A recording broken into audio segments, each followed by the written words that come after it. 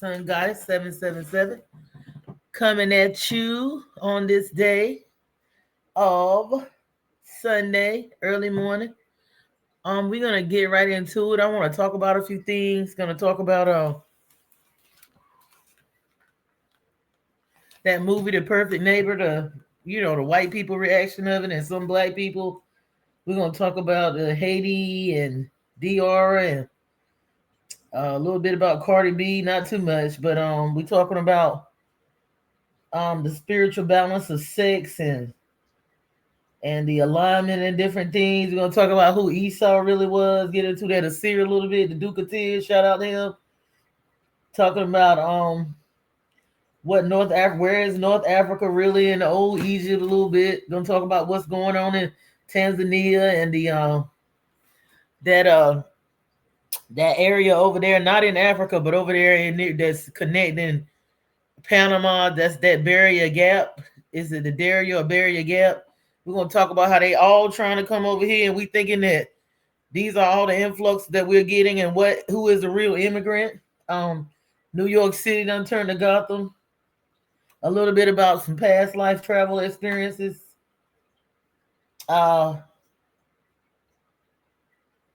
And get into some other things. And about who's really at fault. Why are there any victims, or why are we really going through this? And what angels and demons, gonna mix it up. Just gonna talk about some different things. But first we're gonna get into this talking about marriage too. A little bit about marriage. Let's see what I want to see first.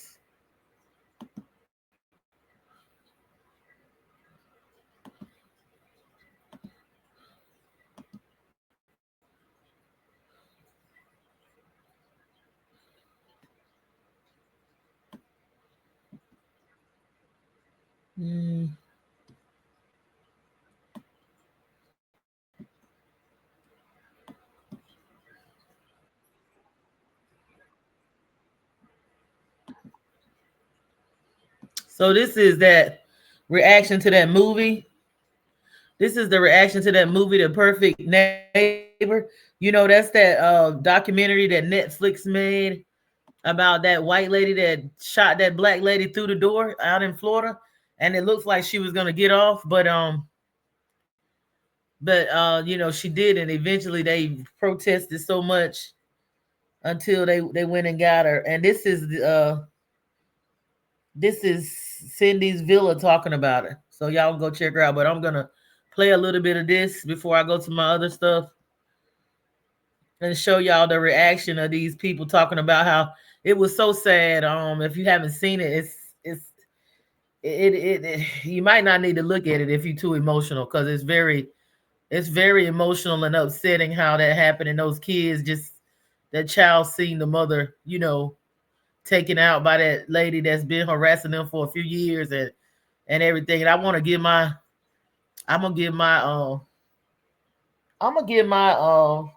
intake on what I think, like how we, as women have to protect ourselves even when we're defending our children. I'm gonna play some of this. No spoilers here. Documentary I haven't watched. Don't just be shocked and enraged. This message is for white people who have watched the Perfect Neighbor documentary. Don't just be outraged about what you saw, because this is something that Black families have to talk to their children about, have to raise their children with. They deal with this on the freaking daily. Don't just be shocked and enraged. Change. Learn that Black children get criminalized all the time for behaving like kids, for playing ball in the street, for losing a ball over a fence, for yelling and being loud. And that lady was talking to all her friends about this. And imagine if one of her friends had said, it just sounds like they're being kids. Like, start listening to things like that, ask for more information, and then respond appropriately. Don't just check yourself, check others too, because that story is absolutely horrific, but it is not unique. Unfortunately, it is not unique. Consider the ways that families of color have to speak to their children and prepare their children for situations like that we as white people don't have to do. Consider if you are having internal feelings of like kids playing in the street, or you feel like scared in a moment or something like that. Think about whether or not you would feel the same if those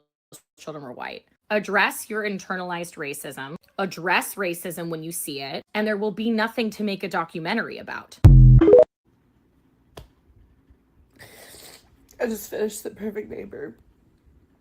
Oh, those poor babies. Just kidding. I thought it was over, and it wasn't. And they started showing all the court footage, and at the very, very end, once they read the verdict, I don't want to ruin it for you. Ooh. Oh my God, I'm gonna cry again. But when that mama hollered out, "My baby," y'all, I felt that right here. If you haven't watched Perfect Neighbor, you need to do it. Have your tissues ready. Don't have anything else to do, because you're going to be so locked into this documentary. The entire thing is nothing but courtroom and body cam footage. And they don't hold anything back. Like, it is so raw. It is so real. You feel every emotion. It took me 2 hours to get through this thing, because I had to just stop and just be like, whoo, woo, that was a good one. That was a really good one. Netflix, you did your thing on that. One more thing. Y'all took the time to build all that suspense, giving that lady that notepad just to finally I was literally sitting there like, if you don't tell me what she said on that piece of paper, y'all, to finally read it. I'm glad she got what she got. That's it. That's all I'm going to say. Black folks, I'm going to save you the time. Don't watch The Perfect Neighbor on Netflix. Okay? It is 100% Black trauma porn. You will be angry. You will cry. You will not understand it. It will ruin your day. So I've done the work for you. Carry on,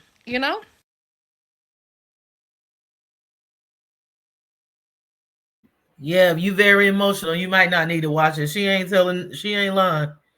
I was crying. I had my tissue, and you know what I'm saying? I know how to control my emotions, but I was angry. I knew how it was going to turn out. If I had never seen what really happened, I would have known how it was going to turn out going to that woman door. Rewatch Insecure. Turn on The Office. I don't anything else. Don't do it. Don't do it to yourself. You're good for the day. Okay, love you. Bye. I just had to pause A Perfect Neighbor. This white. Oh my, and I get it, okay? I'm seeing it. I'm not blind. It slipped out.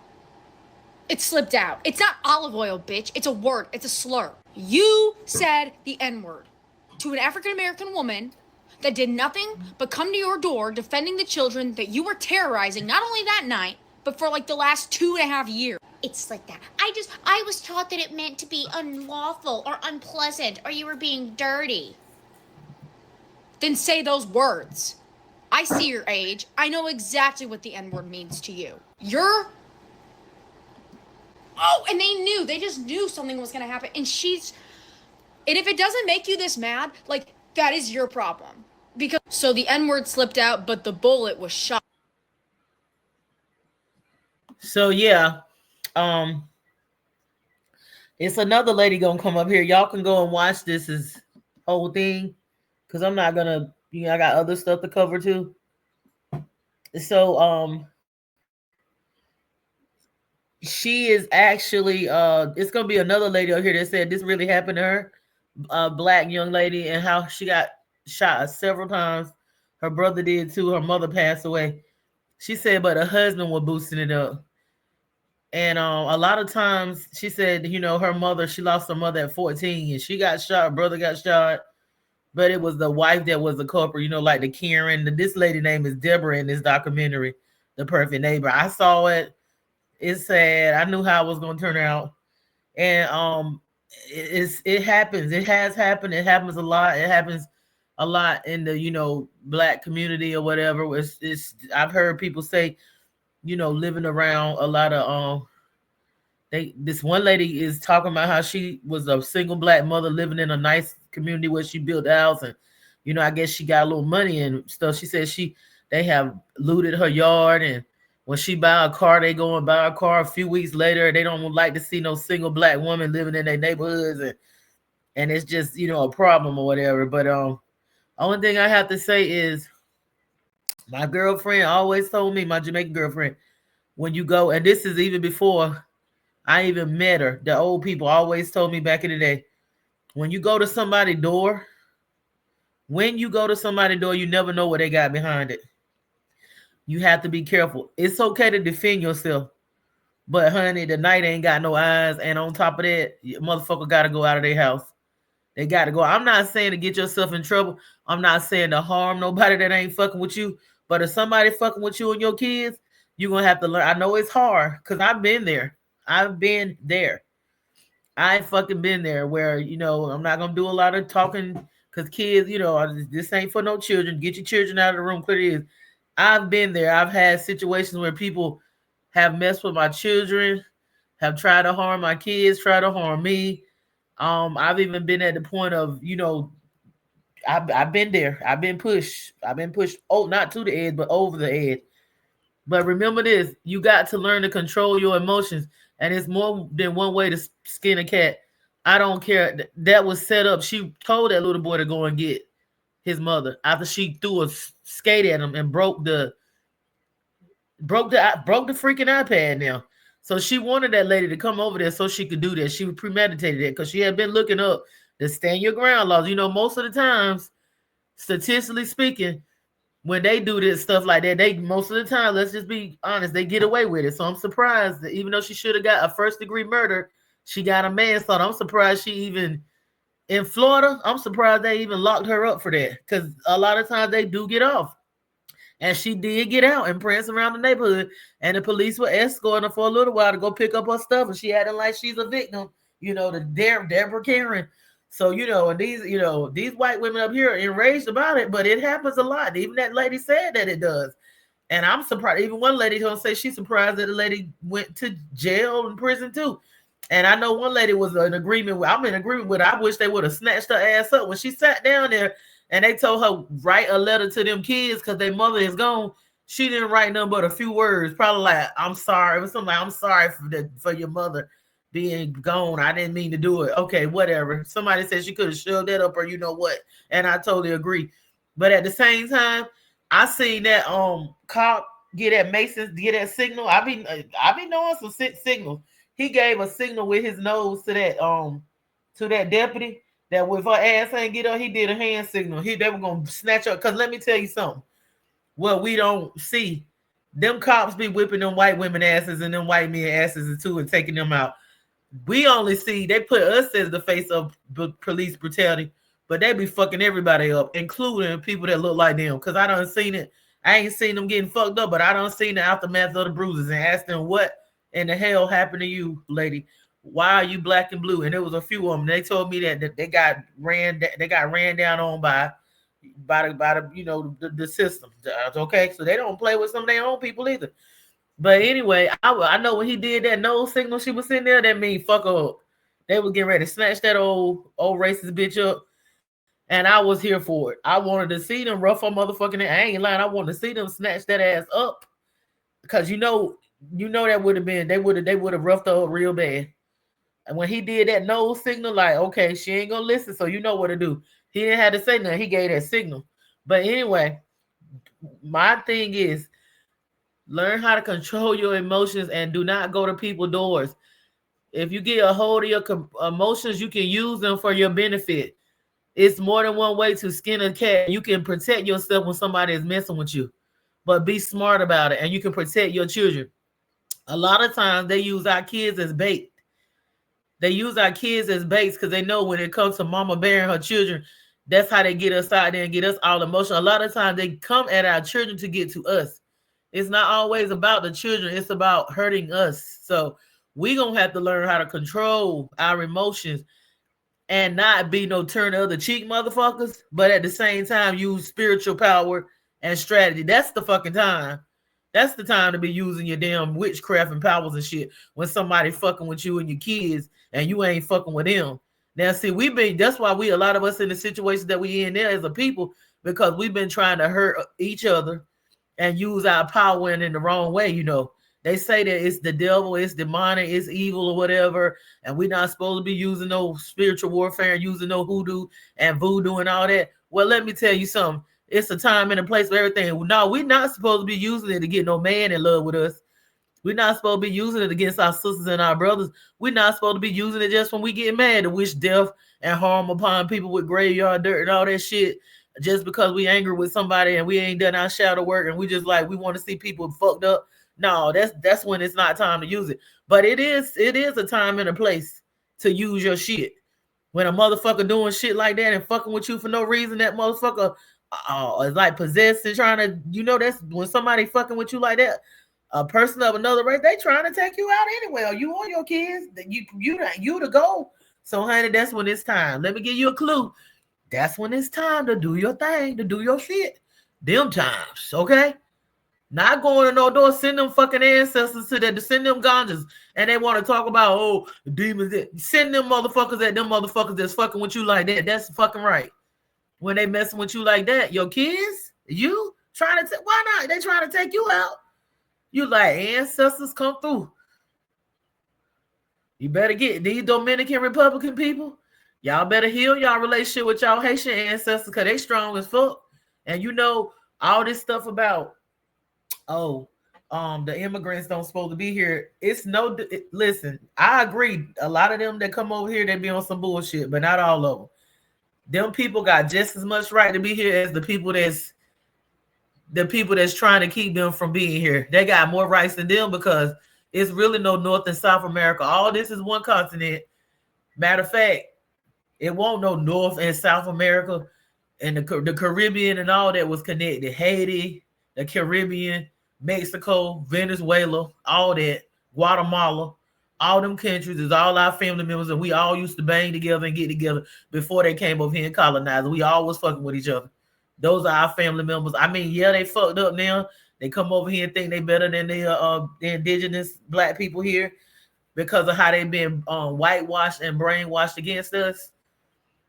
From colonization did that. Even with Cardi B, her distant her cousins and family members are the Haitians that Trujillo and those agents that they put into the government has told them to denounce their African heritage. So that was passed down to them. So that's not all their fault. But now it's time for people like her and those other people in that Dominican Republic, those racists that has been taught to, be against their African heritage. It's time to heal yourself and your ancestors and heal that gap because you have been brainwashed to be racist against your own.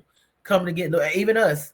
We over here talking about how we don't like this one in the Caribbean and how they act like some assholes, but we got to understand we have been divided from our family members, our cousins and stuff like that. They have been taught against us. It's time to heal that and come together. And if y'all coming over here from other countries, y'all need to study the art of war and how they have brainwashed and whitewashed all y'all, made y'all think that y'all separate from us and we ain't shit over here. And that's done by design. We are all family. We are all family. It's no South America. It's no North America. This is North Africa. When they talk about North Africa, I ain't talking about the North Africa I'm talking about when they say North Africa, honey, on the maps before colonization, they talking about this area too. So we ain't from Africa, but we are. And they using wordplay and spells because when you spell, words are spells, okay? What is it? Grimoire and all that. Spelling, grammar, those are spells. So they use words and change things around. Somebody said the back of the Grand Canyon is freaking Africa. You get through the Grand Canyon and go to any place. The planes fly a longer route to confuse us, but our ancestors and stuff had airlines, and you got these white people up here talking about they real skeptical when they see a black pilot, and we had our own airlines when they couldn't fly. And I can bring that up right up here. I can bring it up. You go look it up. The black airlines that they don't talk about, the businesses and stuff. And I want to know how in the hell is you from Africa, which you really are from Africa, because this used to be North Africa, technically speaking, before when the Moors and when our ancient mothers were in power, because the women held all the wealth. But they took that, and that's what marriage is really about. But I'm going to get into that in some videos of how miserable the men not talking about they don't want to get married. The women ain't saying they being drained because of how it's set up. It's set up under this fraudulent patriarchal system. That's why it's not working. but anyway, getting back to this here. Stop going to people's doors. Stop getting all of your emotions and sit and think and use your inner power. It's you more powerful when you sit there and control your emotions and use your inner power, connect with your ancestors and strategize. But first, y'all got to start venerating y'all ancestors because y'all don't do that. Them other people though from other countries, they in touch with their ancestors, but over here they got us thinking that that's demons and demonic. But we giving all our energy to a dead man that they hung on a tree because the cross is a tree. Come on now, and doing cannibalistic rituals with bread and wine. Come on, y'all. And y'all know the seven sins is what is it? The seven sins. You don't supposed to be doing none of that. You do not supposed to be doing none of that. You don't supposed to be doing no cannibalism. What is it? Somebody said money magic. Somebody said money magic, sex magic, and what is the other one? Blood. That's when he's sacrificing kids and humans and all that. Worshiping money, using sex to manipulate and all that kind of stuff. With the wrong intentions and all of that. We supposed to be operating out of unconditional love, healing, pure intentions, and all that. It ain't the magic that's bad. It's that our people have used it against each other. That's why we are in the situation that we're in now. It's no victims. It's no victims. We did this to ourselves and each other. But anyway, let me get into this other stuff. All right.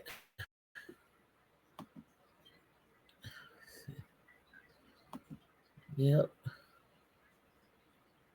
What are we doing? Gonna have to stop going to people's doors.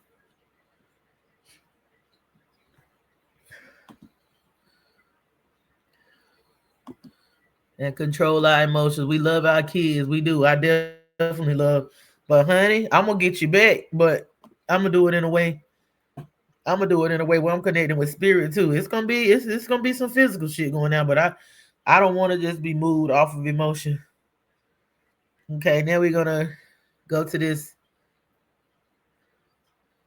right here about the women feeling this woman talking about marriage and how they feel trapped in their marriage, and we're going to go to the men too. When we're together, particularly when we're in the car. And so the other day we were just talking about like being a young This is a TikTok thread. Woman and dating, and then with the expressed intention of wanting to get married one day, and how so many young women end up having to compromise in so many different ways in order to say I do. So here's what I'm wondering, and this is what I would love to hear from you on, is did you know, if you were married and ultimately divorced, your first marriage, did you know on the day of the wedding that you were potentially making a bad decision?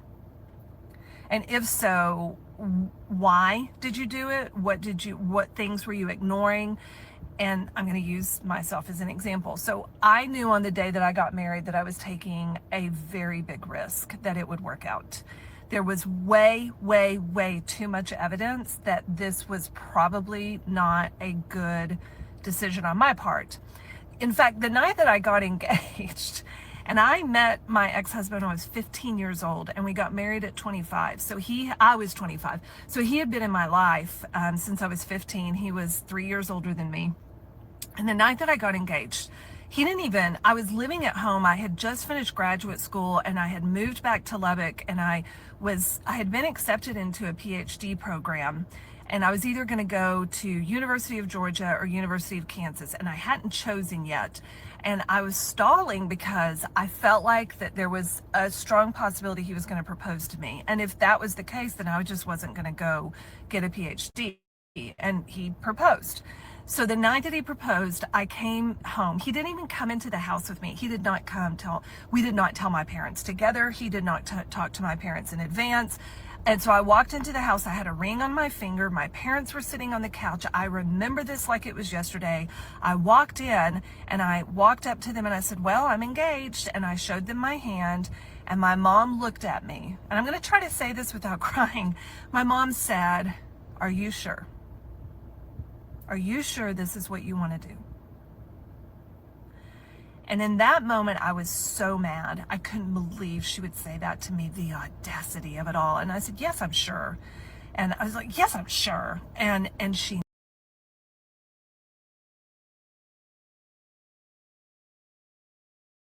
And you know why her mom was asking her that? Her mom was asking her, was she sure? Because she know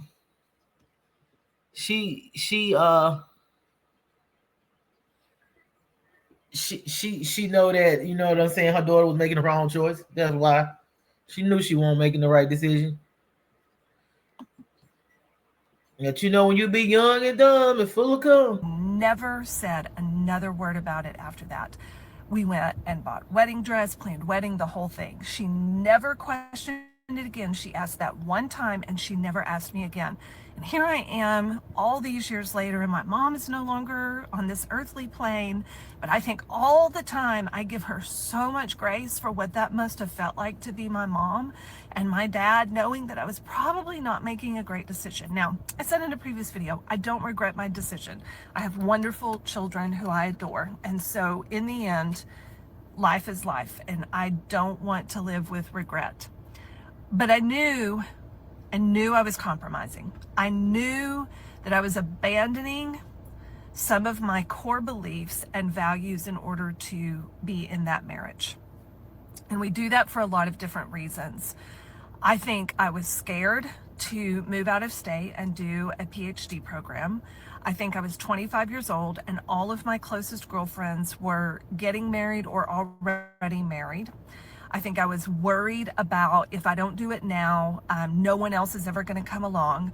I definitely had the sunk cost fallacy where I was like, man, I have put 10 years into this. By God, I'm going to see this through to the bitter end. And sure enough, I did. And so we do all kinds of crazy things for a lot of different reasons when it comes to getting married. And I'd love to hear yours. And maybe, just maybe, if we all tell our stories, there will be enough young women who this pops up on their FYP, they watch it, they read the comments, and maybe, just maybe, we can save one young woman from going into a marriage that isn't going to be good for her. The number one reason women reach out to me is because their emotional needs are not being met. One of the top three reasons why women even consider ending a long-term marriage or even a short-term one is that their emotional needs are not being met. They don't feel valued, they don't feel seen, and they don't feel loved. They don't feel appreciated. They just don't feel like they matter. It's really easy to have your needs met by lots of other things: kids, fulfillment of work, community, friends, self-care. But if you are inside of a marriage where your needs are not being met, it catches up to you. Doesn't mean that means that your marriage is over. You need to have some hard conversations, maybe get into therapy, start to work on this to see if you can start to have your needs met, start to reconnect. But most of the time, in the cases that I have been a part of, which have been a lot over time, is that it's just too broken to fix. Doesn't mean you're bad. Doesn't mean he's bad. It just means that it's not going to work anymore. Part of the reason I have my free journal, which is in the link in my bio, is because I want you to have an honest conversation with yourself. Are your needs being met? Are you happy in the life that you are living right now? Knowing that your kids are getting older, knowing that they're going to go create their own lives. Are you okay with the status quo? Take that time, have an honest conversation with yourself. There's a link also in my bio where you can book a deeply discounted call with me if you want to share what's on your heart. I'm Lisa Blaisdell. I help brave midlife women like you navigate the overwhelming process of separation and divorce. Uh-oh, she making some money off of that. She about to give me fast forward a little bit. We're all together. We have the kids with us, and he just set Oh, it up with the here's a black woman, so it ain't just the sisters now. Cause them white women be going through it with her marriages too. They might get more than we get, a lot of times because of the way society's set up. They got more equity and finances and financial stability, but they be going through a lot too. They be going through a lot. It's just that they put up, a better, they're able to, put up a better front because they got to keep the, they looked at in society as the higher hierarchy. So, you know. his family and friends to meet at the location, and he stabbed Midlife women like you. 7 years ago, my husband's mother was murdered. Unfortunately, she met a guy in the alley and he stabbed her to death. Rest in peace, Ma. We love you so much and we miss you so much. But on March 28th of 2025, that's the day that she had died 7 years ago, we had a memorial. And I made these cute little fans, but me and my husband were kind of like, on the outs. So I didn't really do too much as far as like planning or anything. He just set it up with all his family and friends to meet at the location where she was murdered. And I made I got some popsicle sticks and got her face, a picture of her face, like cardboard cutout. They sell it on Amazon, but I just glued it onto the popsicle stick. And that man was already messed up if his mom got taken out like that. And he didn't, he if he was close, he might, even if he wasn't even close to her, that's his mom. So she had a lot to deal with dealing with him grieving his mother. It ain't like they had time to digest her passing, like she had a terminal illness, but she was taken out violently. So that anytime that happened, a man, woman, anybody, that's a lot. I mean, poor. I condolences to him and to her too, because she had to deal with him dealing with that. So that was already a lot. And depending on what type of relationship she had with the woman, and a man is more sensitive than we think. And it was like a little fan. So that's all I did. Usually, if we was on the good, we would have been knowing what restaurant we was going to. But anyway, I'm getting off topic. So we all meet up at the spot. My husband is still a little distant. People notice that me and him are not really how we usually are, but we're not there for that, so it doesn't matter. My cousin comes, his family comes, we're all together. We have the kids with us and everything. Probably about 20 people show up. And we eventually we all walk into the alley, and everybody says something in memory of her. I read a gospel song, Be Encouraged, no matter what's going on. I read that. And then my husband spoke, and this is how I knew. They say, like, when you know, like when you know you're going to be with somebody, and when you know that you're not going to be with somebody, when you know, you know. So my husband proceeds to show love and thankfulness for every single person that was out there. And when I'm like the only one left, actually me and my cousin were the only ones left, he kind of looks around me and then proceeds to be like, yeah, and that's it. And then my cousin, who's highly offended because me and my husband had been together for 12 years. My cousin was actually married to my husband's cousin for 12 years. They're divorced probably like 4 years now. They've been divorced. So he's like in the family. He known my husband before I knew him. So my cousin, after my husband looks around and avoids me and my cousin goes, and so my husband goes, yeah, and cousin Cliff, thank you so much, you always there for us, da, da, da, da, da. So we're all like waiting for him to say something about me, but he doesn't. And I knew it before my cousin, before my cousin coughed. I felt it. The thing that went across my mind was, oh, this is the moment. This is the moment that they talk about where you know. There is no way. And granted, it wasn't a about me, but he went around to every single even the kids. He said something about the kids. Yeah, this is an example of she's saying, these women saying, it seemed like let me play this. She's saying that she knew it was over. The other lady said she knew it from the beginning. It's a lot of women up here talking about it, and it's men talking about it too. Let me play this other thing.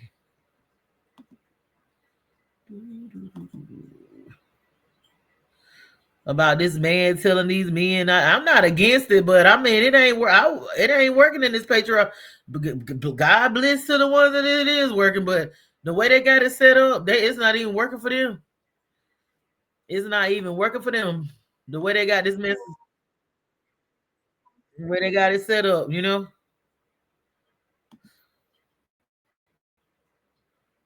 I'm just saying, people got a tendency to keep doing stuff that don't work. I mean,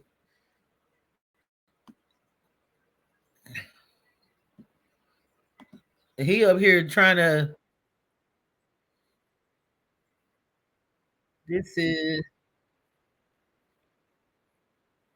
This is the Valdemar short clips. He telling men not to get married. Oh, here, I'm giving the men perspective.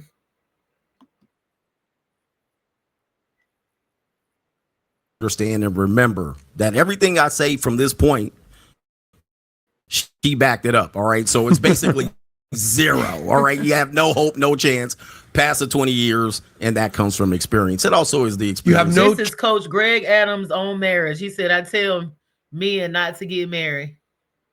Coach Greg Adams on marriage on the Valdemar. Is it the Valdemar short clips? The Valdemar short clips. I guess I say his name. I look at this guy from time to time. The guy with the accent, the foreign-looking guy with the accent. Chance of passing 20 years, you're saying? No. You can pass 20 years. Yeah. You'll probably be roommates, and you'll probably be overweight in a busted Pillsbury biscuit can, or you'll probably be the exception to the rule. But the data shows us, plus the experience that she expressed, that it's a very difficult thing. And this is what I want men to know. Yeah. It is very difficult. Many people will simplify it for you. They will say, oh, just do this and do that. And they will lead you on a wild goose chase. And that's my perspective. That's all that I offer. I tell men to not get married, especially when you don't have leverage. However, I also tell you, do not listen to people who simplify this. This is a very complicated thing that most people fail at miserably. Got it. And this is what I want people to let me tee up Hafiz, because you used a few things there about not getting married. Yeah. You said sometimes you'll have leverage. Okay, if you don't have leverage, we'll talk about that. Yeah. And you talk about turning into roommates. Well, this guy is the roommate, the host of the Roommate channel. Right. When you're hearing this, you've been married 1 year. And by the way, this guy's a sharp, informed, very intentional guy. My assumption is he didn't just trip and fall into marriage. He's seen my stuff before. Okay, gotcha. Yeah. So you've been very. So yeah, you hear that Coach Adams is telling them not to get married. He's saying after a certain amount of time, you'll be fat, disgusted with each other in a roommate. That ain't everybody. That's not the case for everybody. Some people have successful marriages, and this is not me coming against it or nothing like that. I'm just looking at what people is talking about and how the TikTokers, women talking about they feel trapped. The men is the coaches telling them not to get married unless you have leverage. So leverage in a relationship. In a relationship, and especially in a marriage, leverage means the power or advantage one partner has to influence decisions, control resources, or shape outcomes. He just said that Coach Adam just said don't get married unless you have leverage. I'm telling you the definition of it in a relationship.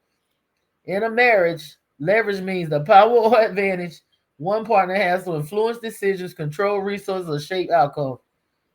The leverage can come from money or property, who earns or owns more, social position or gender roles, emotional labor, who gives more care, forgiveness or compromise, legal protections or lack thereof, cultural expectations, who should sacrifice or serve. So when you say marriage, marriage is giving leverage. We talking about the traditional one. It grants men structural advantages in law, economics, even in patriarchal perception that tilt the balance of power. But patriarch historically and still today, in many ways, marriage has been an economic and social contract, not just a romantic one. That's what I was telling an associate of mine. Marriage is historically and still today, in many ways, has been an economic and social contract, not just a romantic one. But a lot of us, we ain't the little people, we the elite, but we not the elite. The elite get married for leverage, control, empires, and all that business stuff. We be getting married for love. I know I did. Love and lust, and to a lot of times to legalize sex, and even some of those white people that's in the middle class and stuff like that, and there was a lot of the elite. They get married for love and all that, and romanticize it. That's not what it's for. It's a fucking business. I'm just telling you, it is. It's a business, and whatchamacallit says that a lot, even though he is crazy and got a lot of shit with him and whatever, call him whatever, but he right about that. Marriage, Omar, that marriage is a business. And legally, women historically lost property rights, names, and legal independence in marriage. Those were the coverture laws that y'all don't really know about. Women lost by taking the man land, because the women owned, the black women, the indigenous women of all the world. It was indigenous women that owned all the damn land, all them canals they fighting over them, all that shit. The indigenous women, everybody got a black great grandmother owned all this shit. But when the patriarchy took over, the women had to surrender their ownership to all of that to their husbands. And that's who took ownership of the resources, the land, and all that. And they did that by design. When they colonized, they took out the clan mothers first, and then they either took out the girls or raped them and made them their concubines or wives and stuff, because they had to have that bloodline to establish their royal monarchs. They had to have that black grandmother or that great descendant of that blood, that royal blood, that ancient bloodline. Okay. So a married man is often seen as a stable or successful, while a divorced or single woman is judged or devalued. Emotionally, women are often expected to maintain peace, nurture, and compromise, giving men emotional leverage to avoid accountability. Even now in modern relationships, men often benefit more from marriage. Research consistently shows married men live longer and report higher satisfaction, while women often shoulder more housework, childcare, and emotional management.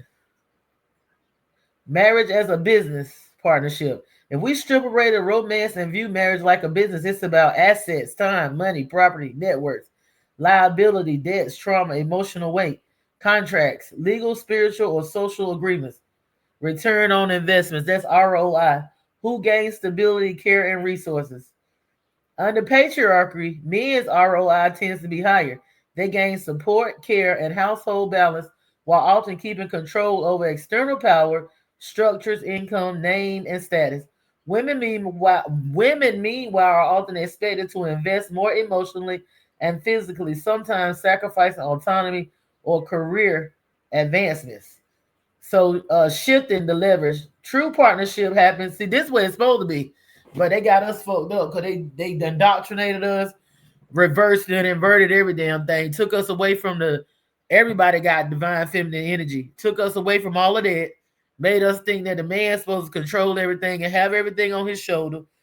And we supposed to get away from the villain and isolate ourselves with these men that's supposed to save everything and pay all the bills. And they got it set up for it to fail. And it's not, it didn't work, it don't work, and it's not gonna work. So this is what we're supposed to be doing. True partnership happens when leverage becomes balance. When both partners share resources, emotional labor, and decision-making power. That means both have financial autonomy and literacy. Emotional work is mutual, mean working together. Each partner's goals and boundaries are respected. Transparency replaces manipulation or dominance.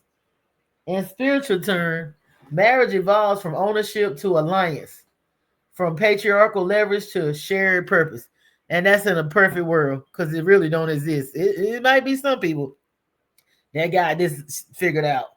The true partnership of when both partners share resources, emotional labor, decision making power, and having the financial autonomy and literacy pulling together. Emotional work is mutual. Each partner goals and boundaries are respected. Transparency replaces manipulation and dominance. Marriage evolves from ownership to alliance, from patriarchal leverage to shared purpose.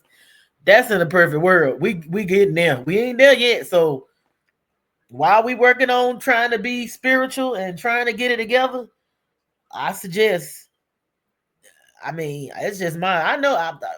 Me personally, nah. I mean, I don't know. I don't honestly. I don't know if I would ever do that again. I'm not saying I wouldn't date or be in. I would have. I wouldn't. I'm not saying I wouldn't date anybody or I wouldn't interact with males. But marriage, that's a big step because it's too. It's we still shifting into the different era of the Aquarius era. People still want to hold on to these freaking mindsets of, I'm the husband and you supposed to follow me and I got all the power and control now.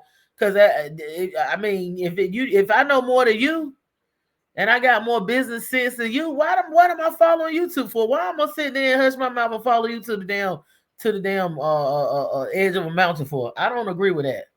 It should be whoever is good at doing this and that. It don't mean just because you a man, I'm supposed to shut up and listen and submit. Now, submission is the mutual thing. It's a dance. So, yeah, and this energy here, while these people is realizing that they are not who they thought they was, and their ego ain't this and that, and they living in illusions. Nah, it's not for me. That's my opinion. But y'all have fun doing it. Y'all enjoy yourself. Knock yourself out. Do your thing. But no, it's not for me. Mm-mm. No, because I be seeing people that, they talk the talk, but when it really comes to it, they still believe they holding on to the patriarch, and the patriarch ain't done them not one bit of good. It ain't done you no good. It's done made you into a fool, done put you at the bottom. Our people, the reason why a lot of our people is suffering is because we created a lot of this stuff we're living in right now. It ain't nobody's fault. It ain't the white man's fault. It is not the white man's fault, because I'm going to play something in a minute if I can get to it. And Esau won't, Esau won't even know white man. Esau was one of us. Esau and Jacob and all that was us. It won't no white people back then, honey. It won't no white people back then. Sure won't. Won't be more no white people. They ain't even been here but a few hundred years. I mean, and yeah, they crazy, but we created that too. Like we created them. We made them. We made them. I don't know. I could have had part in civilizing them or whatever, but we brought them here because we was warring with each other, and we used them as our puppets. And the people that's running everything in the background, they look just like us. How in the world it? And a lot of the ones back in the day that we thought was they were passing, and it's really no such thing as black and white. That's the status. But the black people used to be them, and actually they were our slaves. That we all that north and the south stuff, we created those people. We civilized those people, and we didn't want to let them go. Those are the true immigrants, the true slaves. But they cosplaying as they want to, they want to be, they cosplaying as being in the Bible and the people of the this and that. They wasn't here, y'all. They was not here. It was all us that started all this shit and created this shit we going through now. Yep. So let's look at this. Let's look at this. These weird relationships. Yep, these weird relationships that these if I can find it. And I like Janae Aiko. I was gonna play that, but I'm not. I don't know if she left her husband for that guy. I like them together, but that's her business. And if she did, then he ain't marrying her anyway. So she got her little karma back if she did. Because men are like that. I'm gonna play a little bit of this. I'm gonna play. I made this whole meal. Men do think like that though. If that's the case, they think like that. They think like that. Them bro, they like if you left me, then if you cheated on him, you would cheat. I don't know if that's the case. I still like her. One appliance, That's her crispy, business or juicy, whatever. perfectly cooked. And it's all Yeah, thanks this to the is Wonder crazy. Oven Pro. But you know, I also Listen, feel like sometimes women will listen to a lie that the man did. Never sue the other driver after a car accident. There's a better way to get paid a way bigger check without having to. We're talking about cheating rumors towards Janae Aiko. So recently, Big Sean are clapping back at cheating rumors. Now, we're not talking about cheating rumors towards Big Sean. We're talking about cheating rumors towards Janae Aiko. So they recently, trying to say the reason he didn't marry her because she left him for another man. That don't fucking matter. If a man want to marry you, he gonna marry you in a few days. I'm telling you. I'm gonna play a little bit of it. Big Sean and Janae Aiko allegedly broke up for good after 10 years of dating. So after that started going around, people started putting two and two together and realized that Janae Aiko was still married to her now ex-husband while she was dating Big Sean. And people began to speculate that Janae cheated on her husband and left her husband for Big Sean. So Janae Aiko met her husband, the Genius, back in 2014. They end up eloping in Vegas after only dating for a few months. They married on July 26, 2014, and separated in June of 2015. Now, that means their marriage technically only lasted for about 11 months. Now, she met future boyfriend Big Sean back in 2012. They actually just went on one date and just ended up staying friends for many years.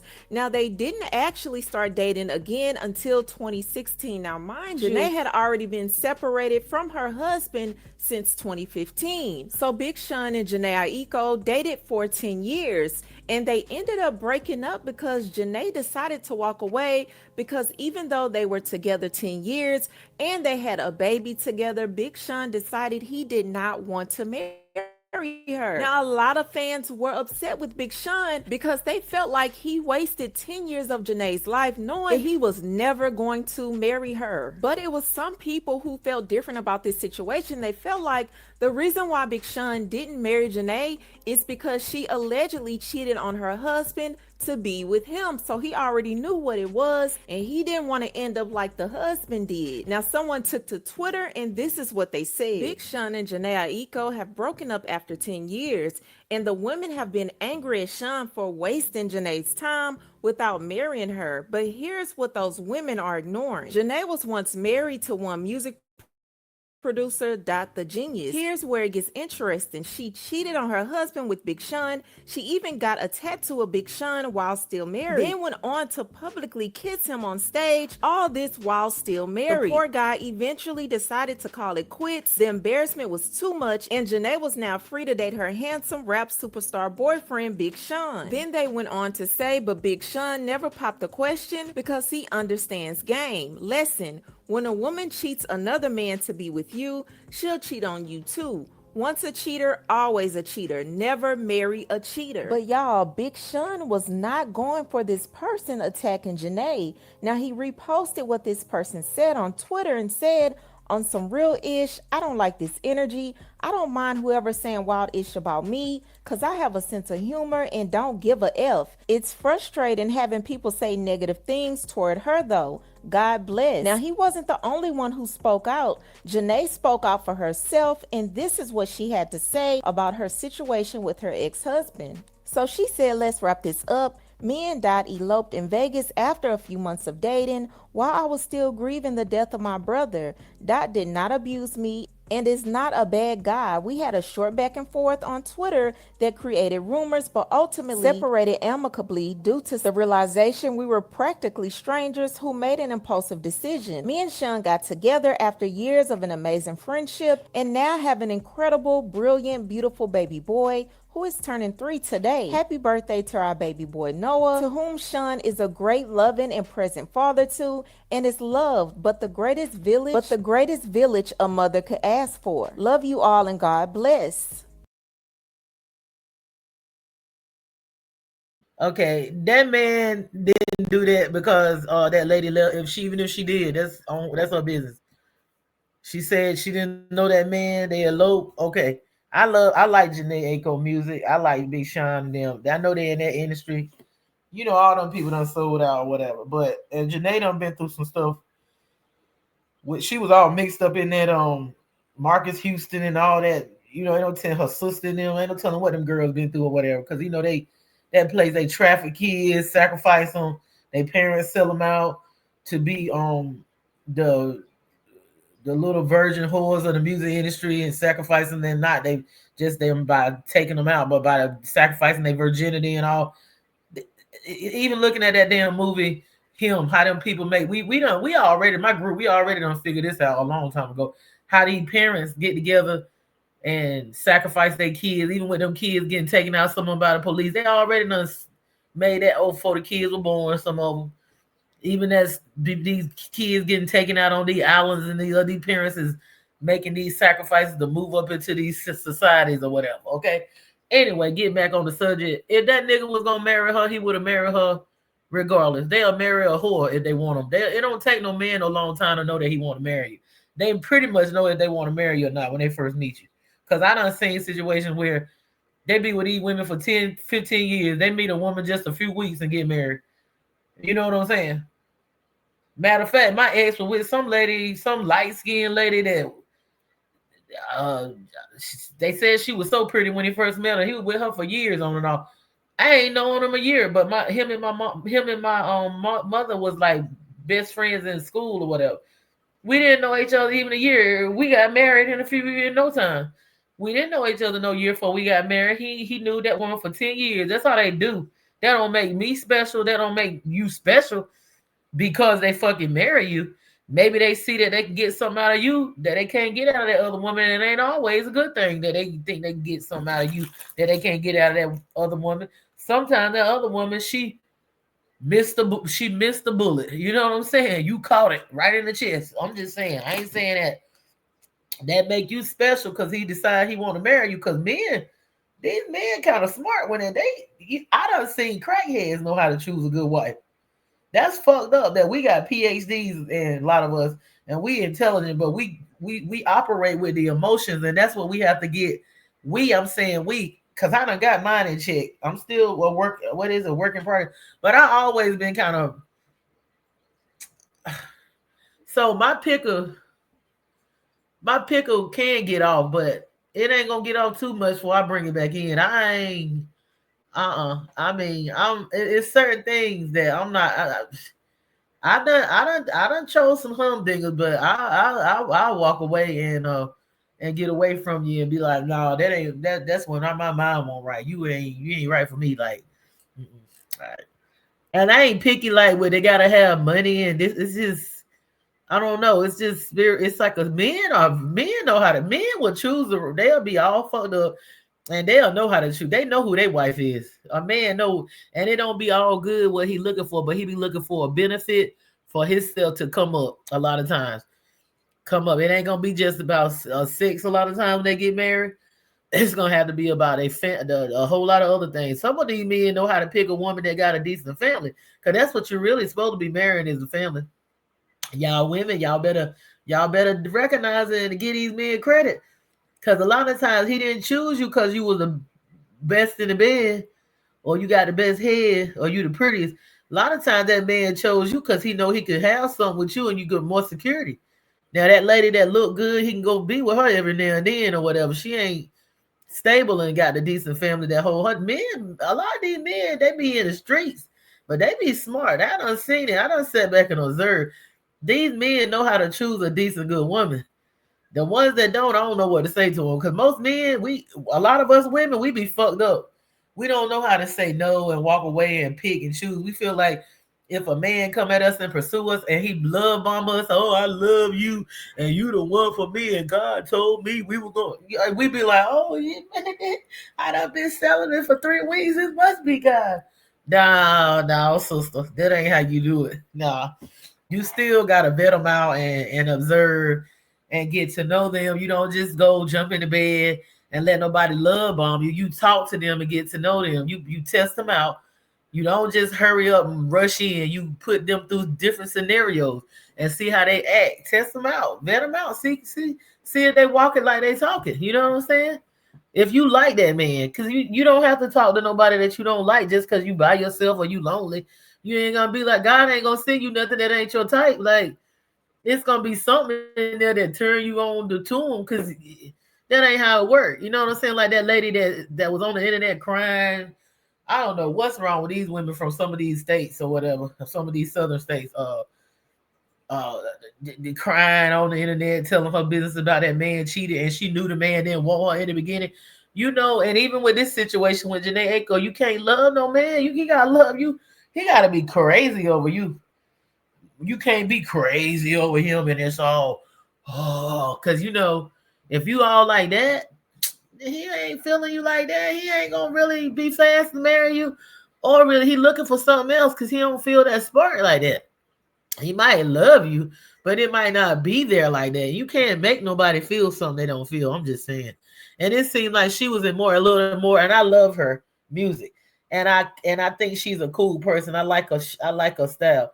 And I think she's beautiful, but won't he with Ariana Grande like 1 year? Like he been, and then one of his fiance that he was gonna marry real fast, and she get taken out.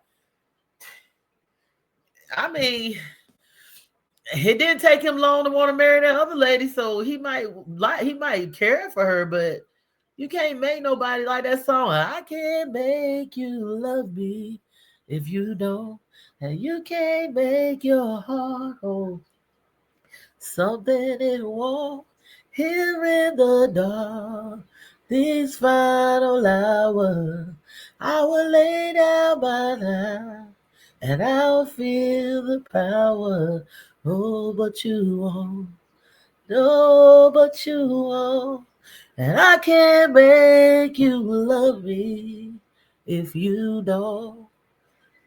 And you can't make your heart hold something it won't. I can say I like my country music. And what about Taylor Swift and that lady? Y'all, I believe Taylor Swift going through a humiliation ritual, because y'all can say what you want. I used to listen to her music. She got some good music in the past. Maybe that's my opinion, but I ain't really heard that. I listened to a little bit of it, but I don't know. Or she lost her ghostwriter or something.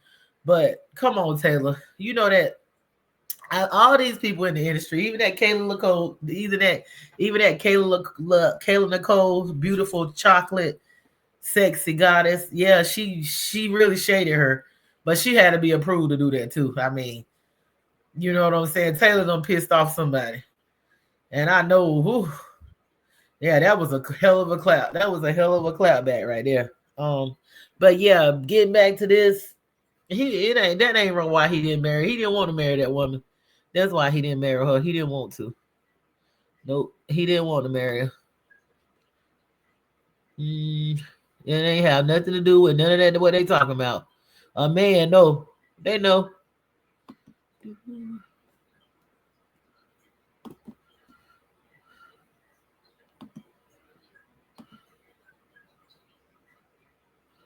A man knows.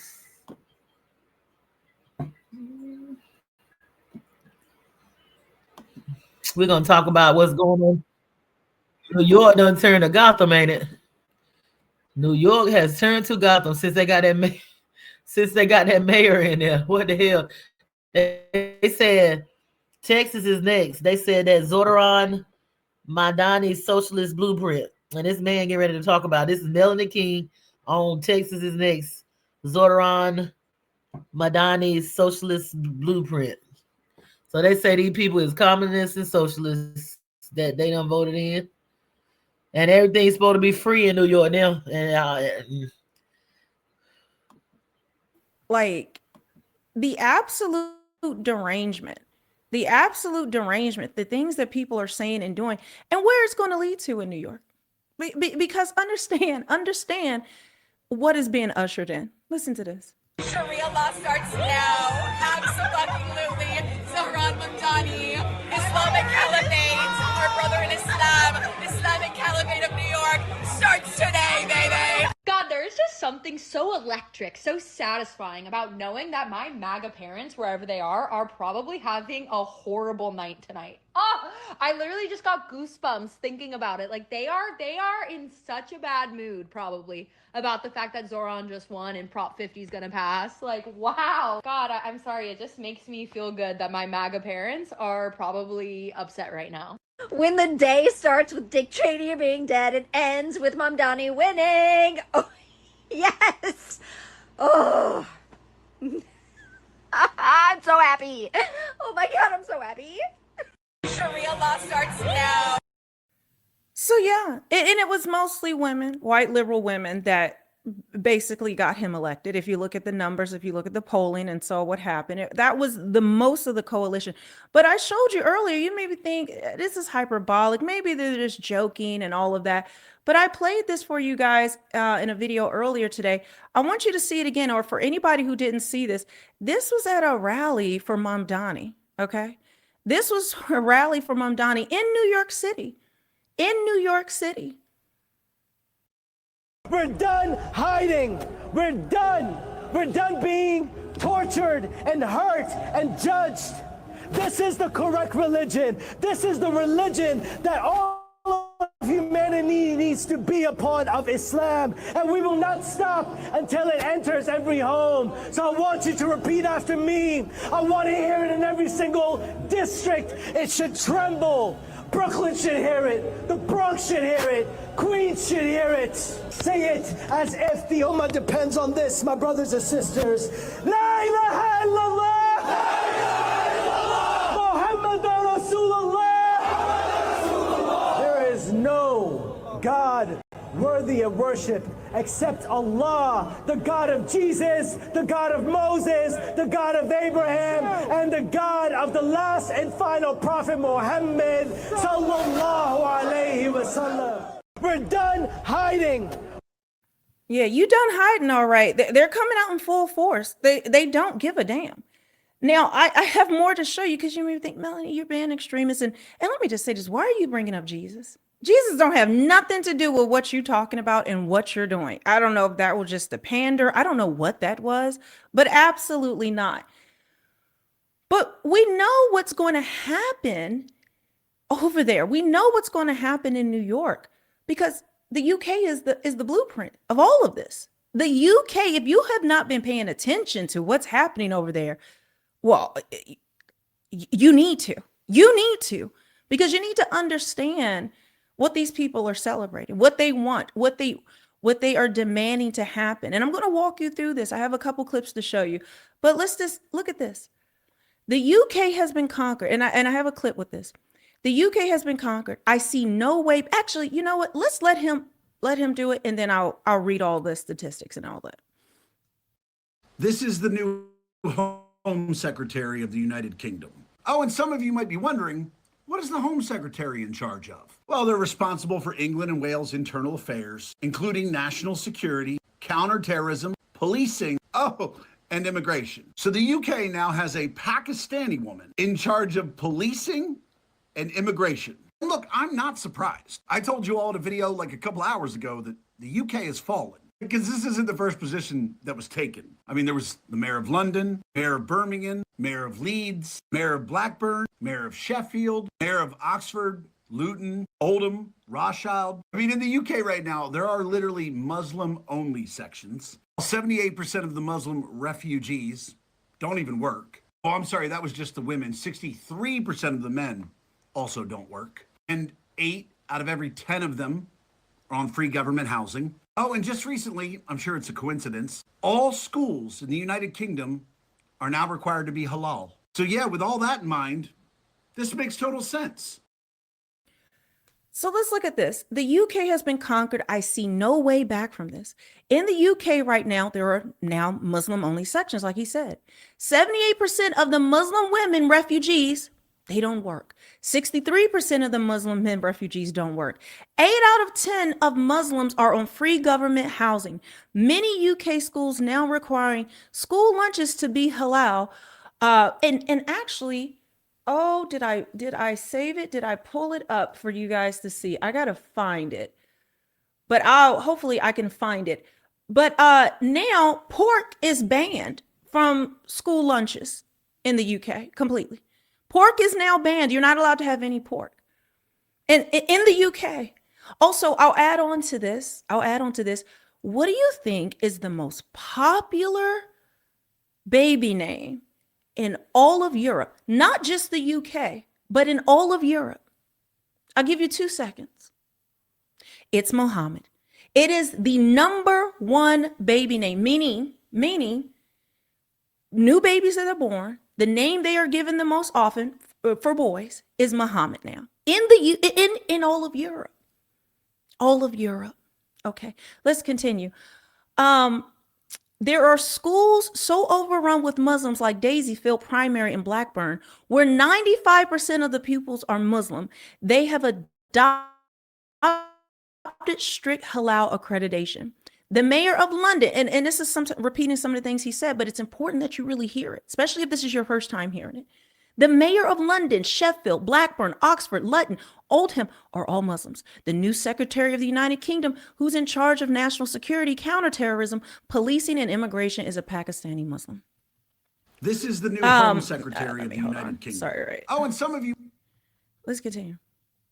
Additionally, in England, there is not a single white British child in 72 schools across England. So we're talking about the indigenous population, which are white people. Indigenous white children are not there. In 454 schools, white British children make up less than 2% of the student body. White British children are now a minority in 1 in 4 schools. And like I told you, Muhammad tops the list of boys' names for the 2nd year running. But that is all in Europe.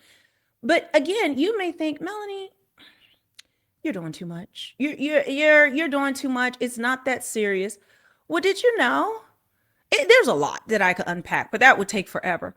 But Christians in Britain aren't even allowed to sing church hymns outside church grounds now. Look at this. Religion you're allowed to do anywhere. No, miss, you're not allowed to sing church songs outside of church grounds, by the way. You're not allowed to sing church songs outside of the church songs or church you're not allowed grounds. To, that's fine. That's you're fine. not allowed. She just said you're not allowed to sing church songs outside of church. Our church outside the church grounds, unless you have unless That's you've been authorized by the church to do this kind of song. Okay, not saying anything anymore. Are you saying that you don't care about the Human Rights Act? You're lost? Religion you're allowed to do anywhere. But then also, here we go. We got more. So one of the most important videos you can watch, Muslims gathered in Whitechapel, London to claim ownership of the neighborhood. Someone yells, "There's no need for that. We're on the same side." Muslims yell back, "No, we're not. Islam is here to take over." They openly chant, "Whose streets? Our streets," claiming the UK as their own. They are not in Western countries to assimilate. They are here to take over. Let's watch this.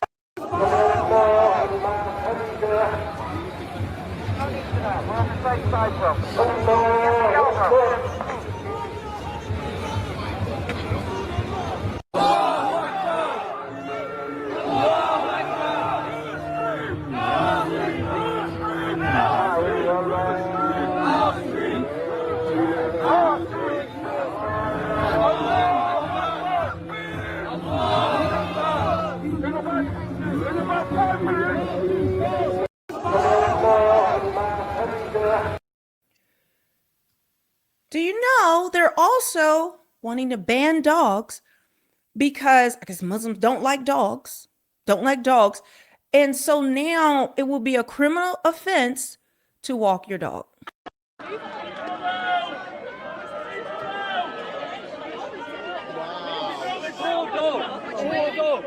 This is the police. Hey, I'm no Nazi. This is the police appeasing the leftists again. Yeah, appeasing the leftists again.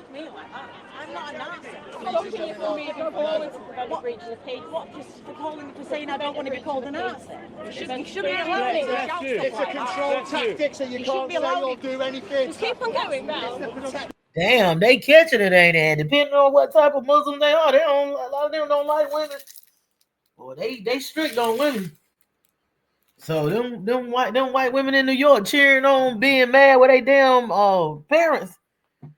If they the type of ones that's like from the Middle East that really strict on women, they ain't gonna be cheering for long. I'm just saying. I ain't with none of the religions, but honey, and I got to show y'all something else too about what's going on in that over there in that gap. How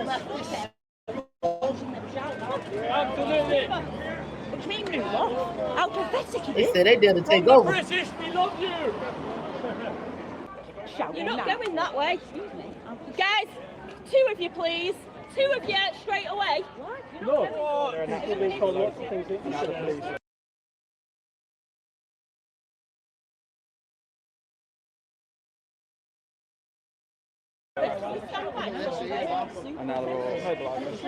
This is in the United Kingdom. So this goes on stopping and harassing this woman. The police are traitors there. I mean, absolute traitors. This has gotten so wild, guys. Guess what? Not only that, the Labour MP, Javine Sander, calls on the UK to take the British flags down since it makes migrants uneasy. I promise you, I am not joking. This is really happening. It's worse than what I'm showing, but these are just some of the things. This is going to be New York. This is what they want. This is what they want to usher in the new world order. And then I see flags painted on roundabouts, and that is just a bit weird. And you know, because you've seen it online and I see it in my inbox, that this does make people feel uneasy. And they ask, what message are these flags supposed to be sending? Now look, I'll take people at their words. People who say this is about national pride. I'm proud of my country too, and I'm proud of our flag. But I do understand why others feel that it's about excluding people. Why others feel that it's about saying who belongs here and who doesn't. We're one British people. We're proud of our country. We should be standing together underneath our flag, not some of us looking up with unease. That's not the British way. Standing together, not standing apart. That's what being British is about. Unity, decency, determination, having a pint, a cup of tea, supporting the English football team, and sometimes they win. That's what being British is about.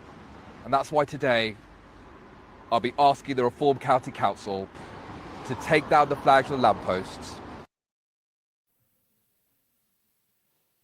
What the hell? So the British flag, now in their own country, is somehow racist because it makes illegals, migrants, feel uncomfortable. So this is a member of parliament that wants to take down all flags, get rid of the British flag. That's a problem because it's racist. Because who are the number one citizens there now? Well, they're not citizens. Who is number one in the UK now? Well, you have to be an illegal, and mostly illegals who get the priority. These illegals are mostly Muslims. And not just like, peaceful and all of that. No. They are demanding these things be done. Demanding. How absurd is that? But this is going to be New York City. But it gets worse. It gets worse, guys. It gets worse. Look at this. I now have a criminal record because I wrote in the Critic magazine that my stalker was a man. Because he is a man. He is a man, yes, but the police said that misgendering him was contrary to the Online Safety Act because it was spreading false information and had caused Lindsay Watson serious, non-trivial psychological harm. I now have a criminal record because... So a man who says he's a woman now, and even though this man, he was stalking this gentleman right here, right? But because he wrote about his experience being stalked by this man who is a biological man, that he now has a criminal record for saying man, for misgendering, guys. What did I tell you? What are they ushering in? Don't you see that this is what's happening now? This is what's happening now. But it continues. This continues, okay, guys? So this is in Northern Ireland, the UK, but this is all over the UK. So understand the UK and what it encompasses. But look at this. There are now a new list of banned words. Banned words. A new civil service guide to inclusive language has been published. I believe this has come out from the Northern Ireland government, so I'm not sure whether it applies to the whole of the UK or whether at the moment it's just the Northern Irish government. So they've basically published an updated guide to language that can be used and a specific list of words that should be avoided or not used. Let me run you through some of these words and phrases, because some of them make zero sense whatsoever. So you can't use the phrase non-white. You can't use the phrase BAME, B-A-M-E, which is Black and Middle Eastern ethnicity. I ain't trying to call no fear monger, but them white women in New York cheering and rebelling against their parents. They got to realize these are religious wars that's been going on for thousands of years, and it's always a religion. Christians fighting the Muslim. Too much blood has been shed over religions and war and all that. It don't make no sense. This is patriarchy. Last fight. You know, always it's my God, not your God, and this and that. Instead of people trying to come together and pull together for the good of nature and humanity, they fighting over the patriarchal bullshit of who's gonna take over, and that's when you know. Yeah, that's when you know. I mean, the same old shit over and over again. I mean, damn. And why have you got to take over and control how people worship and stuff? I mean, y'all see what's I'm about to show something else. You see what's happening over there in Tanzania, Nigeria? They killing them Christians. They killing the Christians because they are not Muslim or whatever. Now, all of the Muslims is not like this. You got some that's peaceful and loving and kind, but a lot of those people, they ain't got no. They do not like women, and they very harsh. And even them people over there in Dubai, a lot of them are type of different type. They got the Sunni, they got the different types of Muslims or whatever. And I'm gonna tell you what they are in just a second, but I'll play a little more of this, and then we're gonna go on to the other thing. Or ethnic. You can't use the phrase illegal migrants, despite them being illegal migrants. You can't use the phrase English native. So what do you describe someone who's born and bred in England as? You can't use the phrase ladies and gentlemen, because that would be exclusionary to all of those in-betweenies that can't decide. You can't use the phrase guys. I'm always putting, hi guys, hey guys, how you doing? Can't use that anymore. You can't use chairman, because that's not fair on women. You can't use man-made.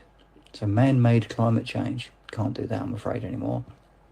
Can't use policeman, even if they are a policeman. So I'm not sure what you call a policewoman. I'm not sure how that works. You can't use the phrase ex-con, even if they are an ex-convict. You can't use the phrase blind drunk, because that would exclude the deaf drunk. You can't use fell on deaf ears. You can't use the phrase someone's Christian name, I suppose, because they might not be Christian. And most ridiculous of all, you can't use the phrase mum and dad.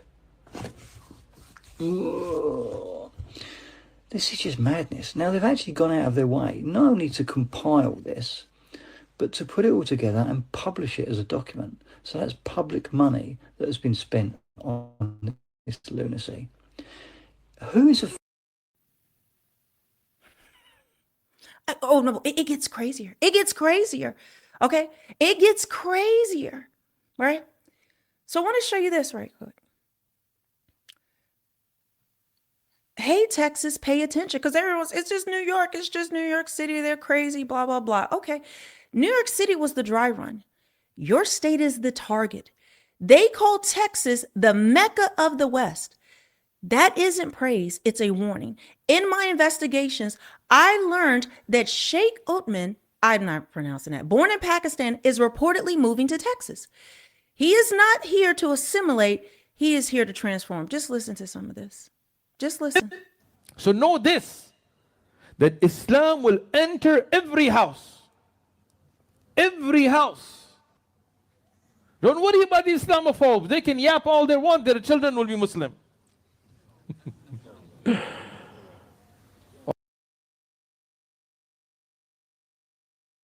Uh-oh, they said Texas next. All those people of Taif, go to Taif today. Show me a kafir there. All Muslims. Read Tariq al-Thaqafi. Al-Thaqafi, this Qabila is from Taif. Great mujahideen, great ulama, they came from the children of those they used to throw the stones. So Islam will enter every house. What's the question? Are me and you going to be a part of it? Are we going to take that become that sabab, that means, so that Allah puts all of that in your hisab? So you can be a part of this great victory that's coming, and wallahi it's coming. It's coming in every house, in every country. Today here in Australia, subhanAllah, I'm sitting here in a masjid that we have people all the way out past the second place. Look at this. Who could have imagined these many Muslims in Australia? And it's not going to stop. You can stop immigration, you can stop whatever, you can do Muslim bans. Wallahi, it's not stopping. Because the Prophet ﷺ said it will enter every house. Today, from some of the staunchest enemies of Islam, preachers and pastors, you see Muslims. We know them, we deal with them. Some of them that are still in the church, that still hide their Islam, I know them. But they are Muslims. So inshallah, it will reach every place, but each one of us, our sisters, you need to be involved in the da'wah. Don't waste your social media. Utilize it for da'wah. Our brothers, especially our young brothers.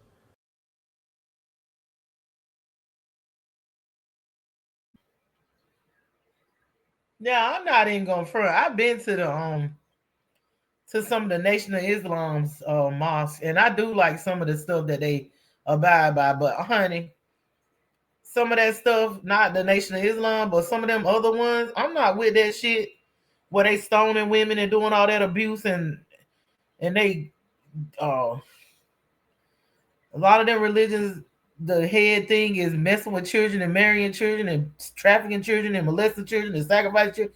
I'm not with religion. I'm not, like, I have nothing against people that are religious, or whether they Christians or Muslim or whatever, but it's about who you really are, your spirituality system. And then if you're going to be into a religion, that's different, but you knowing who you are and what you believe in, and all that, ain't getting fanatical about it. But when it comes to bloodshed and all that secret society shit they be doing, religion, and harming the women over there in the Middle East, I ain't with all that. I do like some aspects of some of the Muslims. Now we're gonna break it down. So we got Sunni Islam. That makes up about 85 to 90% of Muslims worldwide. It emphasizes the Quran and the Hadith sayings of the Prophet Muhammad and the consequences. That's the Jima of scholars. It has four main schools of law: Hanafi, Maliki, Sharif, and Hanbali. Okay, the treatment of women depends on the cultures in the school. The Quran teaches equality in faith and moral responsibility. In practice, some Sunni majority countries like Indonesia or Tanzania allow women full education and leadership roles. But in more conservative interpretations like the Wahhabi Saudi Arabia, in the past, women face more restrictions. These come from patriarchal tradition, not from the Quran itself. So it's not the Quran, it's the patriarch. They done implemented a patriarchal traditions into these religions. So the Shia Islam is 10 to 15% of Muslims. They follow the Prophet's family lineage. In the Al-Bayat is the Al-Bayat, and believe that imams are divinely guided leaders after Muhammad. Main groups are the Twelvers, the Iran, Iraq, Lebanon, Ismailis, East Africa, India, and Zaydis, Yemen. Okay, the treatment of women. The Shia theological base honors Fatima, the prophet's daughter, and women in the prophet's family as role models. Women can be scholars, profession, and political leaders in Iran, Lebanon, etc. But again, application varies with cultural policy. Now we got to understand, though the Quran originally wanted them to equality and faith and moral towards women, they don't put that patriarchal shit in a lot of all these religions, even Christianity. Okay, the Shia theology honors Fatima. Okay, the Sufi Islam, a mystical branch found within both Sunni and Shia communities. That's the Sufi Islam. It focuses on spiritual purification, love, and unity with God, known for poetry like Rumi, music, and tolerance. Treatment of women. The Sufis often revere female saints and scholars. Women are seen as spiritual equals, sometimes even as teachers. They're called shayakas. Shayakas. Sufi communities are generally among the most gender inclusive and peaceful. Okay, the extremists, the militant groups now. These groups do not represent Islam, though they use it as a name. They are political, sectarian, or military organizations, often funded or driven by power struggles, not by authentic Quranic teachings. Okay, so these extremist groups they're using that as a front. They don't represent Islam. They are more political, sectarian, or militant organizations, often funded. Now, they said allegedly that this mayor of New York is funded by George Soros, and honey, we know about him. If not, you need to look him up. He's a billionaire, lunatic, narcissistic, crazy billionaire that's behind all the chaos that's going on all in the U.S. and all over the world. Mostly they say he was behind the Black Lives Matter.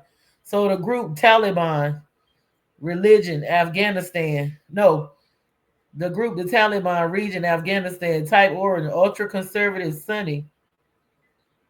It's the D.O. Bondi. Treatment of women, ban girls' education, strict dress laws, notes, mixed tribal codes with religion not mainstream. The ISIL, Daesh, Iraq, and Syria, radical offshoot of Wahhabi ideology, enslaved women, forced marriages, universally condemned by Muslims. The Boko Haram, Nigeria, Chad, Niger, extremist, Sunni sect, kidnaps women, bans education. Name means Western education is forbidden.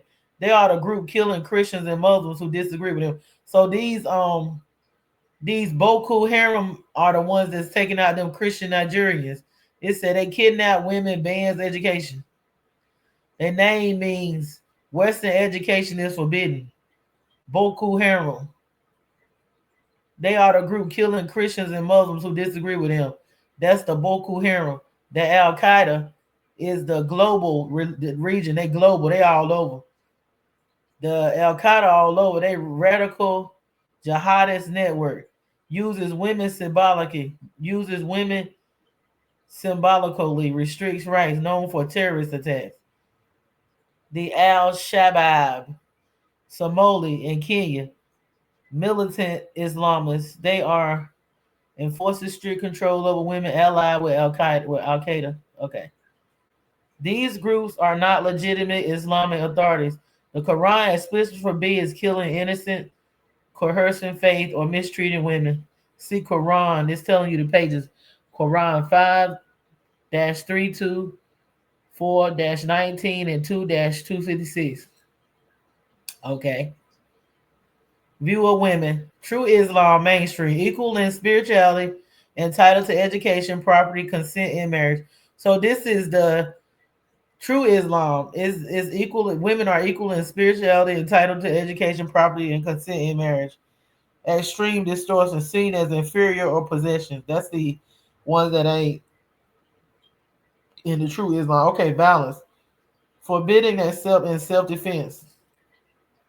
So in true Islam, violence is forbidden itself in true self-defense, but in the extremist distortion, it's used for power and fear. Religious freedom.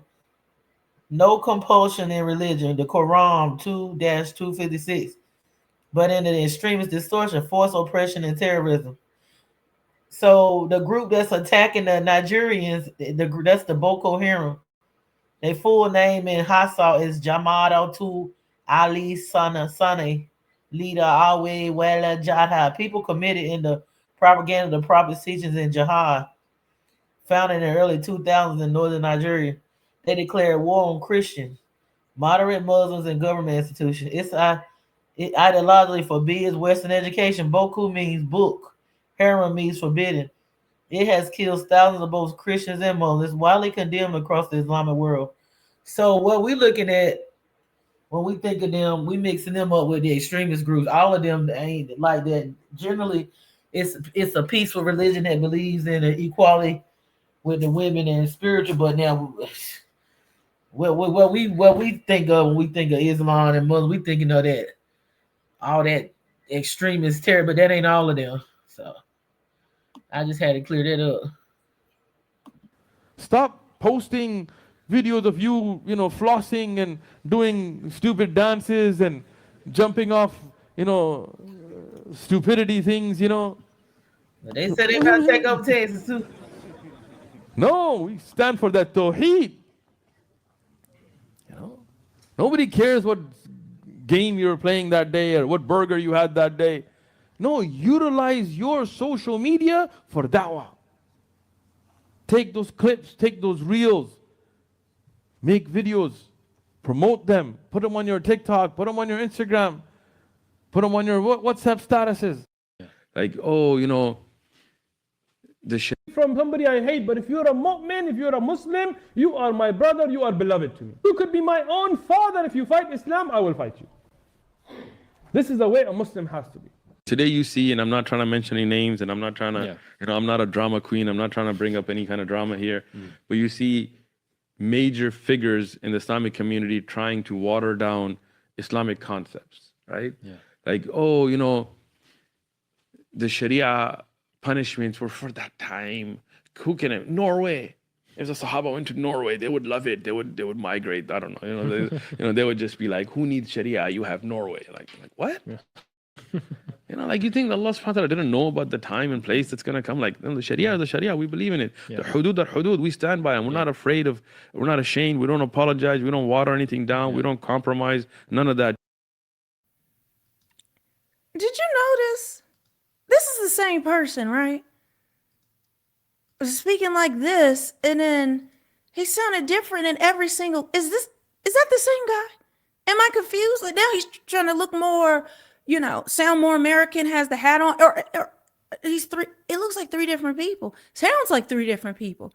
But you heard what he had to say, right? You heard what he had to say. Look at this. And it says, be on the lookout, Texas. They're running these fake We Love Jesus campaigns all across your state. Remember I showed you the guy when he mentions Jesus and you wonder why? Well, see, they're putting that in there now to fool people, to act like, no, we love Jesus too. We love Jesus too. This is what is happening on the ground. And while women like this are saying this, just woke up to the news that Dick Cheney is dead. And you can tell I literally just woke up to the news that Dick Cheney is dead. So not only do we get a Muslim mayor of New York, but Dick Cheney is rotting in hell. What a day. Jihad is already winning. Just woke up to the news that Dick Cheney is... Jihad is already winning. Now,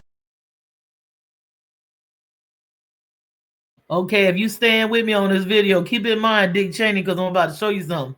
I'm about to show you something about Dick Cheney and some other ones. I'm about to show you, so stay with me. Stay with me. We're going to ride it in.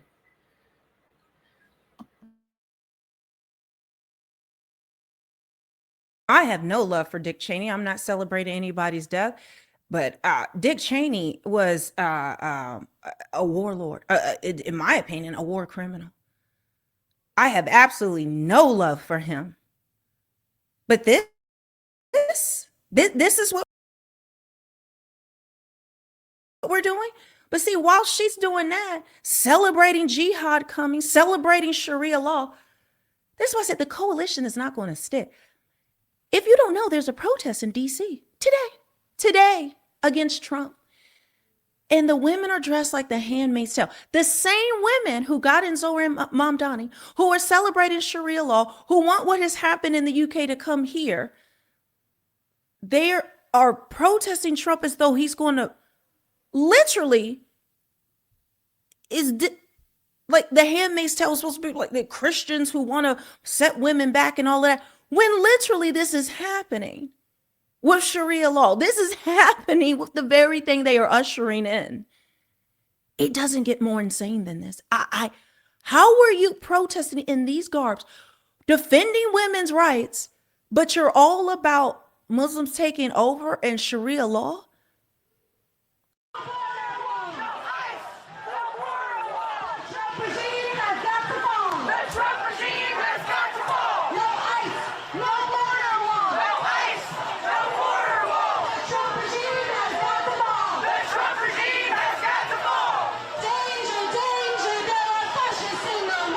So you mean to tell me these women is dressed like a Handmaid's Tale and think that Sharia law for them gonna be better than the Trump stuff?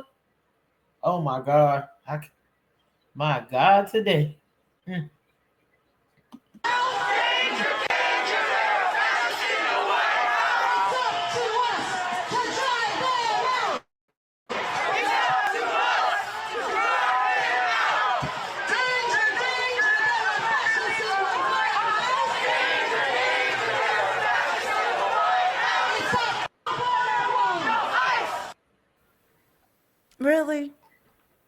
Really, most of these people are just paid protesters, paid actors. It's all for show. It's all to push an agenda.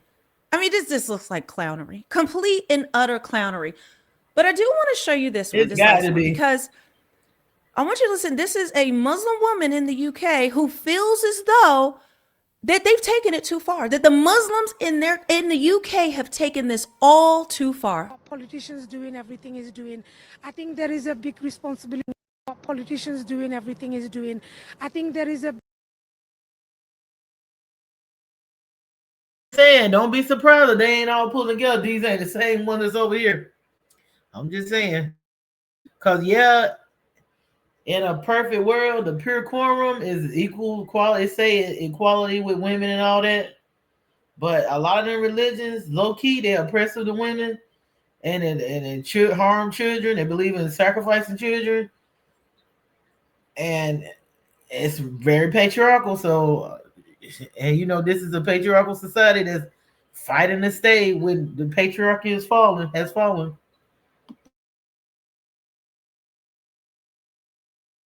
big responsibility of the Muslim community in that, because we have tried to change the British. It is totally different now. It's nothing like Britain before. You know, it's everybody's like doing their own thing and they want to adapt everything. So this country's own culture has disappeared. You know, and I think this is something that needs to come back if we want to be, feeling the important. Because, you know, if the British society changed to other countries, rules and religious expectation and everything, then you cannot expect, the Britain, politicians to be British to you. Yeah. So this is interesting. So you think Britain has been too accommodating almost? Yes, it is. And I think this multicultural, everything coming into it has made it like the society has changed to everybody's adaptations. Yeah. Like everybody's doing their own thing, schools and everything, they're like having different kind of holidays. Everybody is having different kind of, their own adaptations. Mm-hmm. And I think, if you go to Tower Hamlets Council and you want to speak to someone about, before I would go to council and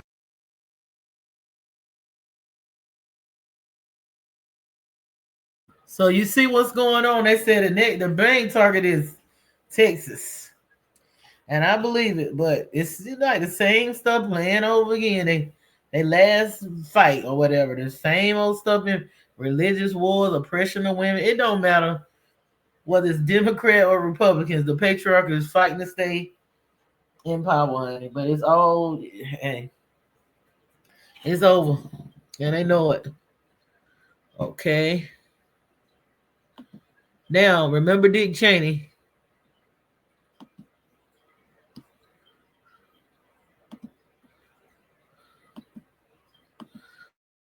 Now, this is my guy.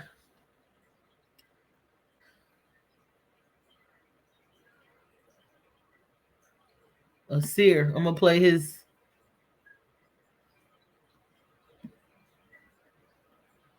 Let's see. I'm going to play what he got the list of all the people. Here it is.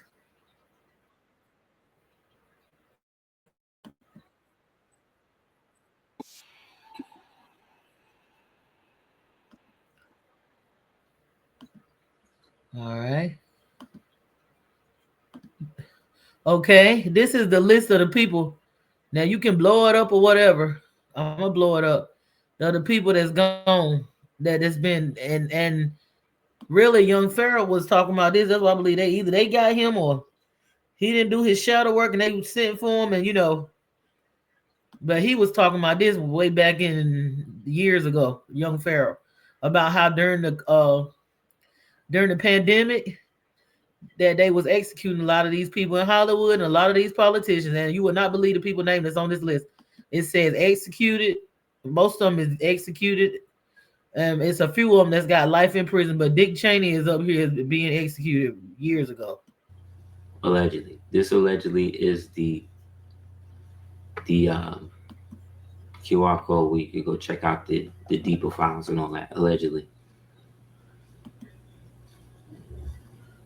So the question is, well, how can they be doing this and then they still keep putting and it's all the same people. And this pipeline has been running since Kennedy been killed. They're striving to cut the middlemen, resorting to abandonment of duty, right, as a means of forcing the country into some sort of military dictatorship. So that way they can then.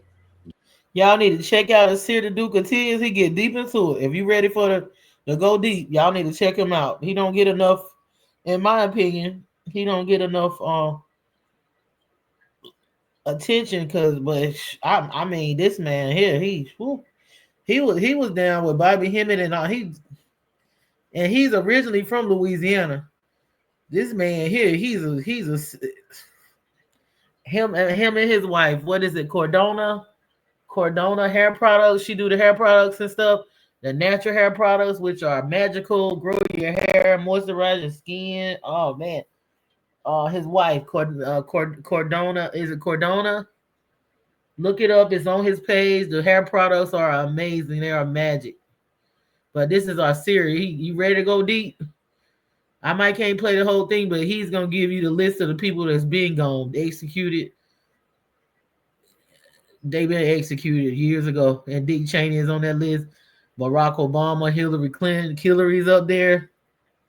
Even Angelina Jolie, Beyonce, all of them is up there. So who are we looking at? Bill Gates. Who are the people that we see now? Who are these people? Justify the insurgency. You see what I'm saying? And all of the weapons caches that they already been working with. They already working with China. They already working with all of these people. You see what I'm saying? They already working for. They just caught a senator who had all types of war drone technologies, biological drone specific technology where they get a sample of your DNA or whatever and put it into the drone can find you and it just tracks you. Like this type of shit this nigga had in his crib. Yeah, open sack lines to Chinese nationals as well as Ukrainian nationals, which means that they was also working with Israel. So these are the people that's actually working with the government, because you got to understand the culture of Washington, D.C. is corrupt in itself because it does not really have the right to exist. It stopped existing back when Lincoln took over. When our ancestors walked out of and took the quorum with us, we took the republic with us and brought it back to the people. Just like they say, Yeshua basically chased out the Pharisees out the temple, and then through his sacrifice, what they say that the people could then redeem themselves because they could go directly to Allah, in their own heart, in themselves, cutting the middleman out. So that's the whole problem. They're striving to cut the middlemen out of the particular government, but if they do that, there won't be a government. You understand? Nepal fell, Myanmar fell, what you call it is falling. Britain is falling. Rome, not Rome, France, done. They just the Nepalese, they not even fighting. They just not going to work. That's all they doing. They say, yo, we not gonna go to work. We ain't gonna pay no taxes. We not gonna work. We not doing nothing. And it's working. What are they gonna do? You gonna force people to go to work? Then it's unsustainable. The UN model, the WHO model, the WEF model, the Committee of 300, the Trilateral Commission, all of these things. Get a book called The Naked Capitalist by John Quigley. Get that book, bro. That book tells you everything that we've been talking about. And it lays out who's getting money from who. And it's all the same people. And this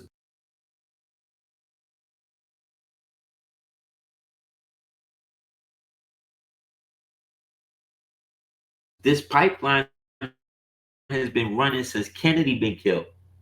This direct pipeline we talk about. Because it's all Israeli backed. It's all Israeli backed. All of the old gangsters was This all... man go deep. He do not get the credit he deserved. They be shadow banning him. He be keeping it a buck. Small hats. They was all renegade Jews who had been kicked out from one place to the next, and then they linked up with their Italian and Jewish cousins and founded their own mafias. But underlying, they were already being funded by the Royal Society.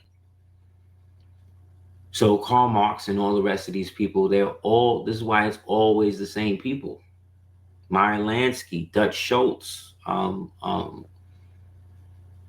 Rothstein, like all of these niggas, even people they be making up and move, all of these people go back to the same thing. They were all deportees and ex-slaves put under the Transportation Act, right? And so they use them to demoralize whatever country and city they go into. And then once they do that, they take control of the infrastructure politically, buying off everybody, blackmailing all of senators, and then they plunge the country into usury and debt. And then once they suck it all up or whatever, they then pay somebody else to come in there and go to war and blow it up. So that way they can sell all of the stuff they got. He pretty much saying what the so-called conspiracy theorists that they thought were crazy been saying for decades. We done been sold out to China a long time ago. Long time. Not even just China. He said they all working together. The small hats, the Nazi, the Italians that were the children of the Moors. Their grandmother was the harem of the Moors. And that's why they call black people mullahs. That mean the leader, the teacher, our father. They all working together. And these are the real slaves. The people that are trying to tell everybody else they immigrants, those are the ones that were the slaves.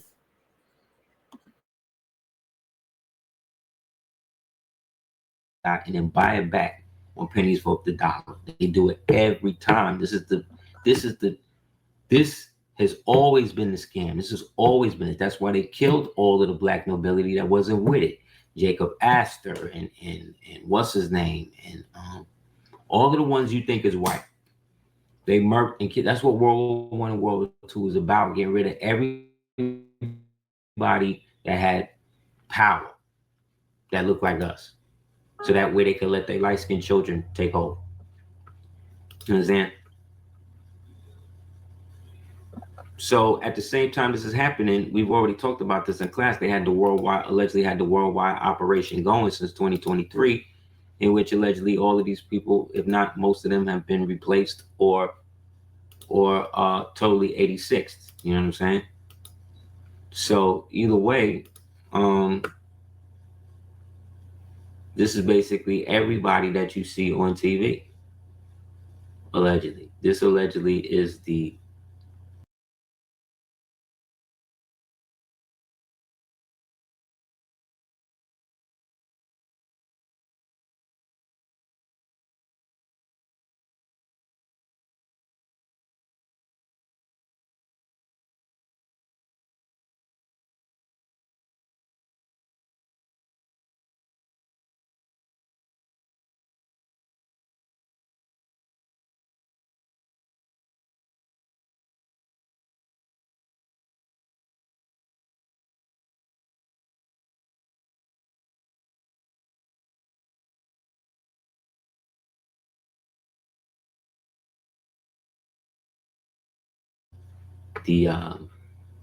QR code where you could go check out the deeper files and all that, allegedly.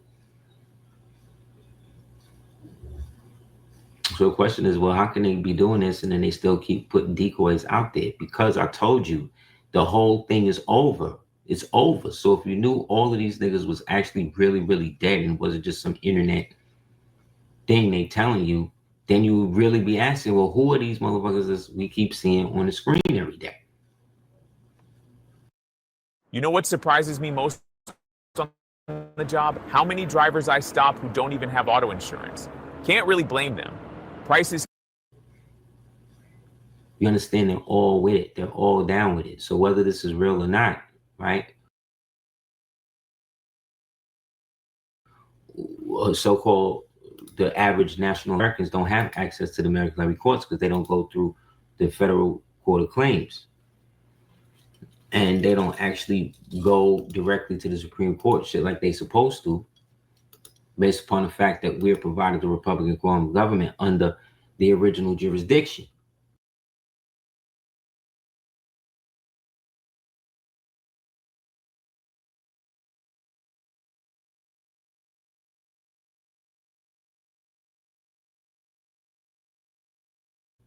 So anytime anything becomes repugnant to that, it's naturally void. So everything that they're doing that's connected to these certain situations, you know what I'm saying, are not only illegal, they know that it's not real. It's not even real. So what people are gonna have to start doing is creating affidavits in which it's stated, if y'all gonna move forward, then just know that you are going to have to come and speak on behalf of the so-called state that you say you're representing to do what you're doing to me. And actually define who and what the state is, because the state itself is a fiction. It does not exist. So it cannot bring a suit against somebody who's alive. And if you try to construe me being dead by creating the artificial birth certificate, it's still void, because this was all done under the fruit of the poisonous tree. You never told anybody specifically how the system actually worked. You actually told them everything else they needed to do to work the system. So you are now complicit in perjury. Not only perjury, coercion, threat, death, all types of, all human trafficking, all of it. They're doing all of this under the guise that they have the right to, and they don't, because they're not even following the Constitution that they have been bound to do. Why? Because they created their own version of that the Union of the United States follows, based out of Washington, D.C. Listen, don't let none of this go over your head. Now listen, so this is bars, Jules. You understand? They have a corporate constitution that they follow that is basically written for them, that is a mirror to the Constitution. So when they swearing in front of you and all of that on them Bibles or them blank books or whatever they're doing, there's a cover, there's probably a version of their fake Constitution on top of that one. This is how they think that they're getting around shit. This is how they're like children. This is how they feel like they're getting over on God. Like when the Jews think they can do the scapegoat ritual, Yom Kippur, put everybody's sins on the damn goat, on the animal that don't think, that don't have no real other conscience, put all of their sins on them and lead them away, which then represent all of them sins being led away from them. And then they go and they kill the damn goat, which then means all their sins is killed. So now they're good for a whole year to sin and do whatever they want.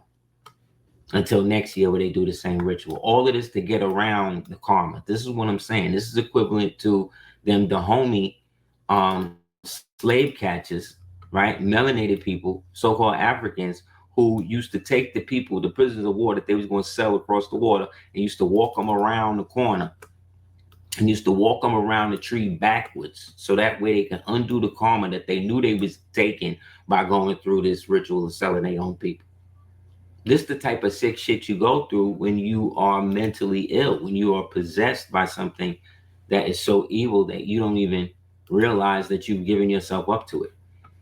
So the execution value of this is great, but I mean, unless you actually know these people is dead, then it's just more conjecture, right? That we hope is going on. However, it is possible to access the records on this stuff if we know how to do it, but that requires us understanding the rules of engagement and real law, positive law, jurisprudence type law. They can't get around that, especially once the actual people come and invoke the military. That's why the military ain't out there shooting all these people in these countries. If they was, they'd have been showing you that, but they not, because they know that these so-called instances these governments are trying to impose on the people are not coming from the people themselves. They got a white Jewish woman who don't speak Spanish as the president of Mexico. You understand? The new chick, the puppet chick they want to put in Venezuela, right? If they get Maduro out, the puppet chick, she is trying to she said the first thing she gonna do if she get in power is move the capital of Venezuela to Israel. What? What? Because they're starting what they call the 50 states of Israel, where everybody has a state, where now Israel basically becomes the United States, where everybody now invests themselves under them, where now everybody got a state in Israel. They think it's going to work. They really think it's going to work. Did you all see there was a movie preview service on the internet where the Caucasoid nation believed they would generate? Yeah, I saw that. That was dope. Yeah, the mass generated joint. Yeah, I like those AI joints, man. I like where they're going with that. Did you know that you could be generating 10 grand a month or more by simply teaching other people what you already know, extract that into an online course and sell it around the world fast? This is Kerry Eagler. He's generated 7 figures teaching other people. Oh yeah, so then your boy right here, Kill Gates, he getting shut down every which way and still trying to find new ways to come in and put the bugs in your food and all of that. And yet still this person allegedly walking around, yet still he's on the kill list too. They said they killed him years ago. So who's this? We don't know. Boom, new study finds CO2 as the main cause of global warming, which is physically impossible. You understand? You understand? It's all a scam, and anybody that's going along with it is down with the scam. And the scam, the goal of the scam is to wipe out humanity. That's all. That's all it is. Everything they are doing, if it's a corporation, is there to try to unalive you. That's it. They're not there to help you. The most benign things, they're putting poison in there. So at some point, somebody got to stand up and say, yo, all of these corporations is poisoning us and trying to kill us. They all need to be banned. They all need to be nationalized. You understand? It's not just one. They all need to go because they're all doing it. They're all practicing social engineering. Why do you think the Hollywood system, movie system is done? Because they chased all the real talent out. They don't even have people. They don't even have the people they used to have. They used to know how to couch shit in it and make it subliminal and get you to just trigger without you realizing they trigger. They don't even have them people no more. They don't even know how to write. So now what they doing? They writing stories. They writing stories under the pretext that people are going to be scrolling while they're watching the movie. So if that's the case, they need to make the dialogue and the thing in such a way that it's quick and people could just get it. So again, they're not trying to raise the bar of the populace in terms of the entertainment. They're trying to lower it. They're trying to feed the aspect of no of low comprehension or low attention skills. This is not by design. This is not helping humanity. This is what they do when they want to destroy a people, a society, a group. And yet people is okay with it. They still going along with it. Why? Because they are caught up. They are the problem now. That's how deep it is. Look how they be playing in your face.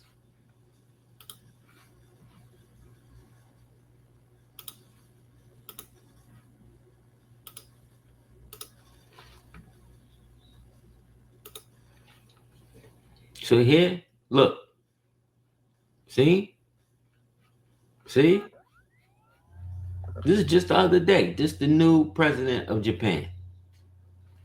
Right? The years of the female. Why? Because the females are malleable. They can use them to their advantage. They don't have any real say in their society like that. The chick who took over Tanzania, turns out she looking like she a tyrant. She acted like she was going to go against shit. But remember, in Africa, they keep their leaders in there until they like 90, 80, almost 100 in there. Working the same old system. So here he is meeting the joint. Look, he is represented by Islam in secret, right? Or you know, the moon and the sun. So look, he is under the joint. She is under the sun. Look at the sun right next to her. Here go Boaz. Here go Joshim, right? Right? And in this, I think she gave him a key or some shit. So here go the key. Here go the floor. Here go the steps. Same amount of steps. Like, come on, man. We're literally in the rich, like we're in it. Look, here go the lamb. You know, the Jews that named him as they Messiah. If you didn't know, he been nominated as the Messiah. That's why they gave him the fake replica of the Ark of the Covenant, so you could put it at the Moorish castle of Mar-a-Lago. Right? So he's the dedicated one. Right? So he's the chosen one. He's their Christ. You know what I mean? We're showing this because this is the basis of where all of the racism and all that shit that came from in places like DR, Brazil, all of that come from shit like this. This was called the redemption of Ham, right? It's also called the Rendenka, right? And this shit would be in people's house. Like you would have the picture, the white Jesus. They would have this. I did a whole video on this. They would have this in their house. Like you would have the white Jesus in your grave. And this was the goal. The goal was to breed out the curse of Ham, meaning go from the dark-skinned mother to the light-skinned woman who had a baby with a white man, and then boom, she creates this nigga right here, right, who just got out the cage. Look, he a prisoner. He got on prisoner clothes. He got on prisoner pants.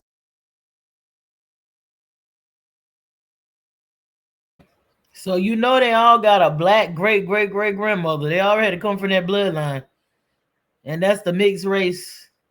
That's how they got those people like the Brazilians and the Dominican Republics against their cousins and brothers and sisters, the Haitians, and the whitewashing of the society. The curse of Ham that they put in that Bible or whatever. Yeah.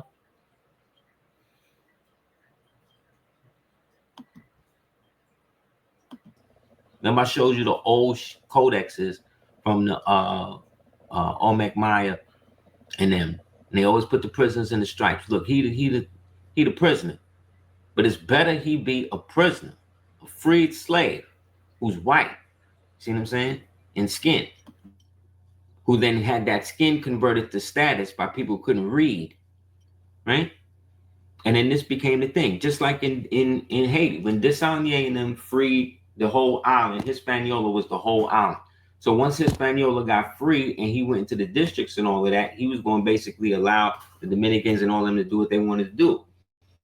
After a certain amount of time, when they was gone, the Dominicans decided, you know, they wanted to be more part of the Spanish, even though they had just broke away from the French. And the so-called French Spanish started to feed them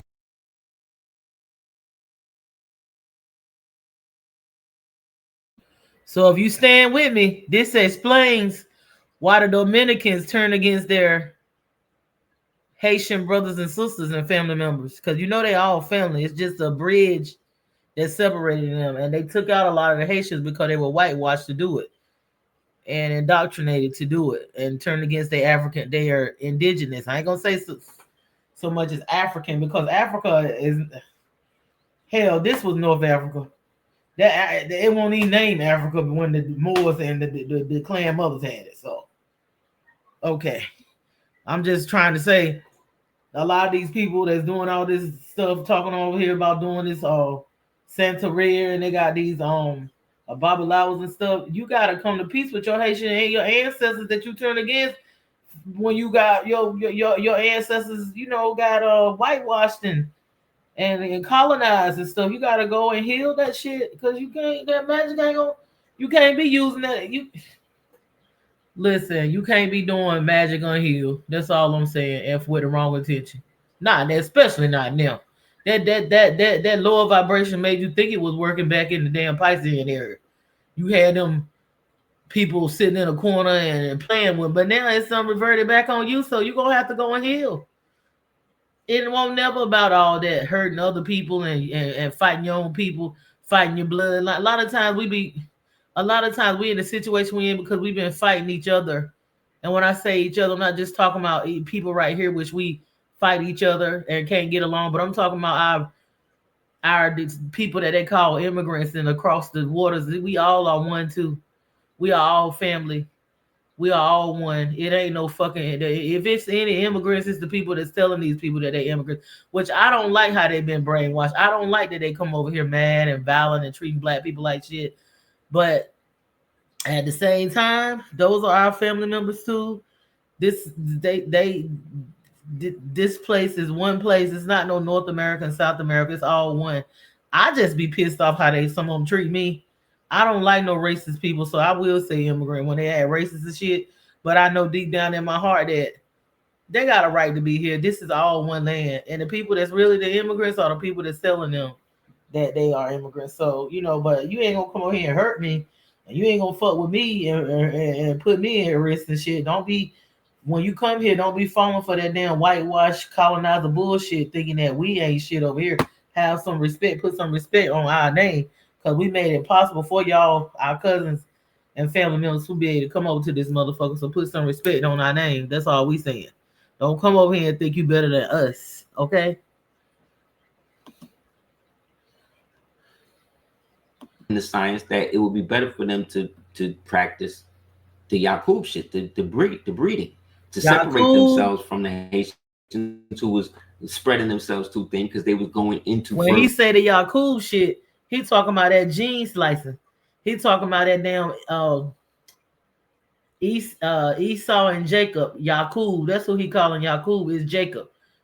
Was it somebody whoever tending the sheep, the gene slicing and all that?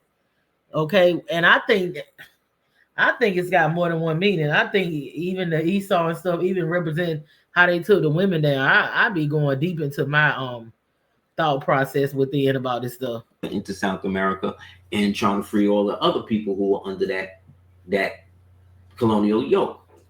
And so they did that. They started to ally themselves more with that, started to make laws to get rid of their so-called Haitian ancestry and all that. And that shit has been popped off to this day. Right? Black and all of this type of shit. Like, okay, I get it in terms of status, but when y'all start doing shit like marrying your first cousins and shit to make like, you know how Cardi B talking about she not black. He talking about them Dominican Republic, how they trying to they did all that with being whitewashed, getting rid of their Haitian ancestry. Time to heal it, because it ain't shit. Skin, and they have somebody like somebody like this in them cultures is considered dark skin. This lady right here. This is how sick these niggas are. Why? Because this was the culture that was created and fostered. The lady, the mixed race lady is considered dark skin. Not the black, the grandmother, dirty ones, or the mother, but that woman allowed themselves to fall victim to.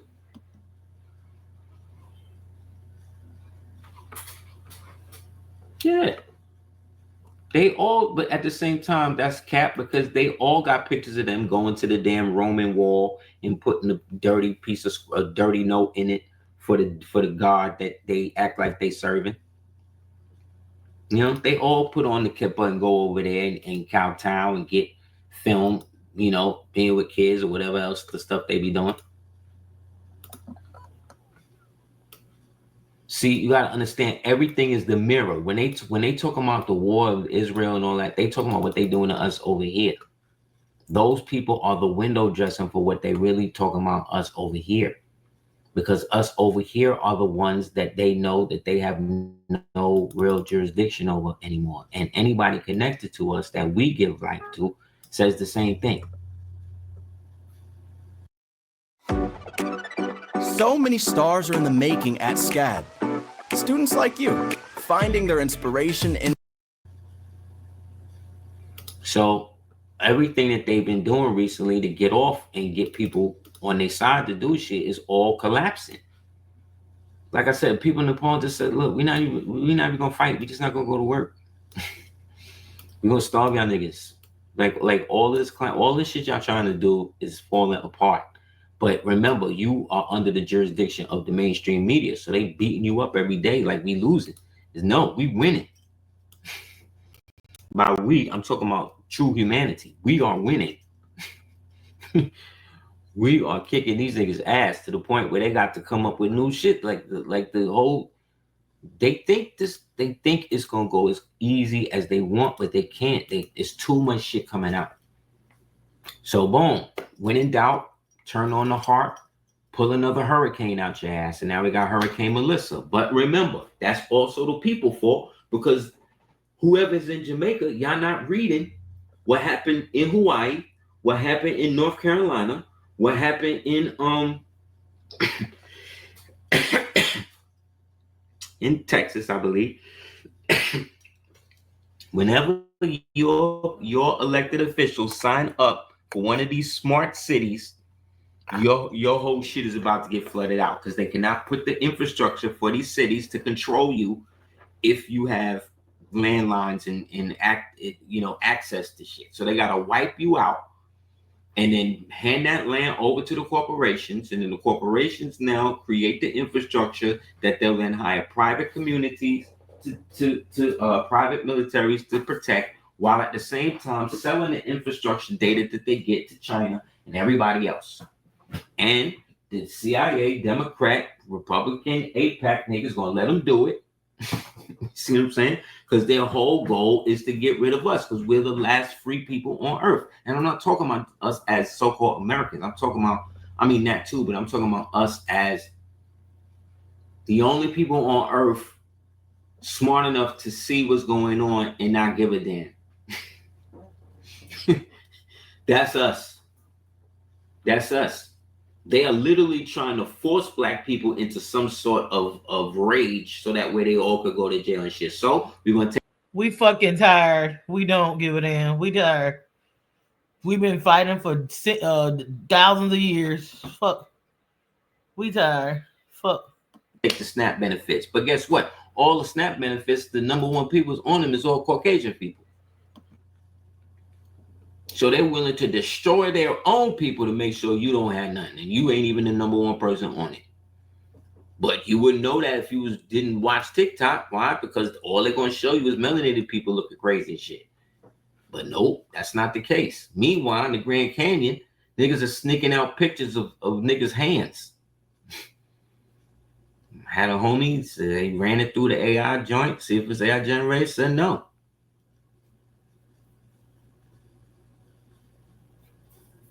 So what's going on, right?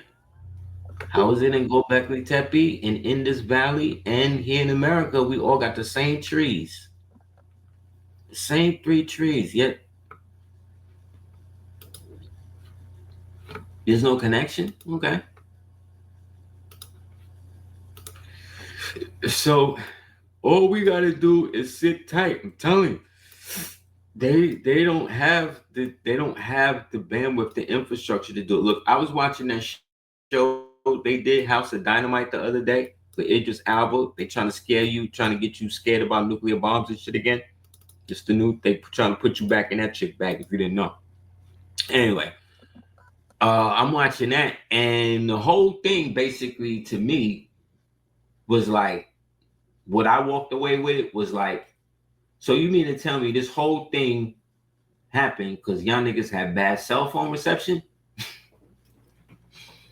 Like that was it. Go and watch the movie and you tell me that that's not the reason why everything really went haywire and why they was able to use that to allow this shit to go down. Again, these are melodramatic, psychotropic thought forms with time delay triggers in them. So that way, if you believe that that is going to happen, they can siphon that thought into the power bank that gives more energy for that to happen. If you don't, that's it. This is what the system is a it's a necrotic bioorganism. It's dead, but it can interface with reality to a degree, right? And works best when things are decaying, right? So if you allow it to fool you to think that what you're seeing is the full reality of the topic, then you are now a part of the thought form that feeds the apparition that they are striving to put photon energy and quantum bandwidths into to create a living hologram of this thought form that you can physically interact with. This is what they want you to do. Okay? Tesla is not an individual. It was never a guy. It was a group of niggas who got together to steal.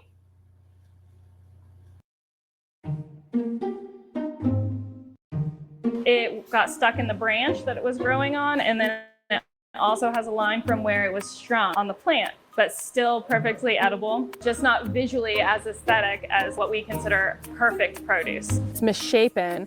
That's not allowed to. Switch to the letters of Tesla and you get the word steal, because that's what them niggas was doing. Not one nigga came up with all of that himself. He was the personages. Remember, I told you, he is the decoy archetype that they're going to use to couch all of this Moorish information and ancient technology through. Just like Einstein, just like this one. The only real cognitive thought, which is horrible to say, that they really came up with in the 20th century, which was really just a means to create a form of civilized genocidal by accepted barbarity, was communism or Marxism. If you look at it as the ultimate goal of it, which is to take as many lives off the planet as possible, that in that regard, it's a success. You know what I'm saying? And remember, all of these African so-called nations that during the era of the new imperialism, which was around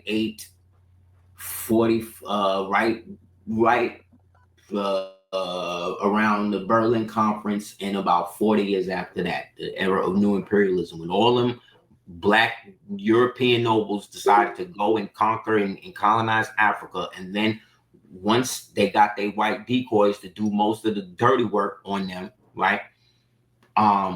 Who were members of their family, sent them back to Europe with the spoils. Then them niggas turned the tides on them niggas and then forced them into exile, and they had to stay in Africa, and they became the ruling class niggas that they've been tapping into ever since. That's why these niggas stay in office for so long, because they're actually really descended from Black Europeans. You understand what I'm saying? Who became African, who adopted Africanism, but then applied all of the European type thought forms to the governance of the people who did not come from that type of governance. Communism was totally antithetical to the African diaspora, if you want to call it that. But all of these niggas, by the time they were getting their so-called independence, they were all African socialists. They were all communists, y'all.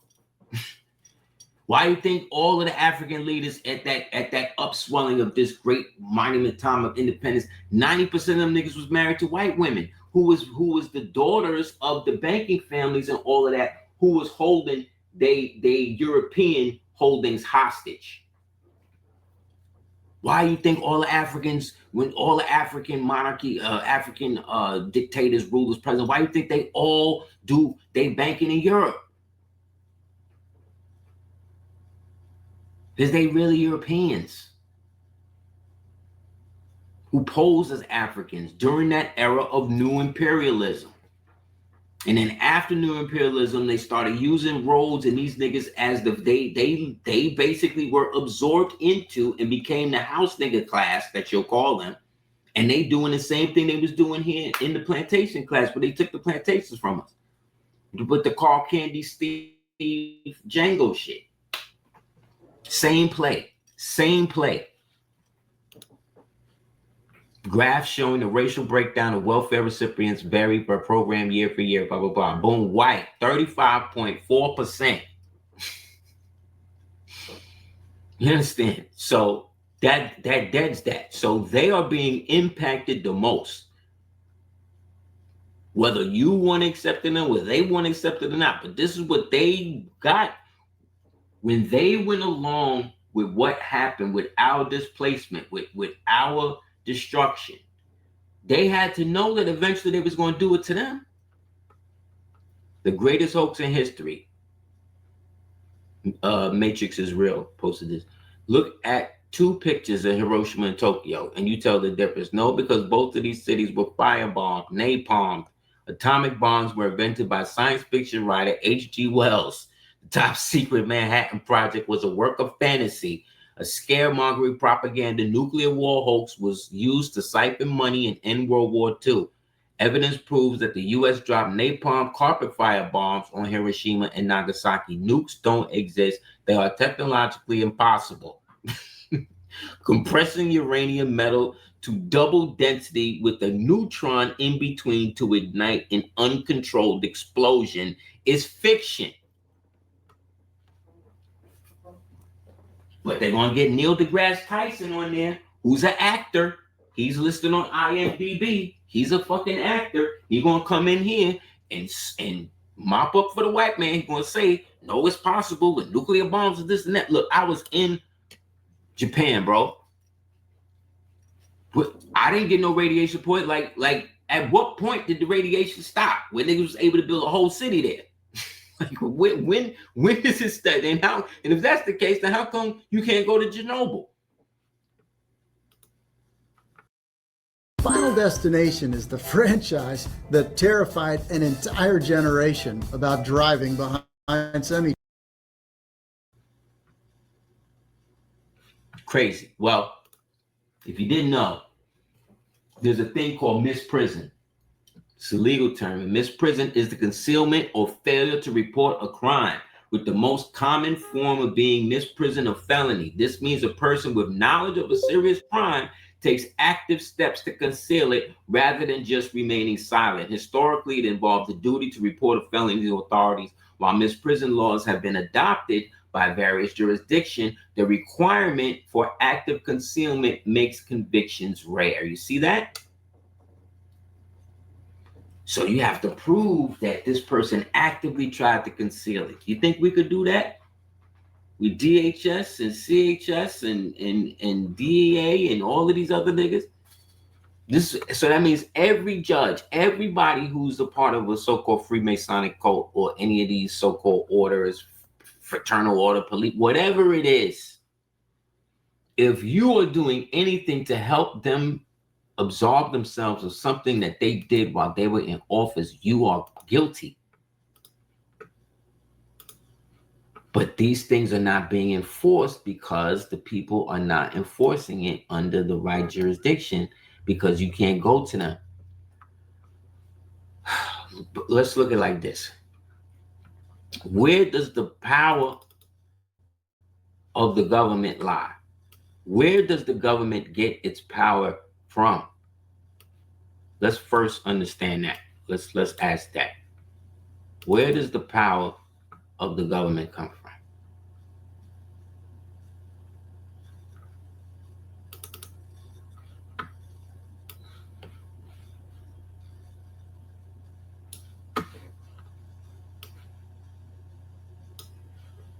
Do we even remember? You know what I'm saying? Like, they got people so messed up in the game now. It's like, you know what I mean? Like, do we even know anymore? Yes, we do. Because we are of the educated, and as more scientists, we are obligated to find that which was lost and restore it to its proper and fundamental capability at the behest of our honor. That's how we're supposed to roll. You understand? So due to that fact, we are always in positions in which that which is lower is seeking to become higher. The problem with that is that the nature of dealing with third density repetition can lull even the greatest cosmic consciousness to sleep. Understand? So going back to what I was saying with the quorum, when the quorum was gone, the government ceased to exist. The country ceased to exist. It was now vested in the people that left, because the power comes from the people. The government does not have the right to sustain itself. It only sustains itself at the behest and power that it derives from the people. This was the compact that they had to give up in order to create the fake governance that they wanted over everybody. So they had to find a way to get it in and then work for years to obscure it and obfuscate it so we wouldn't know how it worked. But essentially, that's what it is, y'all. So we haven't had a judge in this country since I-781. We haven't had that's why they call them magistrates or referee, because there is no real country. There is no United States. It was usurped by an insurgency, a conglomeration of demonic forces who were all allied under their goal of bringing their God into this reality. So they say, oh, these Moors, they was the ones who brought the Europeans, and then they hit the history and all of that. Yes, some of those Moors did, but there were more Moors against them. There were more Moors against them than it was. That's why they had to use these things. That's why they had to get these niggas going. Because as I told you, the nature, no matter how high, no matter how sublime, the more you be down here in the mud with these niggas, the more you're going to get dirty and the more you're going to forget that you was ever clean. That's how it work. How many sky celestial beings decide they're going to come conquer this place and they got to come through a womb? Why do you think they're trying to find different ways in here? You got to come through that womb, and that baby brain grow up on you, then you're done. At least for 18 years, you're done. You're done. So the rain fall on the just and the unjust alike. I watch these niggas now, they trying to bring Selassie back. They trying to make Selassie God again, y'all. I never.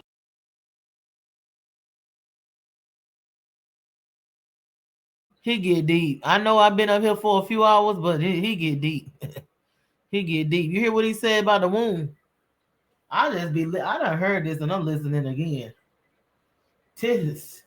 He said you gotta come through that womb. Oh man. I'm listening again.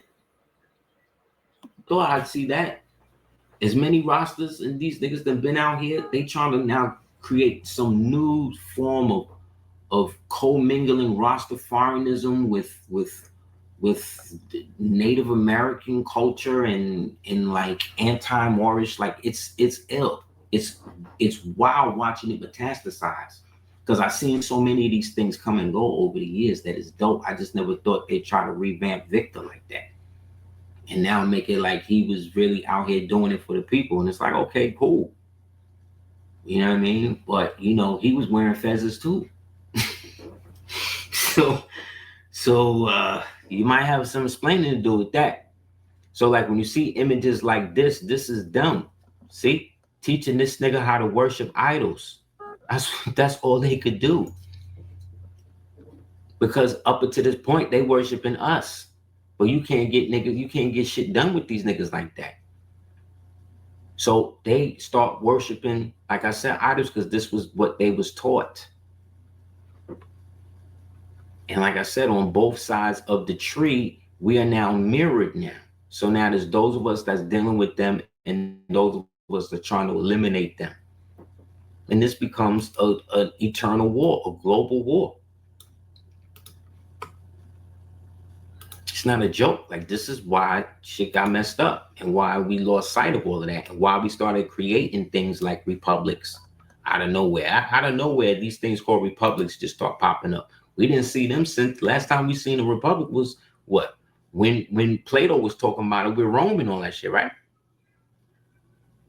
Yeah, but it's a new way. It's a way that we now can break up the dirty monarchies and then create trusts that we eventually can create corporations through, that we can start moving everything through to get away from what is coming, which is the overall collapse of everything. So when the son King Louis and his descendants agreed to join up and pledge they think to the Moorish Empire, right? They became down with it. Why? Because the Moors were known for all types of extraneous exports. We was the ones. So they got the trust and all that shit from us that made us forget. Oh, God.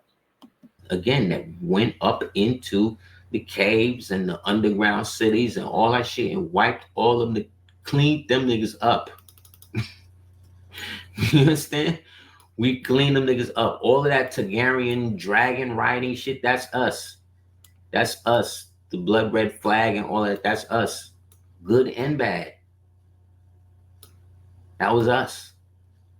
We couldn't just let anybody come in and work this stuff. You had to have morals. You had to be. So we are the dragons? Trained. You had to have a certain breeding. Right? And got to a point where all these niggas was dirty. So what did they start doing? They start looking around for who they could pass shit on to. You know, only ones left was the maid son. So, well, you gotta do that because Uncle Theodore is trying to genocide the Hebrew side of the family. Like, this is our history. Keep getting us tied up as to what we didn't and what this person did. Like, I get you, fam. We are all.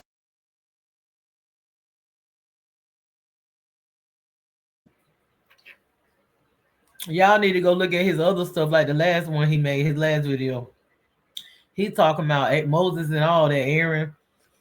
How when he went up there to talk to the Anunnaki, that Anunnaki guy, how they were down there sacrificing fucking children. And when they ate it, that were the children they were eating. When Aaron was all in on it. And also there was other people that looked like us. He said the good, bad, and ugly. We gotta take accountability because he said a lot of us got away from that shit. And we were fighting against the ones that were still doing it, which are still existing there. They still believe in sacrificing kids and all that to their gods and stuff. Yeah, he get deep. He take accountability. All products of that. There's nobody that could be like, yo, on my side of the family, it was only these types of people. Nope, you can't say that. Not how these niggas was infiltrating. They was getting in. So he's saying we have to purify bloodlines like we did. A lot of us got away from all that evil stuff, but we mixed up with a whole bunch of shit because they were infiltrating. He's saying that all these people talking about, oh, the them and that's them and this the one and this that group and that. Man, this shit all mixed up. You got the demons and the angels. You can be a demon or an angel. You choose it. You can be balanced, high vibrational, thinking you better than other people, low vibrational, acting like a demon. But we got all this shit in us. We have to choose and purify ourselves and balance it all out. Shit. Straight like that. To everybody, family. Everybody. Same way they doing now. To get estates, to get land, to flee their shithole countries or wherever else they done came from. fleeing to get the bounty and the covenant blessing that was left for us. Why? Because we strayed away and followed the pale gods from Europe, of which we knew not. The truth is, car insurance companies have the perfect hustle, and it hits you every single time you pay your bill. Let me break it down. Each month. See, we go wrong. We get caught up. That's why they could catch us up with shit like, oh, well, these Europeans, he was talking about they always what? No. When they say European up until 1900s, think melanated people. You think ancient Europe and all of that? All right? melanated people, he said. Types of niggas, the Ibelines and the Gilbers think blonde-haired, blue-eyed, dark-skinned. All melanated people up until a certain time, just a few hundred years ago, the pale faces came about. All melanated people doing the shit. Melanated people. That's who you was dealing with. That's who your people come from. They took your name. They didn't have names. They all fronting. All the white people say they got their land within between the last 150 years. How that happen? How all y'all get land within the same time frame? But it's in your family this long, but all your ancestors come from Europe. Like, no, all your ancestors was owned in Europe.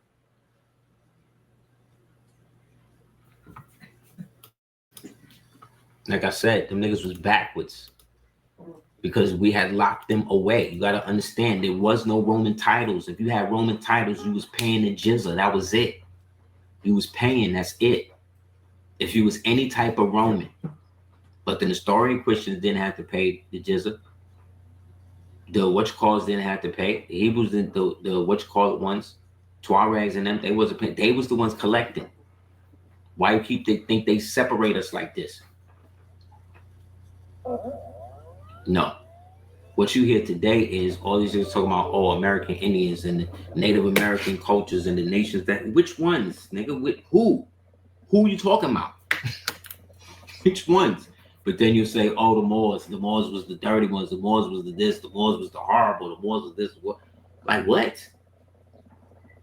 Like what?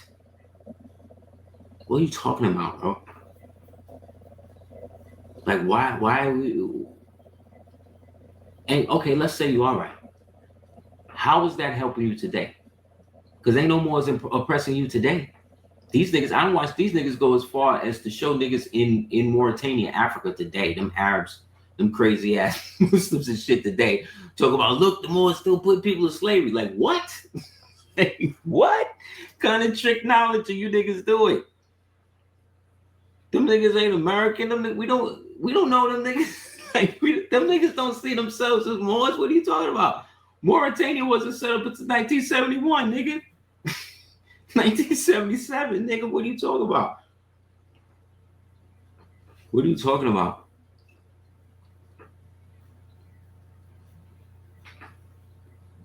We none of these people, yet we associated with everybody. It's crazy. The mental gymnastics these niggas go through just to hate. That's how I know it's a bloodline thing that these niggas never got off. Because again, these niggas talking this shit, they don't have no civilization. They don't have no temples. They don't have no places to get together to build and conduct business or whatever. These niggas don't have none of that. They got TikTok. You know what I'm saying? They got TikTok. These niggas, and it's always a bunch of dudes. It's always dudes, you know what I'm saying? Who seem like, oh, if they just had the right people just building with them, you know what I mean, on a level without the ego. But it's like everybody want to put their shit above everybody else.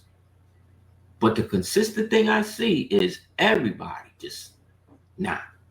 But the Moors don't be out here they don't be out here like that with people. They want you to identify like this, where you could be Algonquin, right? This is the Algonquin nation. Look, what's that? What's that? So when you ask, well, how come you didn't know that there was no Indians or whatever in your family? This why. This why. You understand? Because your family members conceal all that shit from you. They hide it. Shit that could Oh, do this why y'all didn't know one no Indians in your family? Cause look what they did. He about to tell you. you good today. No, they're gonna hide it. Why wouldn't you want to know that this is your people? Why we gotta put all these niggas in the lodge? Why we gotta put all of them under the secret? In the 18th century, the newly formed government of the United States of America began to materially violate all former treaty obligations and develop a systematic process of denationalization of the indigenous population. The practice was primarily implemented with administrative reclassifications, Moor to Negro, Indian, and color, by administratively redefining who was a Moor and therefore who would make treaty claims. The state governments and federal government could disentangle themselves from official colonial treaty relations. Dissolution of the treaties was used as a means to displace Moors, reclassified as Negroes and Indians in 1621 from their tribal lands, theft of birthright, and allodial land. Moreover, the state governments began to redefine what it meant to be a free citizen in favor of political and economic interests of European American colonists, the free white persons. If you don't understand the rules of power, you will certainly lose to someone who does. I'm going to teach you how to be more powerful.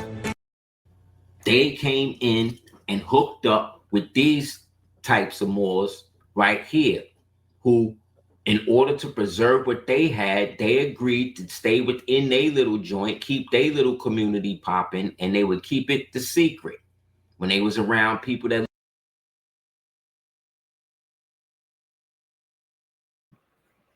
They sold us out. They sold us. Them ones like they sold. You know who I'm talking about. The ones that be coming against that Indian stuff, and they got their positions of power and stuff. They got their positions. They have made an oath to keep it quiet. Sold us out. That's why you don't know. That's why you don't know you're in. look like us, right? Same, right? But the prophet was different. The prophet opened it up. He said, you are not Negro, Indian, black, or colored. Right?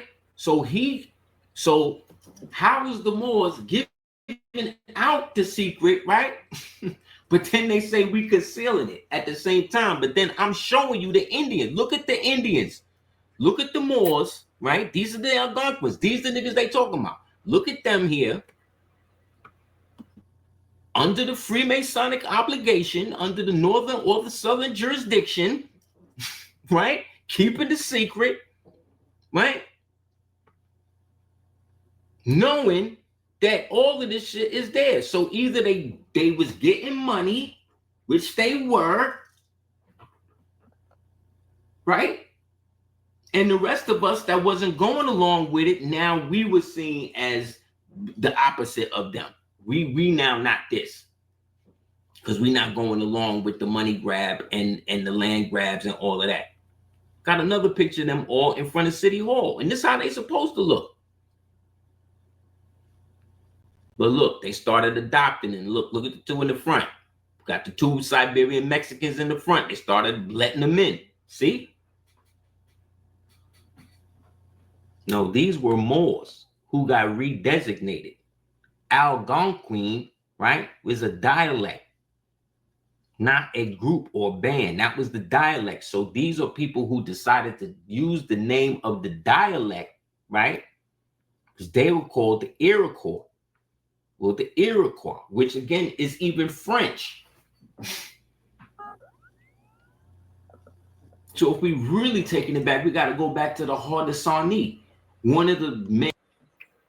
Haudenosaunee, that's the original name of the Cherokees. That Cherokee is another name they gave them. So we got to look at the etymology of the names, because they done changed our names to what they wanted to call us for our tribes. We got to be careful with that.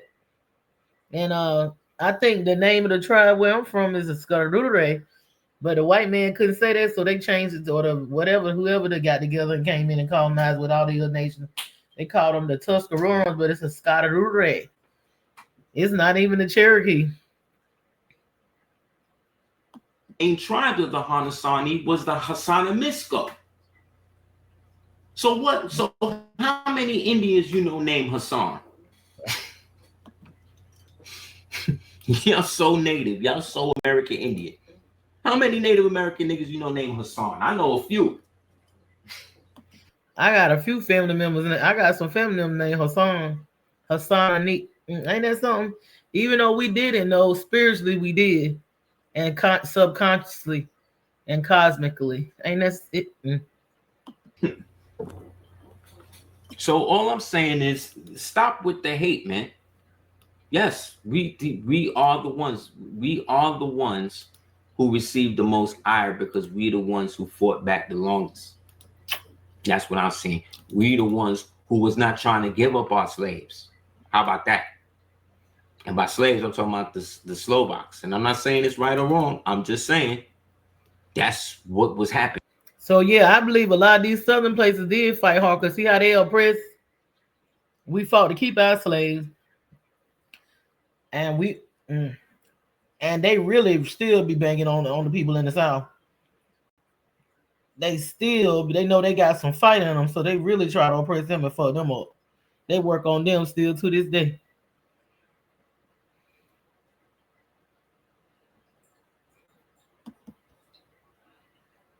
We was not with that. We was not with mating with them and giving them land and all the shit you other niggas was doing. And you so-called niggas who went along with calling yourselves Indians and all that shit. That's y'all. Y'all the ones that went in and killed the mound builders. The mound builders, according to the historical record, are and have always been the so-called Tunaka or Uashita, the Moundia Moors. Get that book. Get that book. That Washita. It's a book. It's not even a lot of pages either. It's cheap. It's like $13. The Wichita Moors. What is her name that wrote it? I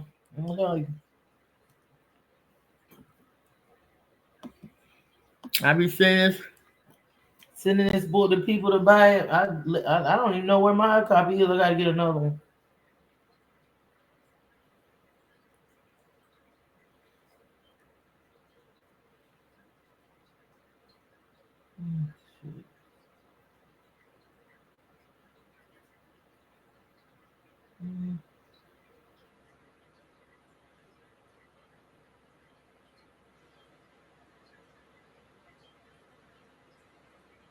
Somebody will see this who would need to see it. I know it's long.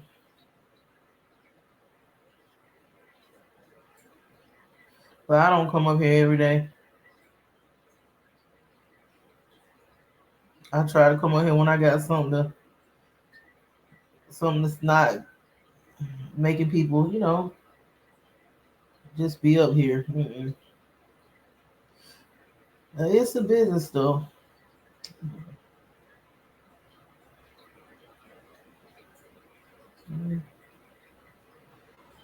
But it's changed, and I didn't come on here for them. I came on here for spiritual purposes and stuff like that. That was my main goal, but I'm not knocking nobody. I plan to, do some other stuff, but this is not my main source. I was led not to make this my main source. Where is the other one? Looking for this book. Oh boy. Here we go, I guess.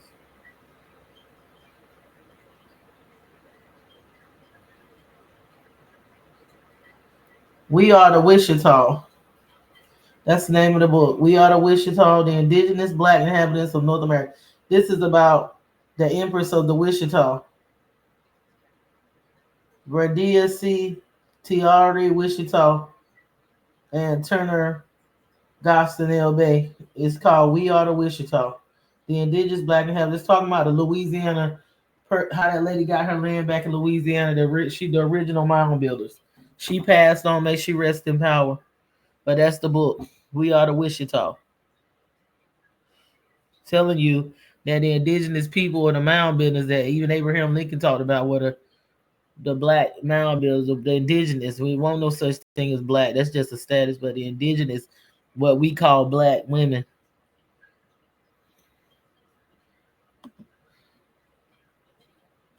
Of which the prophet was directly related to that whole branch. He was related to them, Wichita. Period. As Moors. they say. Wichita Moors. So all of this hate that I be seeing and people be sending me, I be really trying to just send it away with love, because I see a lot of it is just based on the fact that y'all never really consolidated yourselves properly to be able to continue to have a continuity of governance or self-governance the way the Moors did. That's why you had to get handouts from these niggas. That's why they had to cripple the Moorish movement by getting these dirty. Yeah, and I noticed that a lot of our people don't know how to self-govern now. Like they don't have, like also don't know how. They better wake up. I just noticed like somebody that was doing something recently, and you would think they would have did it quietly. Like just because you don't think somebody watching you don't mean they not watching. Like they got technology now. They see everything.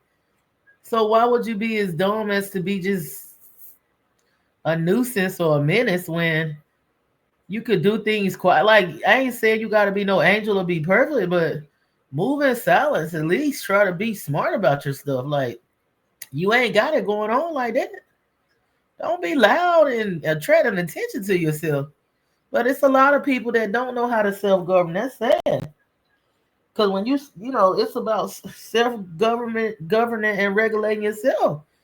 When you walking in severity, and not only that, you know, building your community, being an asset to your community, not a menace and a destructive. You know what I'm saying? Like,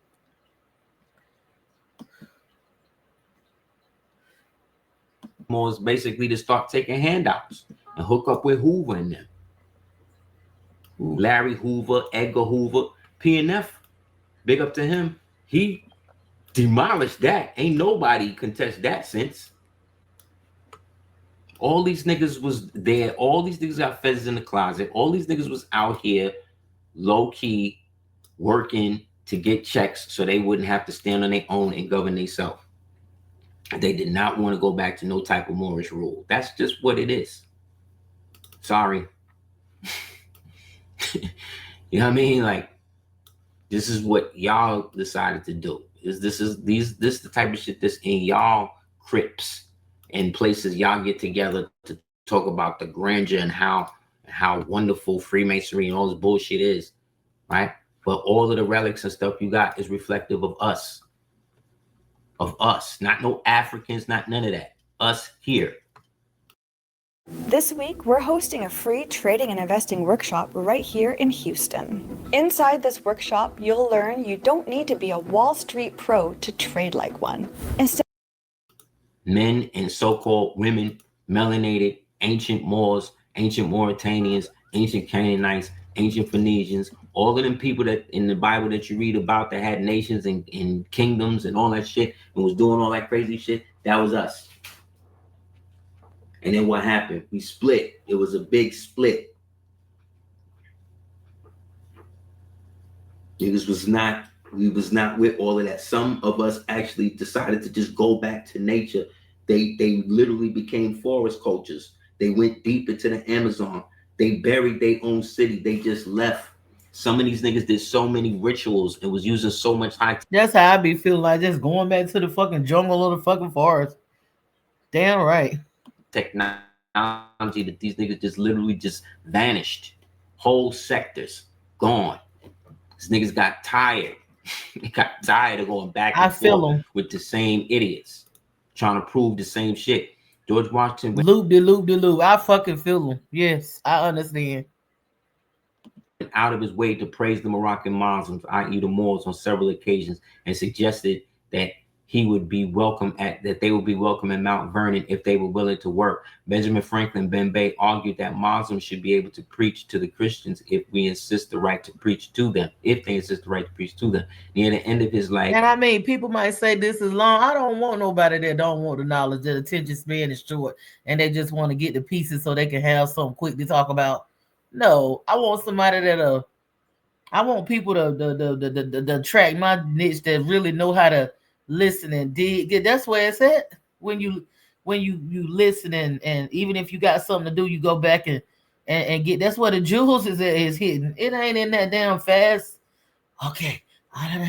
Sometimes ain't nothing wrong with a little short or going through TikTok. I ain't saying that, but honey, all the time.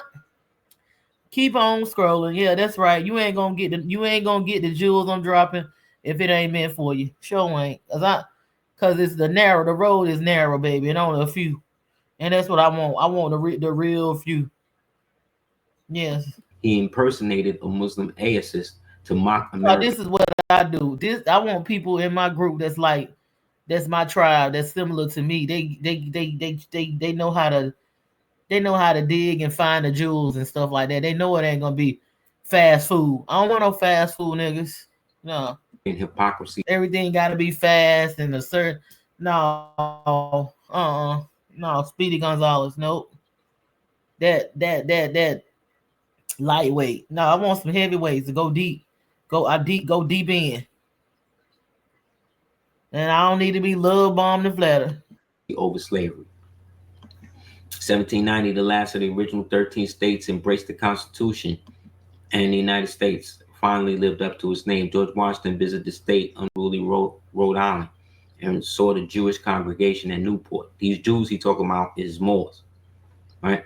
Only a year into his presidency, addressing himself to the children of the stock of Abraham, who in theory include the Muslims as well as the Jews, to the president of the United States, offered his expansive vision indeed. So here in this picture, look at your boy. The whole picture is a goof.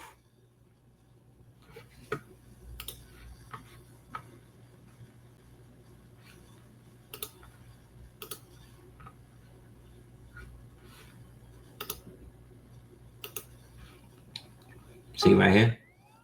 See, he got the hidden hand. He holding these are all of the birth records. All of the birth records in his hand.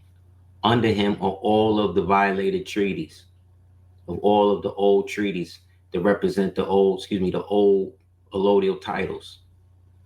These are the ones that they taken because he is the frame. He's going to be the catalyst for them to do what they're going to do. But look who's behind him. See right here? Peeking over. Right? But look, he under a Moorish tent. This is all Moorish. So they showing you this nigga's in a frame. He is under the Moorish Empire. Look, he under the tent. He under the sycamore tree. Look. Because they showing you the decoy. He's the decoy. This is Washington. This is the decoy.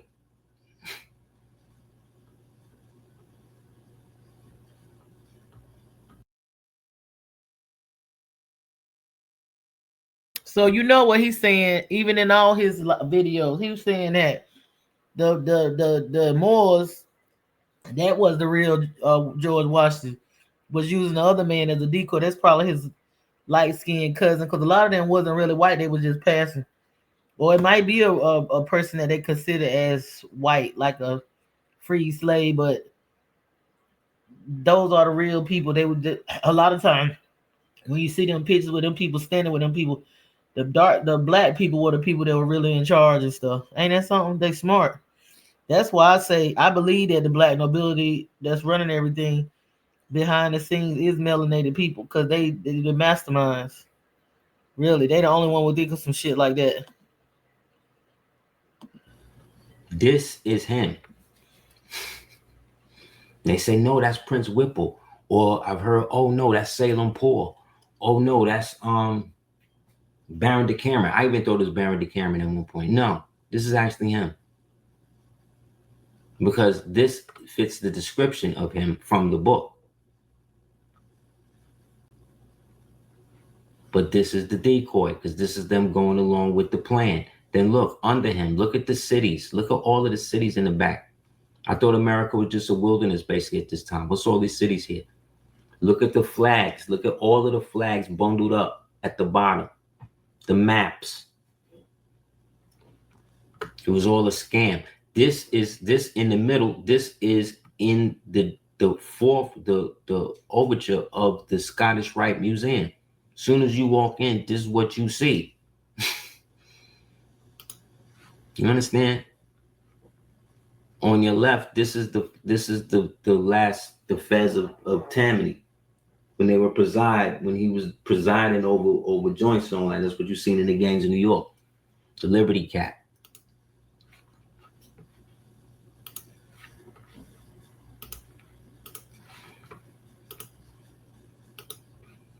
They are the black and the white checkerboard working together to keep the game going. And we keep losing it. Now they focusing on Sudan. You notice how they just popped on Sudan like just out of nowhere yesterday? Like at the end of last week, you started hearing all this shit about Sudan. Why? Because France is over. France. Work and play. Without delay. Choose. All of France's money come from exploiting Africans. All of it. All of it. So they don't have no money no more. Their government is in ruins. It then came out that their president is married to a man. It's over. They being overrun by Sudanese and African Muslims that don't want to go back to their own country and force the juntas and the Boko Haram and the CIA niggas out. They don't want to go and do that. So they're going to stay in France and try to turn France into the Sudan.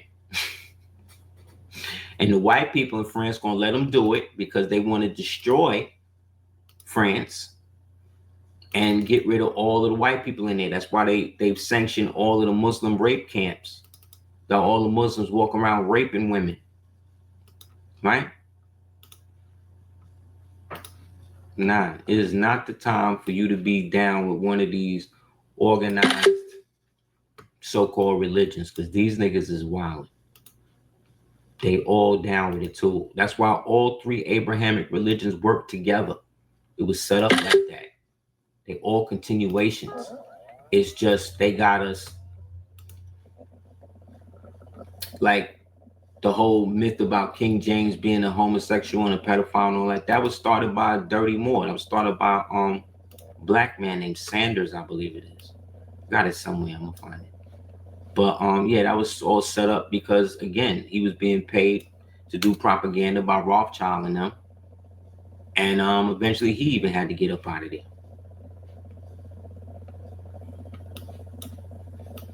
You know what I'm saying? Like, there's no other way to really describe it. And the more we try to over-intellectualize it, I think the more we create problems in terms of how we are actively understanding what is happening. What is happening is you're starting to realize that the war between the so-called secret societies in the world has now spilled over into the public now. You're seeing Masonic wars play out in front of you. Masonic hits, whether they real or not, being done in front of your face. You know what I'm saying? Like, you reaching, they're desperate now. It is spilled into the open. It's not supposed to happen like that. We not supposed to know none of this shit is going on. So why we know? Because they don't have control of it no more. If they ever did, I don't think they ever did. I just think they went along with whatever these demonic entities told them that they could do. And they believed them because they want to believe them. But these demonic entities already know. And by demonic entities, I'm talking about these thought forms that they've been able to siphon and create holographic physical projections of, that they are seeking to give biomass to. These thought forms create other dimensions too. Excuse me, that you might gotta face. When you leave here, you might gotta face these thought forms you done created too. Might gotta go through that to get to where you need to get at. He talking some deep stuff. By synthesizing human hemoglobin and plasma in form of quantum computers, by which these computers that they grow in chips that are using to power computer servers. This is what's happening to the humanity now. They've already created their new artificial people. Everybody that got vaxxed and everybody that has been having sex with people who have been vaxxed or have been shed on, you are part of it. So nobody has gone to jail yet. Nobody has been persecuted. They still selling they still got vaccine ads on TV. So I don't know what it's going to take. You know what I mean? For these people to understand that it cannot get, this is not sustainable anymore.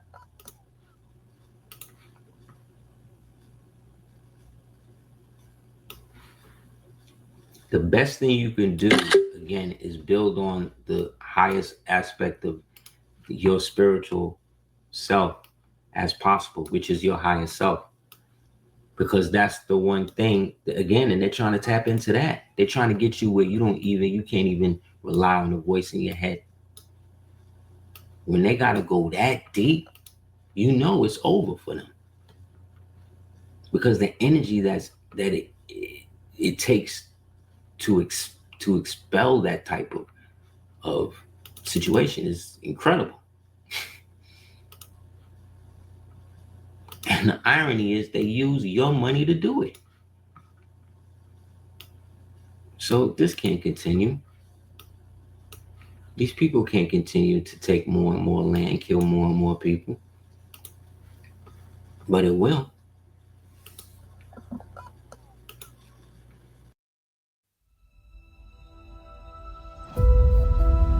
EVE Online is a vast universe. We was Americans like this, you understand what I'm saying? Like, this is how long we've been Americans, bro. We was here like when America was Egypt, when it was Rome, when it was Persia, when it was all of these different things. When all these different niggas came over here and married in and did what they needed to do. Everybody got a turn.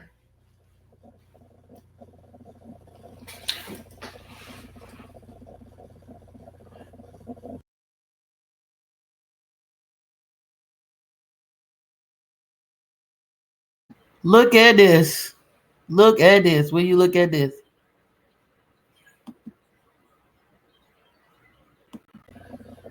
Yeah, man. Yeah, they're all done. That's what I'm saying. Like, so as the truest Americans, everybody's been trying to, again, live off our birthright and receive the benefits that we are supposed to be inheriting, because we lost sight of our noble nature, fell to the lower self, went from the Elohim to, you know what I'm saying, to the lower aspects of that. And then the weak amongst of us started to, you know, go into the lower realms and start to help bring these people up. And in the end, they followed us all back here, you know. However, the time is up, and now the energy has reached the fever pitch where nobody can sustain themselves without giving back the glory by which they've stolen it. And I don't know if you know, like, in order for them to become Indians, right, they had to be Freemasons first. Did you know that? Because the Freemason lodges were the ones that were giving out they were the ones hooked up with the $5 Indian, proposals. So they were the ones in charge of that. So they was there hooking their own peoples up while those of us who actually was being pleclered. It was being redesignated. But yeah, that's what I'm saying. Like, y'all, these niggas be joining up with shit and don't even realize these niggas was the ones. All of this came from an occult perspective. Yeah, you had to be a part of what they call the Order of the Red Men. Here go the charter. This is what the charter looked like. Yep. Then it went from a domestic order to an international order. And then this became the International Order of Red Men. And this is when they started bringing all the Siberians over. And then this would be a part of them. This would be what they could also show to show and prove that they was, you know, good Indians under the new American designation, knowing goddamn well they were Siberians. Meanwhile, this is us on the wall. This is us in the buildings, in the stone.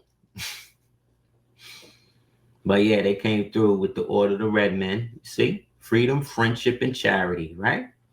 Because remember, all these niggas homeless. Look, they showing you they homeless. They coming over here homeless. Look, homeless. See, look. The Society of Red Men organized at Fort Mifflin. See? Military. All these niggas is under the military jurisdiction, y'all. Look, and here go the whole stories. Look, created the whole history for them. But look at who's the foundation. Look at the two Moors at the bottom as the foundation of it on either side of the obelisk.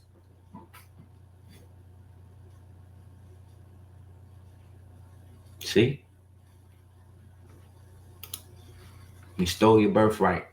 But don't think that Esau, as they keep telling you, was some white dude. No, he was a melanated dude with red hair. There's a lot of them people out here.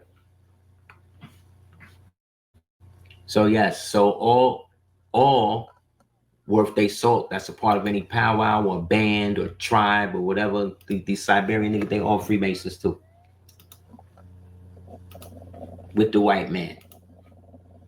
Because that was the only way they could be redesignated from being Chinese or Siberian or Slavic or whatever the hell else they was, Filipino, Mexican, whatever they was.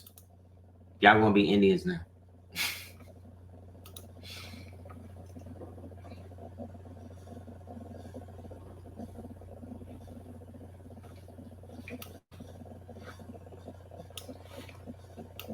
All of the stuff that they tell us back in the days and all that stuff is connected to them hiding the real, what was really popping here. See, he said the real Esau was a melanated person. Won't know what you call so-called white people back then. I believe it's talking about several things too. I don't believe it's just talking about that, because I don't think it's right for no mother to aid in the bed stealing nobody's birthright. I don't. And they say Jacob was Yakub, so this story don't even sit well with me anyway. Cause I mean, you shouldn't be doing that. That's like the mother choosing one child over the other. I mean, come on. And why would the God say he favored one child over the other and they were both nah, don't. It don't sit. It never sat right with me. That's why they don't want to leave. That's why they mad they can't kick us out. They can't. They tried. They got the Dirty Moors to set up the American Colonization Society, which wound up setting up Libya. People are like, oh my God. You know what surprises me most on the job? How many drivers? Black people over there to Liberia. Oh my God. And I seen that movie, The Book of Negro. That shit was hell over there. They didn't even support that country when them people went over there. What nut? I stop who don't even have auto insurance. Yeah. Can't really blame them. And won't Marcus Garvey in charge of that? Excuse me, Liberia. Right. Liberia. Along with Plekla and Garvey. Oh my God. A Jamaican, right? Somebody not even from the country. Telling us that we all need to go to Ethiopia. Meanwhile, Selassie, the same one y'all talking about, is this and that. This nigga left When his country got under attack, where this nigga go? He went right to Europe. Why? Because he's king of those people. Because he's European. He's European. Your God is a European named Victor, and this nigga went over there Oh my God. and got help from his British subjects, and they helped him fight against Dirty More Mussolini, another melanated nigga. So was any of these people not agents? I'm trying to figure out. Was any of these folks, and even now, are they any ones that's not agents really working against us? Like, are there any pure people? I think they all corrupt. Fought against him.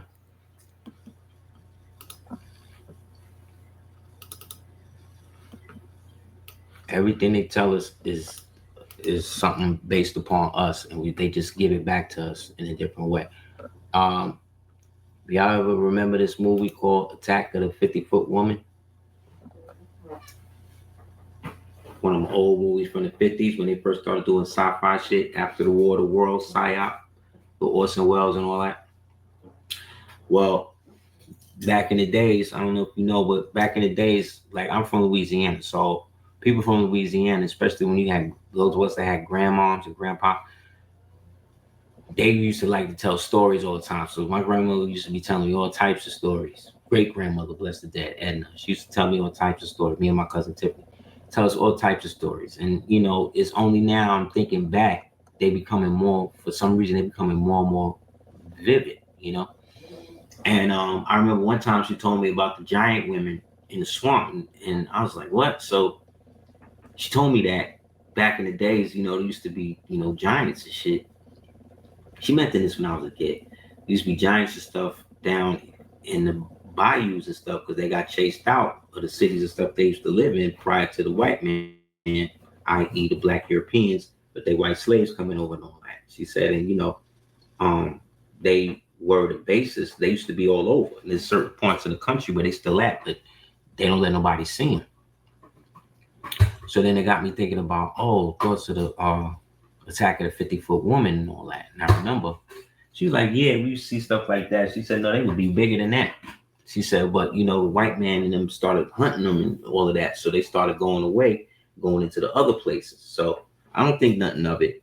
So just the other day, I'm watching something and some brother did a video and he do like horror, big up to him, I forget his name, but he do like, not horror, but like melanated supernatural stories. And he mentioned them. He mentioned the giant women and all that. So I started going back, and then I come to find out I found one of the only pictures they said that they got of them. Hold up.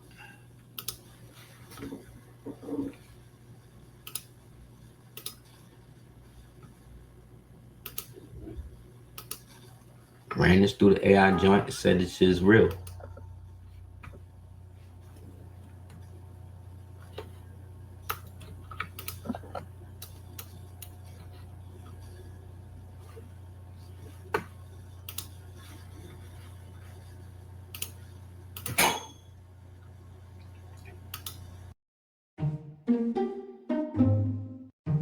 It got stuck in the branch that it was growing on, and then it also has a line from where it was. At one point in our history, we was literally living with people this big and bigger. You know what I mean? That's why these doors and stuff like that. So when you be watching, like I was watching some show. You know, they had them rich realtor shows where the white bitches is selling all of this realty, this high price realty. Anyway, we was watching it. And then I looked, and one of the properties they had this giant door. Like this door was huge, bro. And I'm looking, and it's a modern type of joint. It's like a newly modern. They trying to sell for $15 million. They open it, they showed the door. I'm like, that door just ain't big for no reason. They not just building that shit. Just, you know what I'm saying? Like this door was huge. I'm like, nah, somebody coming to live in there that ain't regular height. So yeah, so this is the type of stuff again that was going on in America. You know what I mean? During the time that they say we were supposed to be enslaved and shit like that. Like you got giant black women out here doing magic. You got whole societies And then you had a group of us that decided to not be with it. Like I showed you the documentation from the People History of the United States. They said that the Cherokees were the ones that went in there with pitchforks and fires, and they killed, got rid of as many of the mound builders as possible, burnt up, dug up the mounds, and then built their villages on top of it. So Cherokees is Native Americans, right? Cherokees is American Indians, right? Right? Right? So how come we ain't talking about them? How come we not banging on them? How come ain't nobody got a problem with what they did? Niggas is still out here calling themselves Cherokee today. I ain't talking about the Ananuia. I ain't talking about the Choctawgy. I ain't talking about the Salagi. I ain't talking about none of them. The Firekeepers. I'm talking specifically about the ones that's calling themselves Cherokees, where you know that was the name of the niggas who was not that, who went along with the okie doke. Virginia passed 2 acts in 1682 and I-682 that combined so-called Native Americans and Africans into one category as Negroes and other slaves. Who did that? Who created those acts in 682? Who did that? Caucasian people from Europe? That's what y'all think? That's what y'all think still? I think Caucasians from Europe came and did this, set up all these laws. That's what y'all really think. All right.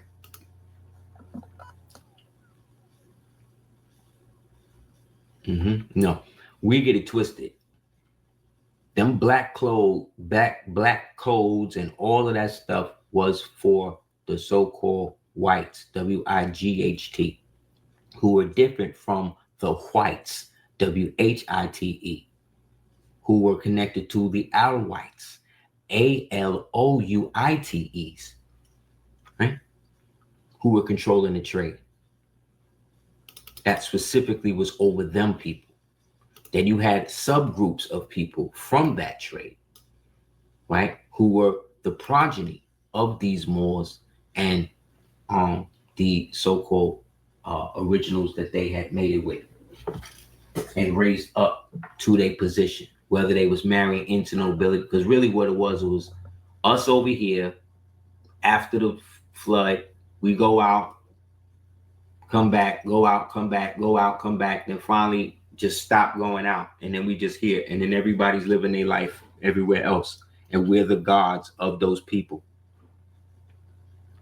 until eventually we lose our nature enough where the weak amongst us start to inhabit the nether regions, i.e. the hell realms, everything under us, which was like Africa and this one and that one and all of that. And then went in there and conquered and start civilizing and doing all of that. And then eventually what happens? You get to a point where you got to be responsible for these niggas now because you done dug them up and done something. So you gave them a primitive culture, you gave them a primitive religion and all of that. But the more you dealing with them, the more you taking on their traits too. And the lesser your noble natures and the more you looking crazy to the people who you left, who now see you coming back. You damn near mating with these things now. It's a problem. Now we talking crazy about you. Now, you know, you going crazy. You doing shit. You not bathing. You bugging. Now we gotta overthrow you. Now we gotta put your cousin on the throne. You see what I'm saying? This is what happened.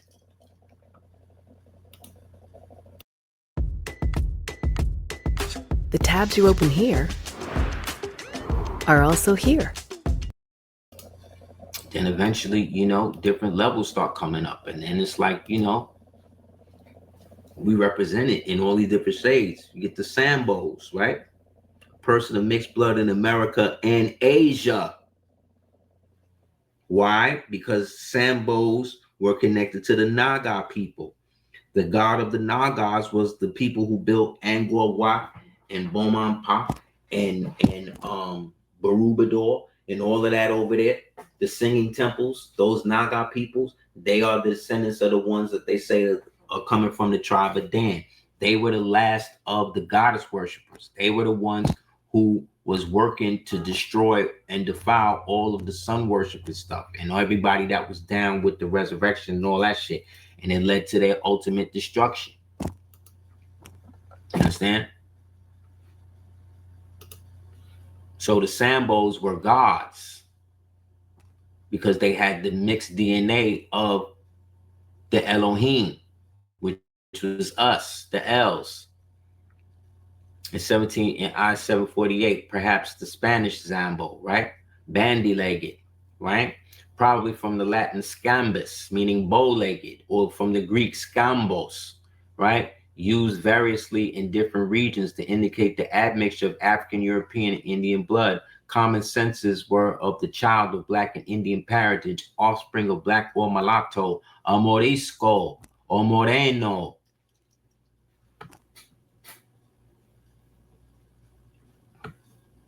These are the so-called Indians in your family, the Moors, the ancient Moors from Asia and America and Europe and Africa, all in your blood.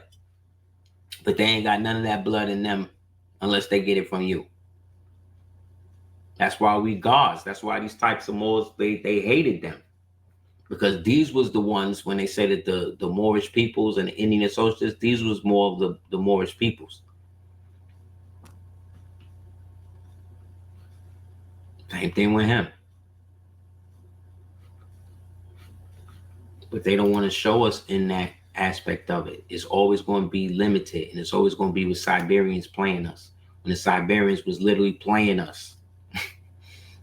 Literally playing us. They had to get Freemasonic degrees and charters to be that, to have tribes, to get money. So that's why they're trying to do all of this stuff, you know, with the government, again, shutting that down. They're trying to squeeze everybody out, trying to force a confrontation that ain't going to happen with so-called melanated people. All melanated people got to do is not do nothing. And watch, everything going to come to us. The more we do nothing, the more it's going to come to us, because we can't be held harmless. We are held harmless if we don't act. And one of the strongest aspects of revolution is indifference. You understand? Put it like this. There's nothing that kills us in this country more than abortion. Nothing. Nothing. And we could stop that tomorrow. But are we? See what I'm saying? Now what you're seeing is 80 years of people being lulled into a false sense of security. Women being lulled into a false sense of superiority. You see what I'm saying? Men lulled into a false sense of responsibility. Now it's all being done. And now they're going, now some real Mesa shit. Are you walking or are you riding? Right? Jermaine struggled for years with dental issues before finally finding Nuvia. Listen to what he wanted most after his smile makeover. I want to be able to smile at my wife with confidence. I want to be able to look her in her face after 4.5 years and smile without having to cover my face or look away from her and talk. That's all. That's it. 3, 2, 1.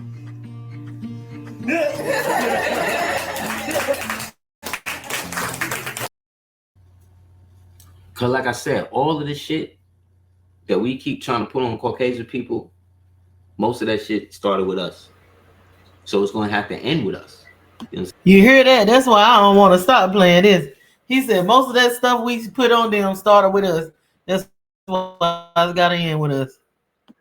But they're gonna end themselves before they could end us, because they can't end us. They couldn't end us to begin with. So what they had to do, they had to make us forget everything. You understand? They removed, like the French was so desperate at one point in their history that they came across a Seneca village at one point, and they said it's a village, but they said it was over 200,000 people in there. So that's a city. Anyway, the Seneca living there amongst themselves, and they decided that they needed to get as many names as possible. So they was able to at least get 200 names of the nobles of the city. Got like 200 of them.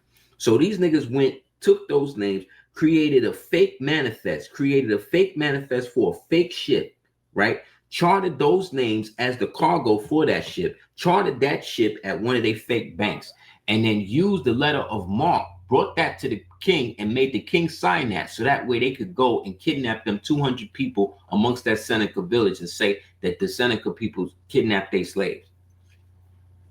They was literally making shit up. Half the shit they telling us, not only was it true, it didn't even happen.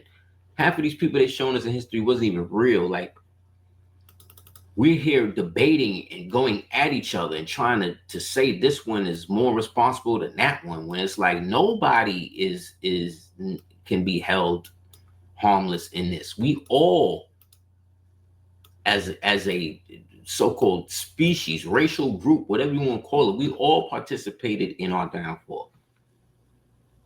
And to keep blaming other people, Africans, white people, Moors, whoever, you still doing the same shit, because none of these niggas got any plans for anything else.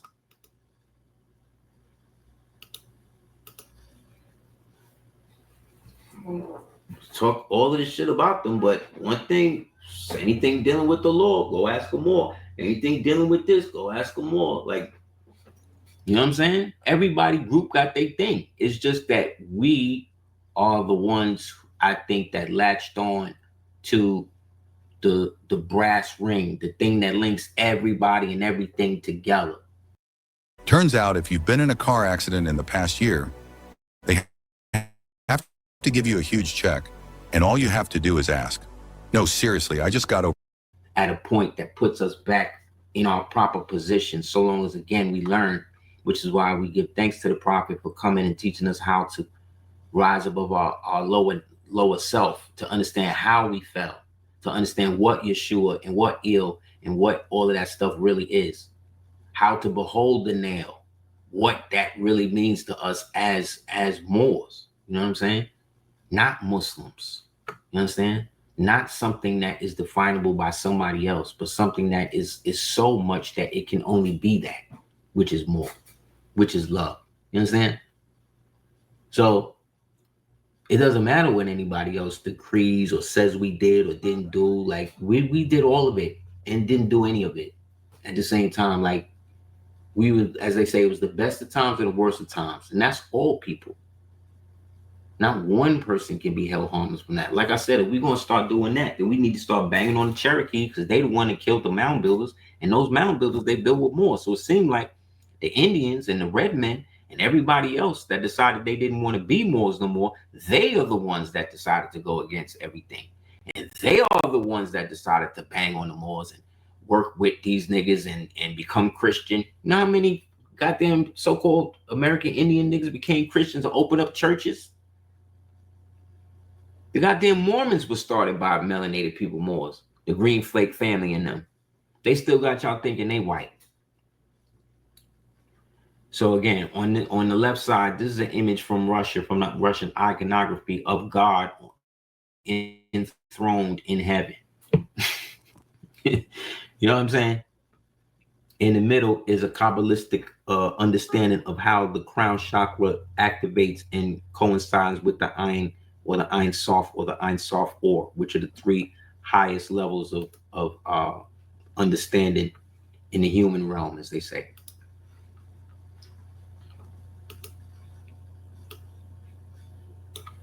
So we are those glorified bodies. We were those people. And so much so that once we fell and we stopped being able to be on that superpower shit, that's when everything went crazy. That's when the world went into shit. And then these things just started taking over. And the next thing you know, somebody had to do something about them. So we went to war with them, you know, and tried to civilize them as much as possible, I guess. You know, but I mean, imagine if we didn't. imagine what these niggas would be like if we didn't do that. So it's a blessing and a curse, like everything else. Sorry. You know what I mean? At least we were smart enough not to with them, mate with them like that. A lot of y'all niggas decided they was going to be in y'all family. Y'all started literally adopting them like that. Then once the so-called black European royalty realized that they was putting the worms or whatever they was putting in the females, the white females, was making these niggas turn into sexual deviants, that was a way for them to come up. But now they had a voracious appetite. That's what the Merchant of Venice, it showed a little of that in the Merchant of Venice with Shylock, when he was trying to get the white woman on that, just like Othello. They did a Star Trek episode showing you like that. Like, this is how that started. Because they were selling themselves by ransoming their own children. And those, like I said, and when those Moors died, or was killed, or was sacrificed, or whatever, they negative thought forms, they not in the book of life no more. They become demons like everybody else. That's all a demon is. It's just a lower thought form. So Okay, y'all can go to City Duke of Tears, but we done seen by the whole thing.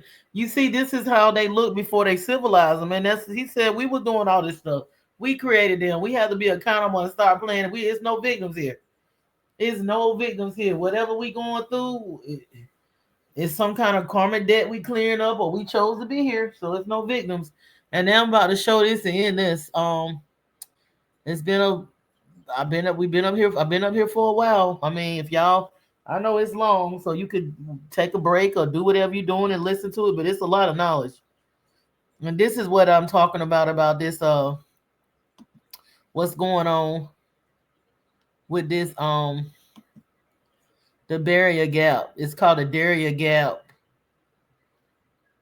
And this man is nobody's talking about this on the news, of course.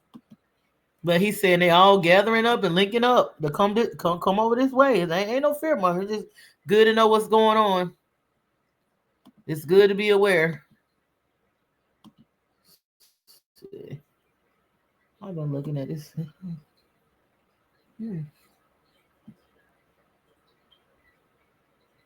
Now it's connecting to my phone. This is next.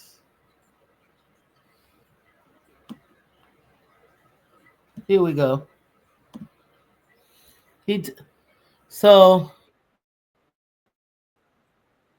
this is Michael Yan. He's telling you the secret of the Darien Gap. How they gathering up and they financed by the small heads. It's China, all of them. They bringing them over there. This is their goal to get over here. And we see they saying that they target is these different groups is linking up. These different terrorist groups. They all of them coming together. This is Michael Yan. He was in the military and stuff. And he was wanting to go into war, like the wars. That's what they like. They like. He said you either die or win. That's what they love. They love warring and stuff like that. And there's just a lot of them love the war, love the battle and stuff like that. Love to be in the mix of it. I mean, if that's their personality, that ain't my thing. I'll fight if I have to, but I don't just enjoy all that stuff. But he's telling you the secrets of that Darien Gap. Members save up to 20%. With that kind of discount, you could stay at a place with a killer spa. Get a manicure, clean up those mitts a little, eh? Hotels.com. Members save up to 20% at hundreds of thousands of hotels. In the Win with Zen sweepstakes, you can get a chance to win $100,000. But there's more than one. People are like, you're just an adrenaline junkie or a war junkie. And I'm like, that doesn't fit the fact pattern. I did not go to the war until 3 years into it, right? And then when I did go to it, I went full bore, as our type tend to do. Yeah. And so that's how that all started, by the way. You hear what he said? He went full war, as our type tend to do.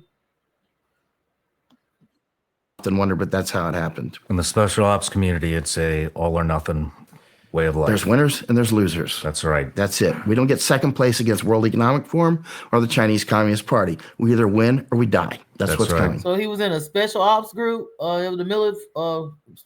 Okay. So, Michael, I know you've been down at the Darien Gap several times. How many times have you been down there? Well, let's say how much time I've spent there at this point, because I've lost track of times. I noticed that with war correspondent work too. By the people that tell you how many times they've been in the war haven't spent much time there. But since Biden was installed, I've been there probably 6 months. I guess we would have to ask, Panamanian immigration how much time I've spent in Panama. But so how many times have I been into the Darien? I don't know, at least 50. Quite a lot. I'm down there. I was just down there with Epoch Times and Laura Loomer was there and Masako Ganaha from Japan. So you can access this Darien Gap by in Panama. And what the Darien Gap is,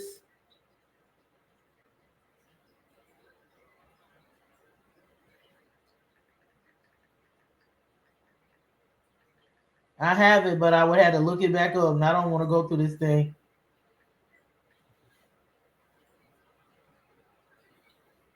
It's a dense, dangerous stretch of jungle and swamp that lies between Panama, Central America, and Colombia, South America. It's about 600 to 100 miles, 97 to 167 kilometers wide. It's wide, and it's the only major break in the Pan-American Highway, which otherwise connects Alaska all the way down to Argentina. It's a mix of mountains, rainforests, mangroves, swamps, and rivers. It's very dangerous. The terrain is extremely rugged with thick vegetation, heavy rainfall year-round. It's jungle-like, too. It has all different type of landscapes, mountains, rainforests, jungles, swamps. It's very dangerous. There are no official roads through it, only rough footpaths used by local people and migrants. It's very dangerous. Natural hazards, quicksand like mud, venomous snakes, and poisonous insects, jaguars, floods, diseases like malaria. It's drug traffickers there, armed groups, human smugglers operating in parts of the region. Is very dangerous. People go missing, women get raped and stuff. So the migration crisis is thousands of migrants from South America, Africa, and Asia attempt to cross it each year, trying to reach the U.S., often facing robbery, assault, death along the way. And also, they trying to get into Mexico to come to the Americas. Ain't that something? This is the land right here. This is ancient Egypt. This is definitely they all want to come here. Despite its dangers, it's one of the most biodiverse regions in the world, home to rare plants, birds, and animals found nowhere else. Indigenous groups such as the Embera, and the Kuna tribes, they're the indigenous tribes there, live there, and have preserved much of its ecology. They say they got trees that's worth billions of dollars, $billion trees. But those tribes, they probably don't know it. They might know it's worth that much. I doubt it. Political and historical, because they're not that they're dumb. They're just not about money. It's the only place where some of them know. It's the only place where the Pan-American Highway is interrupted, mostly to protect the environment and indigenous land. So, meaning interrupted, meaning it's natural vegetation and all that. There, they got the mountains and the jungles and the rainforest. Oh man, the gap has long symbolized a divide between North and South America, both geographically and politically. Okay, that's what he's talking about, the Darien Gap, which they don't talk about this. Mara Macy, and I know why. We're starting to take groups down there that can call for fire on the NGOs. Good for you. So before we get into what you're doing down there, can you give us a basic explanation of what the Darien Gap is and why it's pertinent to what we're talking about? Yeah, the Darien Gap is one of the, let's say Panama. Let's widen that slightly to Panama. Panama is one of the most important pieces of land on earth to the United States. A lot of Americans don't get this. Our grandparents got it. For instance, Fort Clayton is the old U.S. Army South headquarters. And a lot of American veterans watching this will know exactly what we're talking about, right? It's been taken over by more than 5 dozen NGOs, mostly. He mean the Moors got it. Then the Moors and the indigenous people of the Americas got it, because we mapped in and were sea sea dwellers and what you call it, ship pirates, or not pirates, but we would see people that traveled and merchants and see, we was on the waters and stuff like that. So yeah, we got it. And they even had things that fly in the air. I don't know if it was called airplanes or what, but they ain't telling us. They had unidentified objects and stuff too. Then people could teleport and all that. I'm getting into that. UN. And his ancestors learned from the indigenous people. But the skipping past the details. Even talking about the what they fighting over there in Yemen and Israel and all that, and Iran and all that belong to indigenous women. All that belong to all them canals and all that, and all that land and stuff. All this stuff originally belonged to the clan mother, the indigenous women of the land that they fighting over. That ain't even theirs. That they really losing power over. So that's been taken over by our enemies. Fort Clayton is literally one of the most important little postage stamp sized pieces of land on planet Earth for Americans. Right outside the windows there of IOM headquarters, which is the International Organization for Migration, which is the chief engine of the invasion, is right outside their office windows in building 110 is the Miraflores locks, the Panama Canal, and the Panama Canal Railway, which is also important, and the Thatcher Ferry Bridge. The Thatcher Ferry Bridge is the bridge from Highway 1 that goes down from the Darien Gap, from the edge of the Darien Gap, all the way to Prudhoe Bay, Alaska, right? So in other words, once you get on Highway 1, after you emerge from the Darien Gap, you get in buses straight to America, straight shot. So in other words, from the IOM headquarters, to repeat this, the Miraflores locks are right there. You're watching ships go by. I'm watching them constantly because I rent a hotel right beside them, right? Mm-hmm. And there's the Panama Canal. There's the railway. There's the Thatcher Ferry Bridge. This is amazingly important to the United States. And right behind you is the old U.S. Army South headquarters. And they've taken it. Literally our enemies have taken our headquarters. Jimmy Carter gave away. I'm sorry, sir. Go ahead.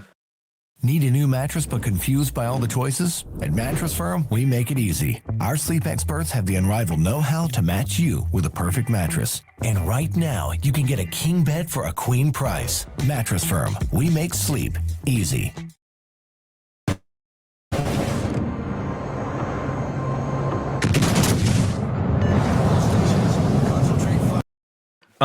Basically what I was... So Fort Clayton, what he talking about?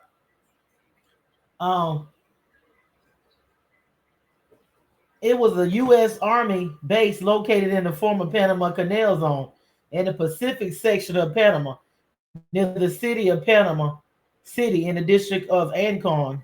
It coordinates are approximately 9.067 degrees north. That's the latitudes and stuff, the coordinates. 76.5667 degrees west. It's set fairly close to the Miraflores locks of the Panama Canal, part of the strategic infrastructure of the U.S. military help protect. The base was established to help defend the Panama Canal and support U.S. military operations in the region. It was named after Colonel Bertram T. Clayton, who died in World War I. They said they fought them wars to take us out. All the people that won't down with their bullshit, the indigenous people that had power. So that originally was under our power, under the Torrijos-Carter treaties, which arranged the eventual handover of the canal zone to Panama. U.S. military installations, including Fort Clayton, were to be transferred to the Panamanian control. The U.S. formally shut down Fort Clayton in 1999.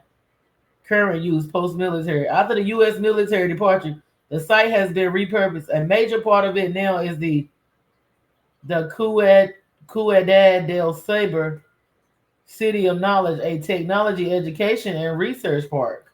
It has also become a residential suburban area with international schools, gated communities, amenity aims at aspects and professionals. Relation to the Darien Gap. It's important to note Fort Clayton is not near the Darien Gap. The Darien Gap is the dense jungle region that lies between Panama and Colombia, interrupting the Pan American Highway.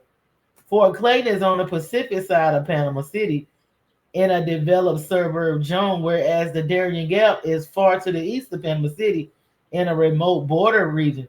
If your interest involves crossing through or learning about migration, ecology, or travel in the Darien Gap region, Fort Clayton may not be directly relevant. It's more about Panama Canal Zone military history than jungle frontier. Okay. Okay.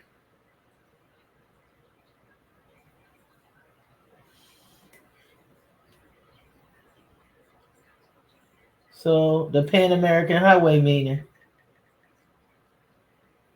All right. The Pan American Highway is a massive network of roads that stretch from the northern tip of Alaska all the way down to the southern tip of South America, making it the longest road system in the world.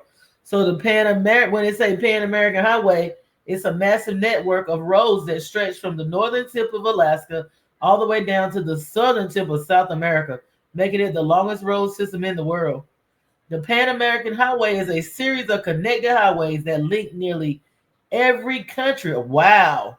The Pan American Highway is a series of connected highways that link nearly every country in the Americas, from Prudhoe Bay, Alaska, USA in the north, through Canada, US, Mexico, Central America, and down through South America to Ushuaia,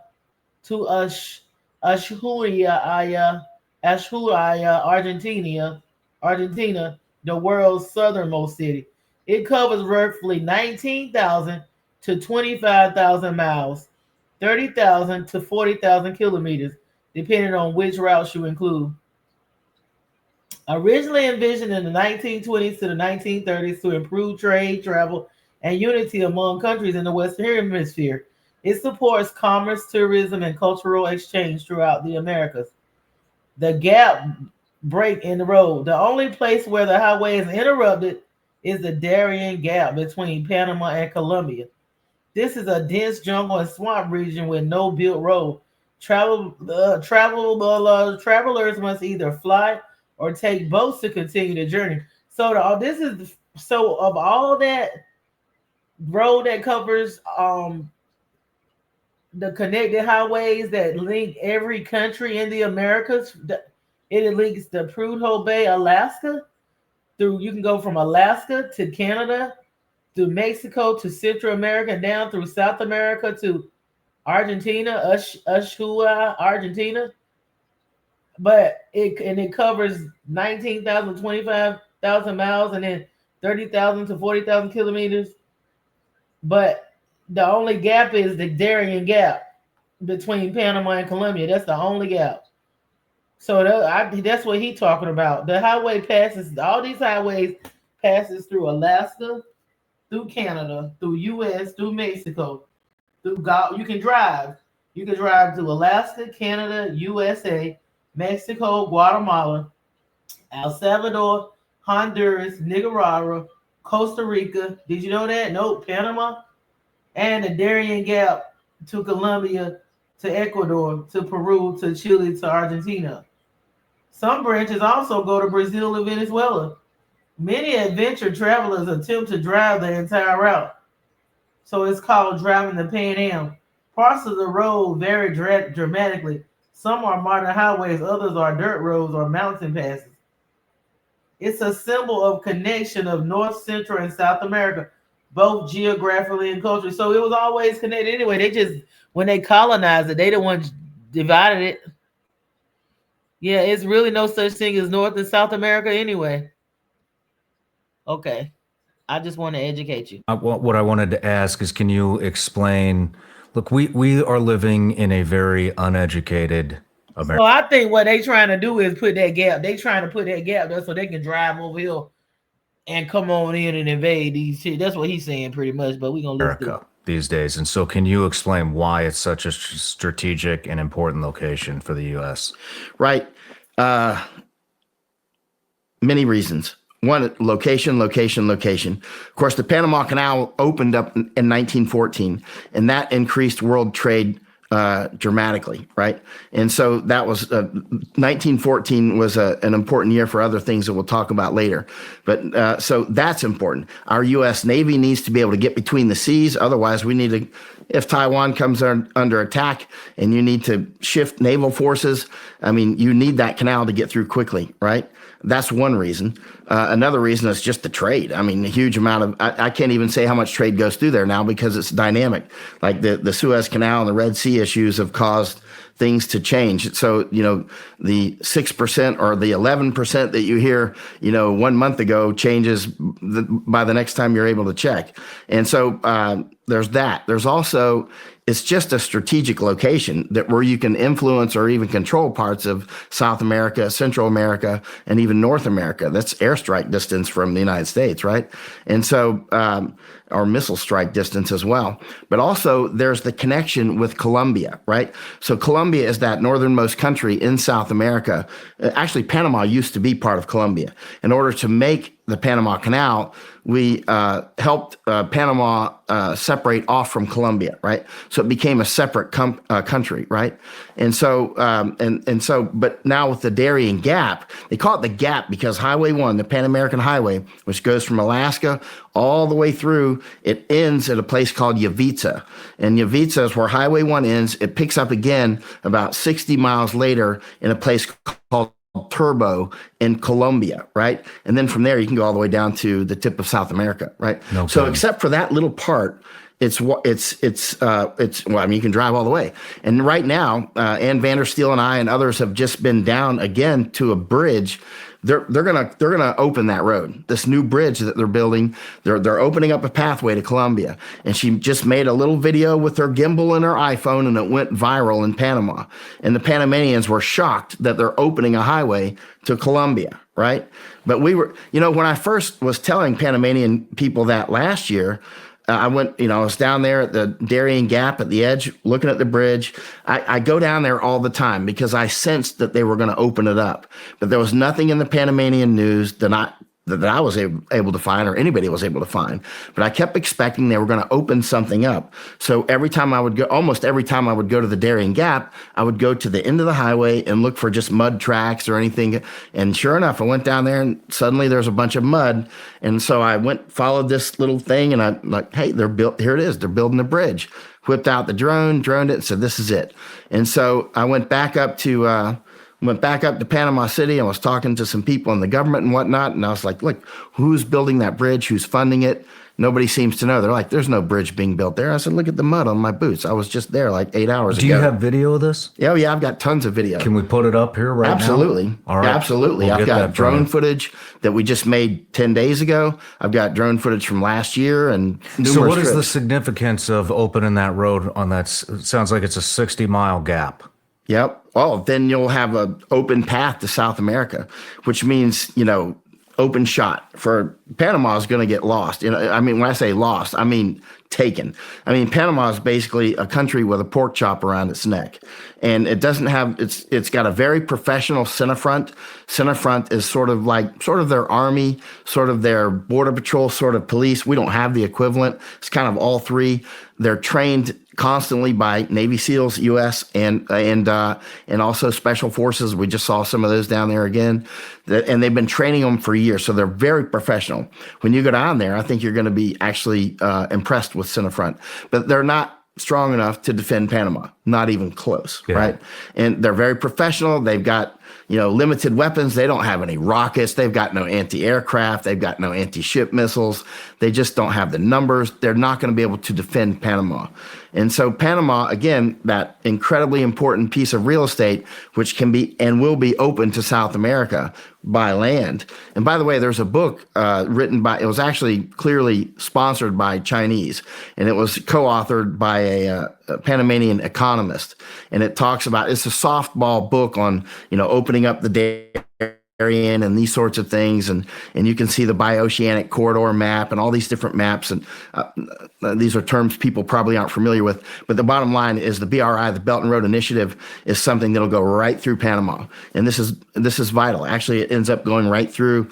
You know, people were just asking me yesterday, why is Biden going to Brownsville, Texas? because it's on the I-69 corridor. That corridor is part of the corridor that also will go through the Darien Gap, actually the Bioceanic corridor, and all these different things. It's all about energy. It's all about routes, Old Spice routes, Old Silk Road, all these things. Nothing has changed really. This, the important routes are the same. Actually, that's why I often will leave Panama and go to Netherlands, because Netherlands is another key piece of vital piece of terrain, right? You see the railway that's been built from Shanghai and other feeders in China. I've been to that end of it in Shanghai. I spent a lot of time. I spent about a year in and around China. But there's a railway now that's been completed, goes all the way across Asia and Europe, and it goes right through Netherlands to Rotterdam Harbor. Rotterdam Harbor is the biggest harbor in Europe. And just south, man. Yeah, Okay. and just so the railway goes. So you're already filling in the blanks. Yep. And so it's the biggest harbor in Europe. Major trade routes. Yep. They are infiltrating all the major trade routes throughout the world. So when you see where I'm at, it's trade routes. That's where they're using this weaponized migration. They're focusing them on key places of the trade route. Brownsville. Why did Biden go there? Well, why does Governor Abbott constantly go to McAllen?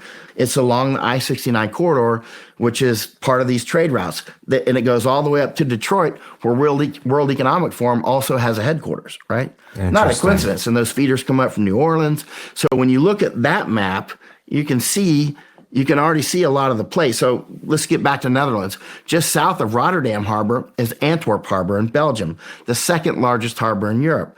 You control those two bad boys, and you've got, and so now they're trying to working on something called Tri-State City in Netherlands, Germany, and Belgium. They call it Tri-State because it's the three states of Netherlands, Germany, and Belgium. Most of Netherlands, part of Germany, and part of Belgium will be this giant smart city that the World Economic Forum and CCP have envisioned. Now, every time I say this on a major show like yours, you'll see the WEF guys come out and say, that's conspiracy theory. And they'll say, well, here it is on your website, right? You know how this goes. Yeah. And so they want to build this giant, and they're working on it, tri-state city, smart city. And so they're really hitting Netherlands and whatnot with these weaponized migration, right? The weaponized migration is one of the tools that they're bringing to bear. Now, let's talk about trade routes and energy, right? So a lot of this... Hold up. Before we go into trade routes and energy, let's go back to the Darien Gap. Here's the situation. You've got China, Russia, Ukraine, the border. The banks seem to be collapsing. Plus, the Chinese just negotiated with Iran, Saudi Arabia, and Brazil to drop the US dollar. And most Americans, including myself, feel that we're in a recession right now. But despite all the evidence, I can't tell you what's going to happen for sure. Nobody can. Yet when it comes to your money, you should understand what's at stake. That's why I partnered with Goldco to possibly help. Started going to trade shows and looking for the finest ingredients in mushrooms. So they have...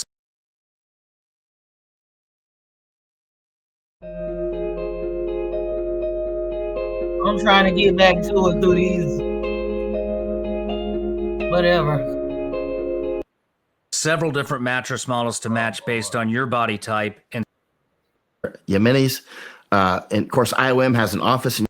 I've always struggled to get a full night's sleep after you down there first. So down there first. So here now, and it leaves me feeling refreshed. Once you match, your mattress comes right to your door. Down there first. So what are you seeing down there? It sounds like from our discussions in the past over the phone and from what I've been reading and since I've been following you, it sounds like you're seeing a lot of Chinese movement down there. You're seeing a lot of Russian influence down there, and you're seeing a lot of different terrorist organizations congregate down there. I have a friend, Sarah Adams, who is a CIA targeter, who is coming on here in about a month, who's going to discuss how all of these terrorist organizations, Taliban, Al-Qaeda, Hamas, they're all ISIS, they're forming an alliance. Instead of hating each other, they're forming an alliance. You're saying they're congregating down there to come up into the U.S. So passing through, not really congregating. They just pass through. Pass through. Okay. I mean, right now, when we just left, it was about 3,000 a day, right? 3,000 what? Aliens coming through per day. And that would be mostly Venezuelans, hundreds of Chinese per day, Afghans every day, just who's who in the zoo, 150 different countries, Yemenis. And of course, IOM has an office in Yemen. We're starting to bomb Yemen, of course. Guarantee you there'll be an increased number of Yemen. Tons of Arabs. You got to keep in mind, in Venezuela, there's a lot of Hezbollah, right? I mean, there's a lot of, there was a bombing in 1994 in Panama, and there was an airliner or a small flight going from Cologne to Panama City and killed 22, I think, including 12 Jewish people, right? And then within 24 hours of that, there was a bombing in Argentina, killed 85 and wounded about 300. So about 385 casualties, right? And so those were Hezbollah. The Hezbollah mastermind in the Panama bombing is believed to live in Venezuela and owns a bar on Margarita Island, right? I mean, people know where he lives. Yeah. And he owns a bar down there. And so, but he's still operating. And the Russians and the Chinese and the Iranians have very close relationships with Venezuela. So Iranians can literally pop in there and get a visa, get a new passport on arrival, not a visa, passport, right? So, and you've got also Hezbollah there in Venezuela who speak Spanish fluently because they were raised in Venezuela. There's a village in Lebanon where they speak Spanish. I think it's called Baal, right? I'm sorry, I've forgotten how to spell it. I'm not familiar with that. Yep, they speak Spanish. You can look on YouTube and you can see the people in the village literally speaking Spanish. Interesting. Why are all of these? I definitely understand why. I mean, China's obviously there to take control of the canal, of the trade route, correct? Yep. Is that why Russia's there? Russia has always an influence. They're serious players, but their influence is nothing like China. I mean, the difference is quite immense, right? And again, I've spent a year in and around China watching. I've written 3 books on Chinese information war that are only in Japanese. I didn't even publish them for an American audience. I've been trying to wake up Japanese for years because they're a vital partner for us as well. But the Chinese are doing so many things. For instance, they're interested in building a canal in Thailand on something called the Kra Isthmus. I've been down there researching that, 10 years ago. They're buying property down there. They're setting conditions to make that canal that'll allow them to bypass the Malacca Straits and that sort of thing. So a lot of this is about old, silk routes and spice routes. For instance, you see the Indo-European corridor that almost nobody has heard about, right? The Indo-European corridor is a new idea, or at least it's a new idea that people are energizing, that will go from Mumbai over to UAE through Saudi and Jordan, and then come out through Israel and Gaza and Haifa, right?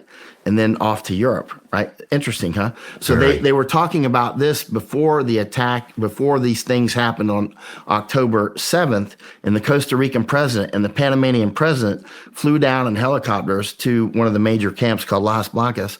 In fact, they just made some new LZs. You can see on my drone footage before and after. They put up these helicopter LZs. They landed there. They announced that they're expanding the Darien Gap.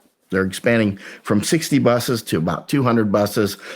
So when I come back to the United States and I say, well, I think they're going to at least triple the number of people coming through. It's not a random thought. Mm-hmm. I mean, you can do the math, from 60 to 200 buses. But in fact, we're watching infrastructure being built in the jungle, which could make it 5-10 times more. I mean, but they're they've already increased the number of buses now. But the bottom line is when I say these, the number of buses to do what? What are the buses? These buses for the people who emerged from the Darien Gap. I'm sorry, I missed that part. I'm down there so much I forget what people actually are not dialed in on. But so as the people, as they make it through the Darien Gap, they get on buses. They go to two major camps after they get out. One's called Las Blancas, and the other one's called San Vicente. San Vicente is the one I call China Camp. China Camp is the one that Mayorkas went to, Alex Mayorkas went to on April 18th, 2022. I had waited for him for 4 days. He came down in 4 Blackhawks, landed right in front of me. I didn't actually know he was going there. Somebody told me he was coming to Panama.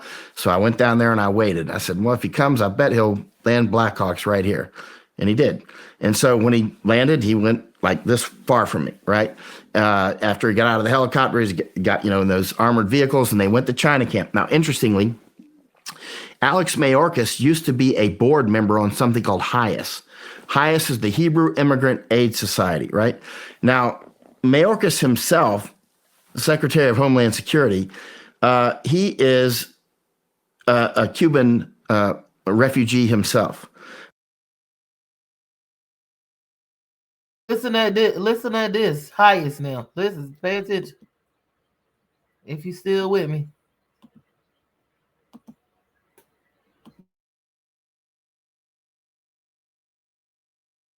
Of Jewish parents, right? Mother and father. And now he actually was a board member on HIAS, which is the Hebrew Immigrant Aid Society. Now, people got angry at me and said, oh, you're becoming anti-Semite or what? Clown out. I don't care. Say whatever you're going to say. Bottom line is I've been attacking Catholic charities for years, right? But it happens to be he was a board member on HIAS. Actually, the person that dialed me in on that was Douglas McGregor. He said, he was a board member on, Alexander Mayorkas was a board member on HIAS. And you can see it on the HIAS.org website. They congratulate him for getting the job at Homeland Security. So he moved over. They've got an office 40 meters from the front gate of HIAS has an office 40 meters from the front gate of China Camp. Literally, HIAS, who has a long list of donors on their website, HIAS.org, they're literally using Jewish money to bring people in from places like Hezbollah. You can't make up this stuff. So when I said that at a speech in Texas recently, people said, oh, you're anti-Semite. I'm like, here's the bottom line. When they start shooting up synagogues and golf courses in Florida, and this people that came through the Darien Gap, then you'll start to wonder, how did they get through? And I'll say HIAS was one of them, right? And so shut them down. So there's a lot of heat coming on HIAS now. We were just down there again. They've taken the signs off their gate. They had a big HIAS sign on their gate. They've now taken it down. They know that they're being watched now very closely. But the bottom line is, these NGOs like HIAS, like Catholic Charities, like IOM, all these people, UN in general, they are taking over countries. Remember when the crazy people used to say that? Well, it turns out the crazy people were right. I used to think they were crazy. Now I just think they were smarter than I am. I mean, because they saw it. They saw this decades ago, that the UN was going to do this, and it always sounded crazy. And it's not, because they're clearly doing that to Panama. They're clearly trying to, for instance, remove the Centerfront commander and get somebody installed that is from one of the NGOs. They've already done it to the Department of Homeland Security. They've got Alex Mayorkas is the chief there, and he brought money to that camp at San Vicente. You'll see it.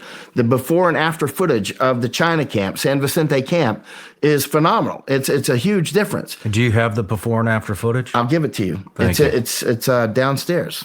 Thank you. So China's there for a multitude of reasons. One, to control the trade route. Russia's there, it sounds like, just to have a presence. If you don't understand the rules of power, you will certainly lose to someone who does. I'm going to teach you how to be more powerful, because power leads to success. Some of the things we're going to talk about having you do are going to make you feel uncomfortable. If you think hard work, loyalty, and waiting... Why are so many Middle Eastern terrorist organizations passing through the Darien Gap? Why wouldn't they just fly into Tijuana or El Paso and just run through the border there? What's the draw? Very good question. A lot of them do fly in. Same with Chinese. A lot do. actually. And then a lot they just can't get through for whatever reason. But everybody knows you can get through. If you can get your feet anywhere in South America, you can get anywhere in the United States. It's easy at this point. It's a function of money. That's all it is. And so if you've got the money, it's easy. Follow the ant trail. So why are they going to the Darien Gap, though? That's what I'm asking. Because it's a route that you can get through. I mean, and again, people, let's say Chinese, they can get to Ecuador, Quito. They'll fly to Quito, Ecuador. There's whole hotels they've taken over now in Quito, right? And along the way in Colombia as well, in Nicocli and other places, right? So they have taken over. Well, if you can get to, like, for instance, a lot of the Africans can get into Brazil. Haitians can get into Suriname and Brazil. A lot of Haitians were already in Chile due to various reasons. So a lot of people either started down there or started down there years ago, or you can just get there. For instance, Venezuela will let you in. Okay, so you're saying that maybe some of these Middle Eastern terrorist organizations are having problem getting into just Mexico in general through some type of integration process. So it's easier for them to get in down in the Darien Gap. That's Is that right. what you're saying? Yeah, like Venezuela will let Iranians come in. Okay. And so Venezuelans, I mean, so that's basically, they're not going to the Darien, they're not coming to the Darien Gap. They're going all over South America. They're finding the easiest countries to infiltrate down there so that they can funnel up into the U.S. Oh, they would definitely prefer to fly straight to New York. But this is the way that some people can get in. Some people, like some of the Chinese, can fly straight to Mexico because they can get a visa. And so they'll fly, a lot of them go to Cancun. And so they meet their snakeheads in Cancun. Snakehead, and we call them coyotes, but in Mandarin they call them snakeheads. So there's snakeheads in Mexico City. There's snakeheads in Tapachula. Tapachula is the southernmost city in Mexico. It's on the Guatemala border. I've been there, right? And it's like they're El Paso. And so there's snakeheads there. There's snakeheads in Cancun. So you got some Chinese that'll literally fly to Cancun and they'll go on vacation, like, chill out. And then you'll see them come across at Yuma or whatever, right? And you'll see the Chinese coming across at Yuma or San Diego or McAllen. The ones that, I've been all the way across the U.S. border from SpaceX to San Diego, much of that on the Mexican side and on the entire American side, right? And so, I'm quite familiar with that border. And I've seen a lot of Chinese come across that look like they just got off an airplane. They're wearing their cheeks aren't drawn in from going through the Darien Gap or some long trip, right? But even the Chinese, keep in mind, the Darien Gap is not the same for everybody. Some people take the hard route, right? Actually, right now, Oscar Blue is out there with Matt Tomlin. They're going in. They literally landed by helicopter yesterday. They're okay with me saying this because by the time this airs, they'll be out. They're right by the Colombian border right now. They're actually reconning one of the new routes that the Chinese are using. I can say that now. I'm saying this with permission because, again, by the time this airs, they're out. But in fact, I'm tracking their icons I was just looking at earlier before we went on. They're deep in the jungle. It's a new route. But there's hard routes and there's easy routes. The hard route is like you go from Nicocli, Colombia, which I've done this. You get on a boat. You go to Capurganá, or that's one of the main places, Capurganá, and then you enter the Darien Gap there, which I've done. I didn't go very far in, but we went in there. I went there with Chuck Holton and Masako Ganaha. We didn't go very far, but we went in enough to see the entrance, right? And then we came around and went to the Panama side. But that's the hard route. It goes over what's called the Mountain of Death and the Four Crossings and all this. That's where you take the high casualties, right? Then there's easier routes that the Chinese and many Syrians as well, and others, and Afghans as well, actually. They'll take many of the Afghans take the hard route, but others have a lot of money somehow, and they take the easy route. And so you get on these boats and you go to places like Querétaro and you go to places like Anachucana. I've been to all these places. That's with the Kuna Indians. You land, and then they only have about 2 days to go through the jungle, and it's easy. The Indians carry your bags. Nobody gets raped or killed on that route because they pay so much money. So those routes are quite safe. Although when Ann Vandersteel and I were just down there on this last trip, that route was closed temporarily because a couple of boats capsized and 9 Afghans were killed. So the road that route was temporarily closed because the seas were so high. But when it's closed, it doesn't stop people from coming. They either just wait or they take one of the other routes. Okay. How are you received down there? What do you have a cover, or you just? Everybody knows who I am. Everybody knows. Everybody knows who I am. I'm out with the Indians all the time. I'm out with Imbra Indians, Wunan Indians a little bit, and Kuna Indians. They all know me by. In fact, again this morning I got a message from while we were together. I got a message from one of the Kuna Indian, Imbra Indian mayor, Francisco Agapi. He's the mayor of 29 villages of Imbra, Wunan, and that what they call comarca, which is a reservation. So most of the villages that the aliens come through are his villages, right? So we've actually had him up in Washington. Todd Bensman had helped get him up there, and we had him talking with congressmen and whatnot, and so we've had him to the United. He speaks English fluently. He actually went to school in Oregon, in that crazy place. And then actually went back to Darien Gap where it was safe. This is you can't make up this stuff. Everybody's talking about how.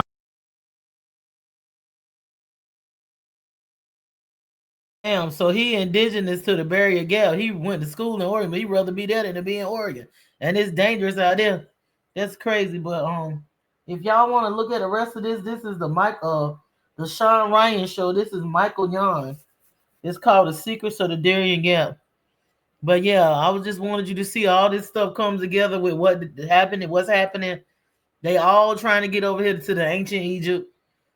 They all coming together like they did before to take our stuff. So, but it's not just about, it is about us, but it's not a color thing.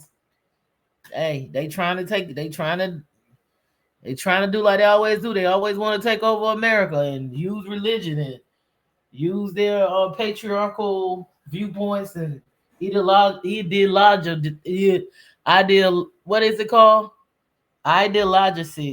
and stuff. So we gonna see. Hey,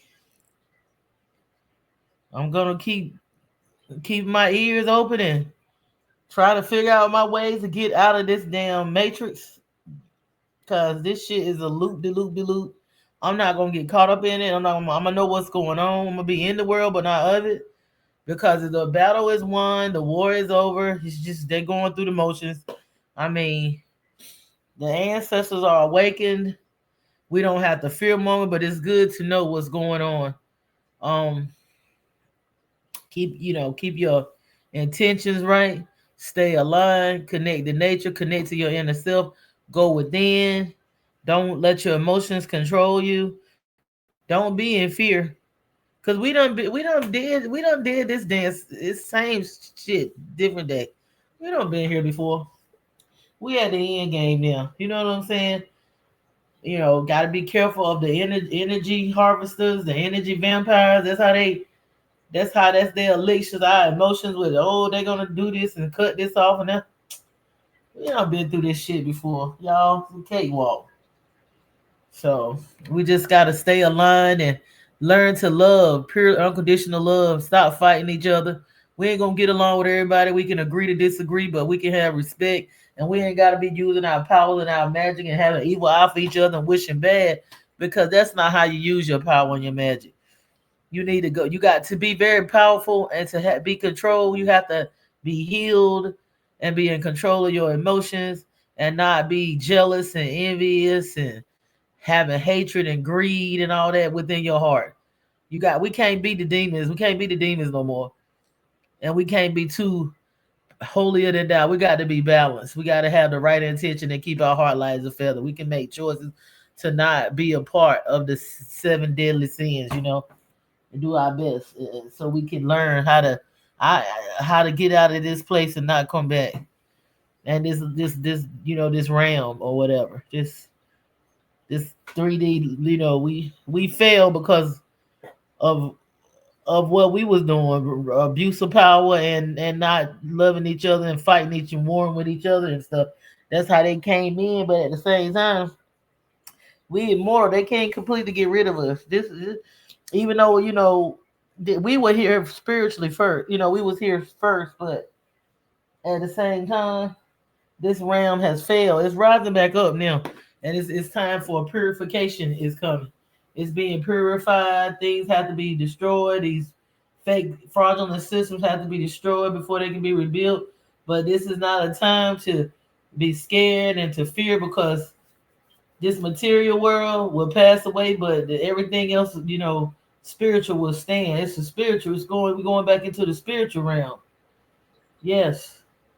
All this fake stuff that's built on quicksand is falling. It's falling, It's falling. It ain't falling. It's not my fight. I'm trying to get my heart right and clear up my stuff. That's all I could do. I can't save the world. I can save myself and try to walk in alignment. I know what's going on, but at the same time, I'm not in any fear. I'm trying to control my emotions and be in alignment and keep my heart and my intentions right and pure. I'm not participating in stuff I don't have to participate in. I'm separating myself from things I don't have to be involved in. I'm not being nobody energy source. I'm not being no sacrifice. I'm not doing things my heart ain't in. So this has been my son Goddess 777, and I wish you well. I hope this knowledge find the people that it needs to find, and they will listen. Other than that, if you think it's too long, then hey, don't listen to it. Y'all have a wonderful Sunday and get this knowledge and this meat. Please like, subscribe, and share and comment and let me know what you think, because it's talking about a lot of different things. All right. Bye-bye.